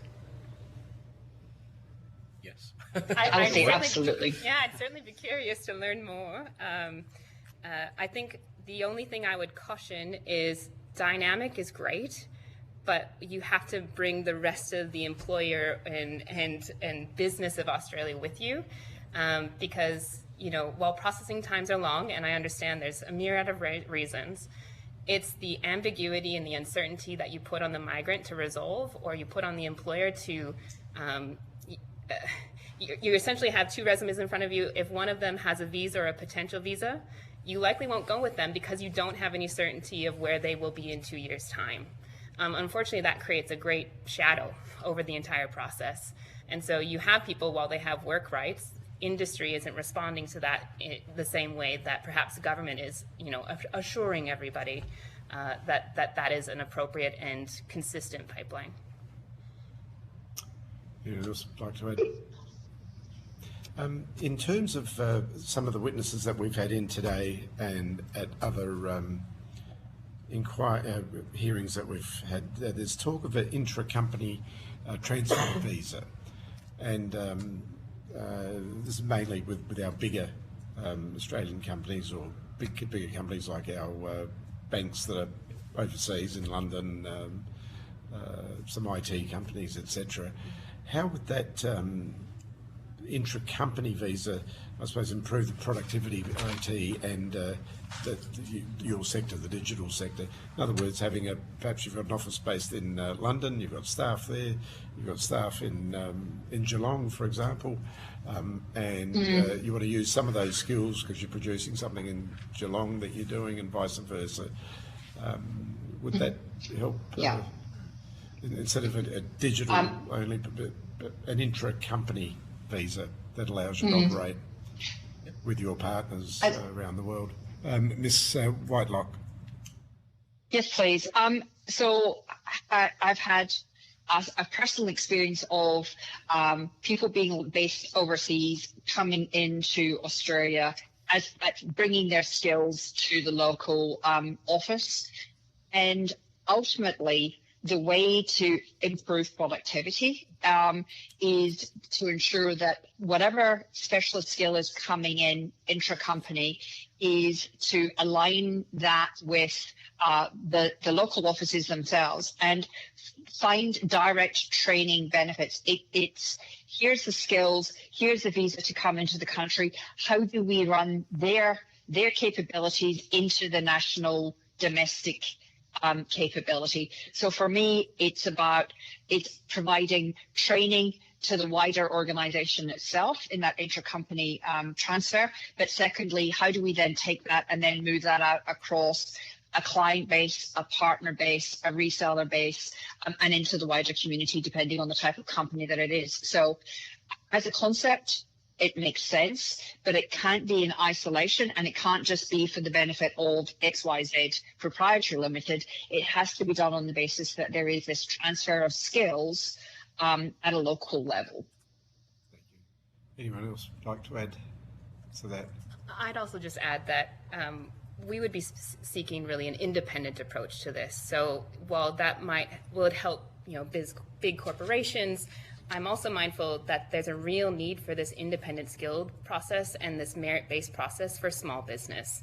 And that's where there's a lot of opportunity and further nurturing in that space.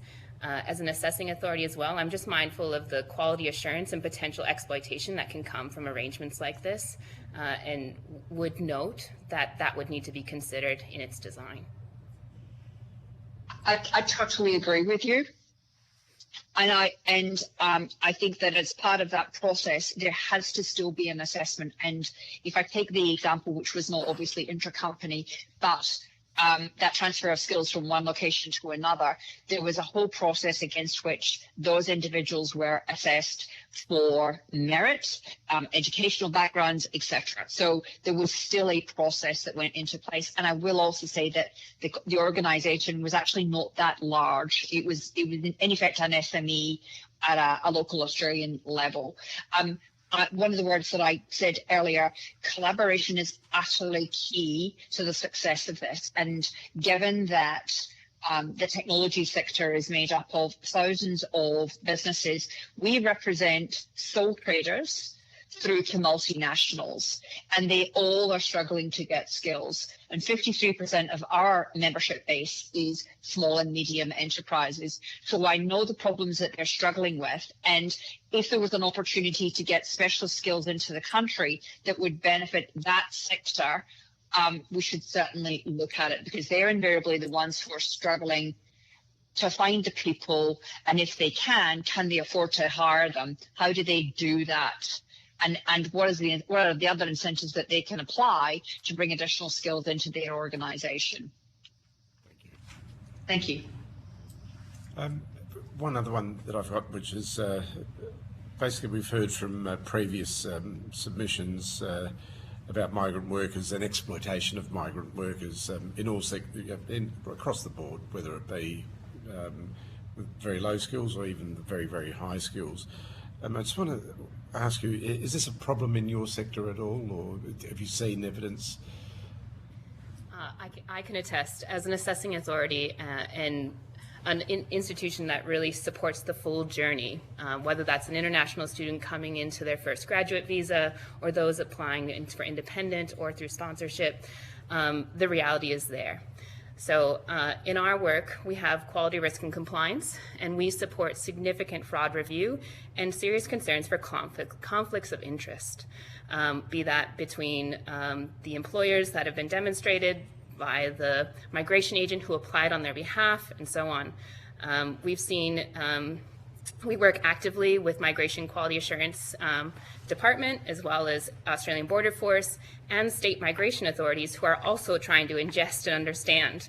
And there's certainly a seasonality to how this works. AI has also created some untenable situations in itself.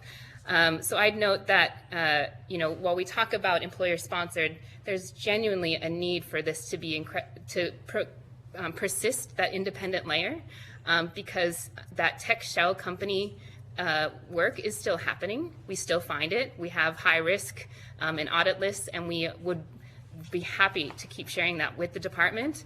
But note that as an assessing authority, our relationship is one-to-one.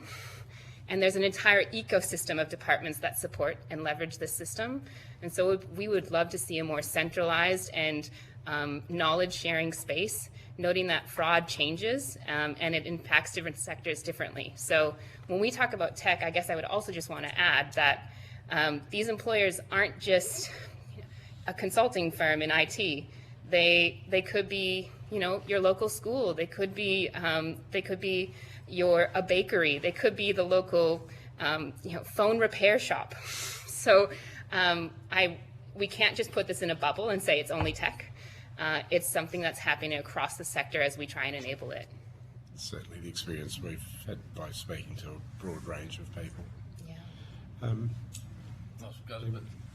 Without being able to speak to specific examples, anecdotally, yes, in the sector, you have conversations with people that, because of the nature of how they're sponsored through the employer, they feel like they're effectively locked in, and then that stops them from moving about, that stops them from exploring new and different things, or it creates probably unintended consequences and perverse incentives for different behaviour that you wouldn't normally expect in a free market.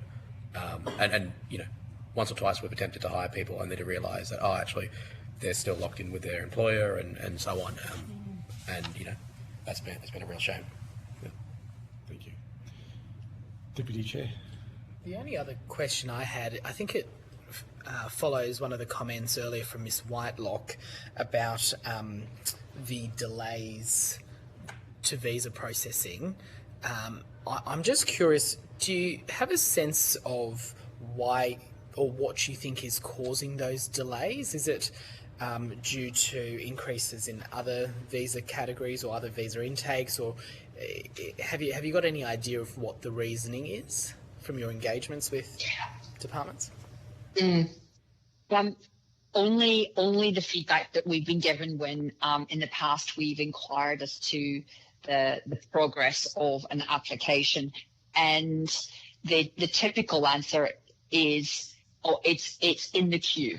That's the phrase. It's in the queue. Okay, can you tell me where in the queue? No, it's in the queue. So there's my sense, and it's simply maybe that there are just too many applications for the department to manage. So I don't get any sense that there's anything specifically other than potentially just workload, perhaps. And is that workload because maybe the world of technology is more complicated to understand? I honestly don't know. That would just be a guess more than anything else. But workload was always my impression. Sure.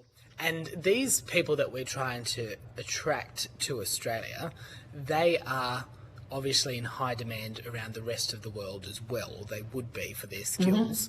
So do you, in your experience, see that the current state of our skilled migration system means that we see people saying, well, it's too difficult to get into Australia, we're going to go elsewhere, and Australia loses out on that talent because of these processing issues? Unequivocally. Just a small anecdote. Yeah, we worked in an employer where exactly that happened. Lost a brilliant brilliant data science mind who was being sufficiently, mucked around with the process. There was no certainty, and she had to make a call and ended up going to Ireland of all places, who accepted her in open arms very, very quickly. And now she's in the US, right, making 3 or 4 times what she would have made in Australia. And she would never have left had the process not been, it wasn't even the speed, it was the uncertainty. Yeah, lack of transparency. It was the lack of transparency. Yeah, the speed was okay. That is what it was. But it's the complete lack of transparency. To add to that, I would say though, notably, this processing time is slowing down actively in IT. Yes. So we complete a longitudinal study of all of the assessed applicants who were successful through our process. We process about 20,000 migrant professionals a year. In the most recent 2 survey rounds of the last 6 and 12 months, over 50% of them just hadn't heard back. And that's 10,000 successfully assessed professionals who are not even getting an invitation. So you think that this is actually a problem that is getting worse as over the last year, 2 years? Yeah, I think there was a notable shift, particularly in November when the tiering process came in, and IT was, below education and construction and engineering, which, respectfully understand they're absolutely in high priority, but it's just stopped the innovation opportunity for independent. And I think I heard a few people just say before, it's not just the time, it's the uncertainty. So, when you're engaging with the department, you get the answer that Miss Whitelock got, which is it's in the queue. You don't get this is what stage it's at, or this is how much time we think it's going to take. There's no ability to fast track or to speak to someone. That's else. right. Is that right? Yeah, so as an assessing authority, obviously we have a requirement for service, and so we are attempting to process about 50% of our assessments within 27 days. We then say our assessment will expire in 2 years, noting that skills may change, requirements may adjust, but now we're facing a point where more people are coming back to us and saying, can you please renew my skill assessment because I still haven't heard anything. Yeah. And so that makes us look bad, but it makes everybody look bad as well. And we don't want to lower our standards, but we recognize these are people that are just stuck in the middle, and they've cleared every bar they could. And outside, a forum like this, is this something that you've been advocating on? Yes. Well, we haven't gotten the company of other tech professionals. Nice to see you all. Yes, certainly we're advocating working across assessing authorities as best practice, as I said, quality assurance, and working inside the department with their fraud mitigation, because obviously that is a point where PIC 4020 or other public interests need to be addressed. And then more broadly, MPs and others just trying to advocate, because this is going to take, it's not just one thing, it's multiple, and I can appreciate that's the challenge you're left with today. Can I just ask that was an example of a time frame from start to finish? Okay. Average, perhaps, or I know they all differ. Maybe I'll give you Please. admittedly a small practical sample of 4. Fabulous. The first person that we put on through the process was about 3 or 4 years ago. She was processed in less than 6 months from go to woe. Someone with the equivalent skill set, equivalent educational background, and equivalent practical experience in Australia that's currently in thing has been waiting more than 18 months. With no notice. Consistently. Very similar, both cases very similar. Very, very similar.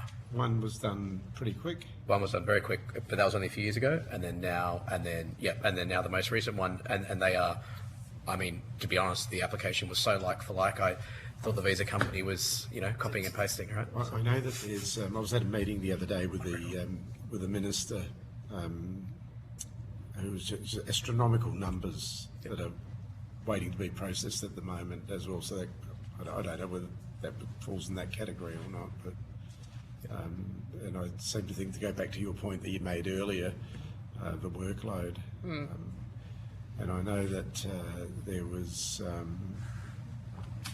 extra staff that was put on earlier, a couple of years ago. Yep, and that we saw resolution when that happened. Yeah, there was definitely a blockage removed. That was to catch up with the 500,000 visas that were to be processed. Anything further? That's all from me. Would you like to add anything? If you had a magic wand and there was one thing you could change, I've asked this of every group that's come in, what would it be? The number one priority that... I would just say transparency on the visa process, honestly. Sorry? The transparency on the visa process. Having gone through the process myself 20 years ago, don't call us, we'll call you. Gets tiring. No, exactly where the process is. Yeah. I nearly said exactly the same way. Transparency, 100%. In a word. The moment's just a black hole. And in that transparency, I would love to see more awareness and education in the entire process. So, as I said, this isn't just government, cleaning. This is also engaging industry, employers like our peers here, because while I've worked with outreach professionals at the department around explaining to employers what this visa is and how to process it, what they actually need is the value proposition and the opportunity that they're missing by not engaging or not giving this a try.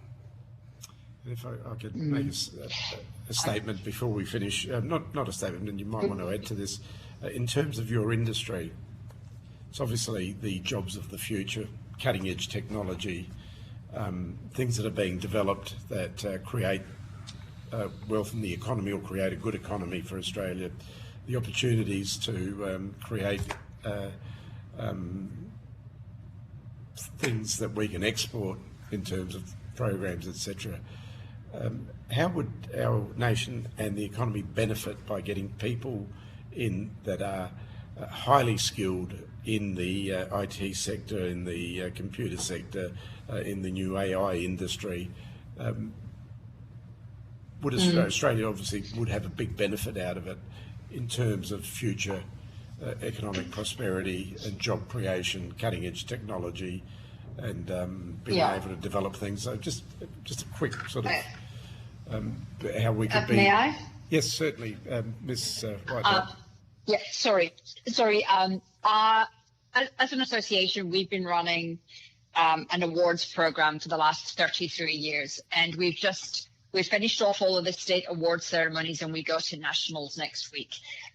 Let me assure you that the talent that exists in this country today, using AI and many other technologies, is stunning and it is humbling all at the same time. It is incredible.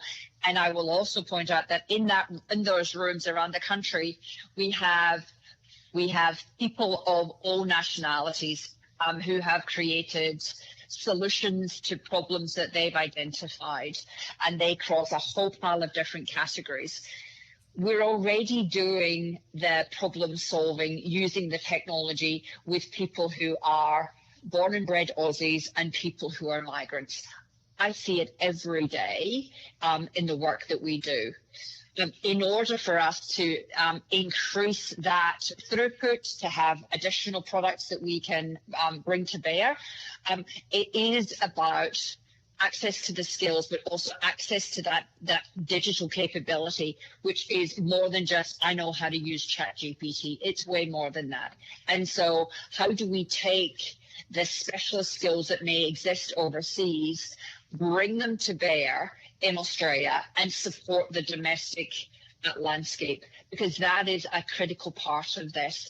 And when you were asking about what's the magic wand is ensuring that whatever we do from a skilled migration perspective, and as a migrant myself, I want to be able to see those people coming in and uplifting what we already have, giving back through training, giving back through skills transfer. That way we can fast track that productivity. That's a good. Thank you. Very good points. Thank you very much. Would anyone like to add? I would, if you don't mind. I just want to reiterate that it's not just about the top of the food chain. We need tech at every level. And so every skilled migrant working below their capability represents a productivity opportunity here. Overseas-born tech workers contributed $56 billion in wages to Australia economy in 2025, and we have a real opportunity to leverage that and to continue its success.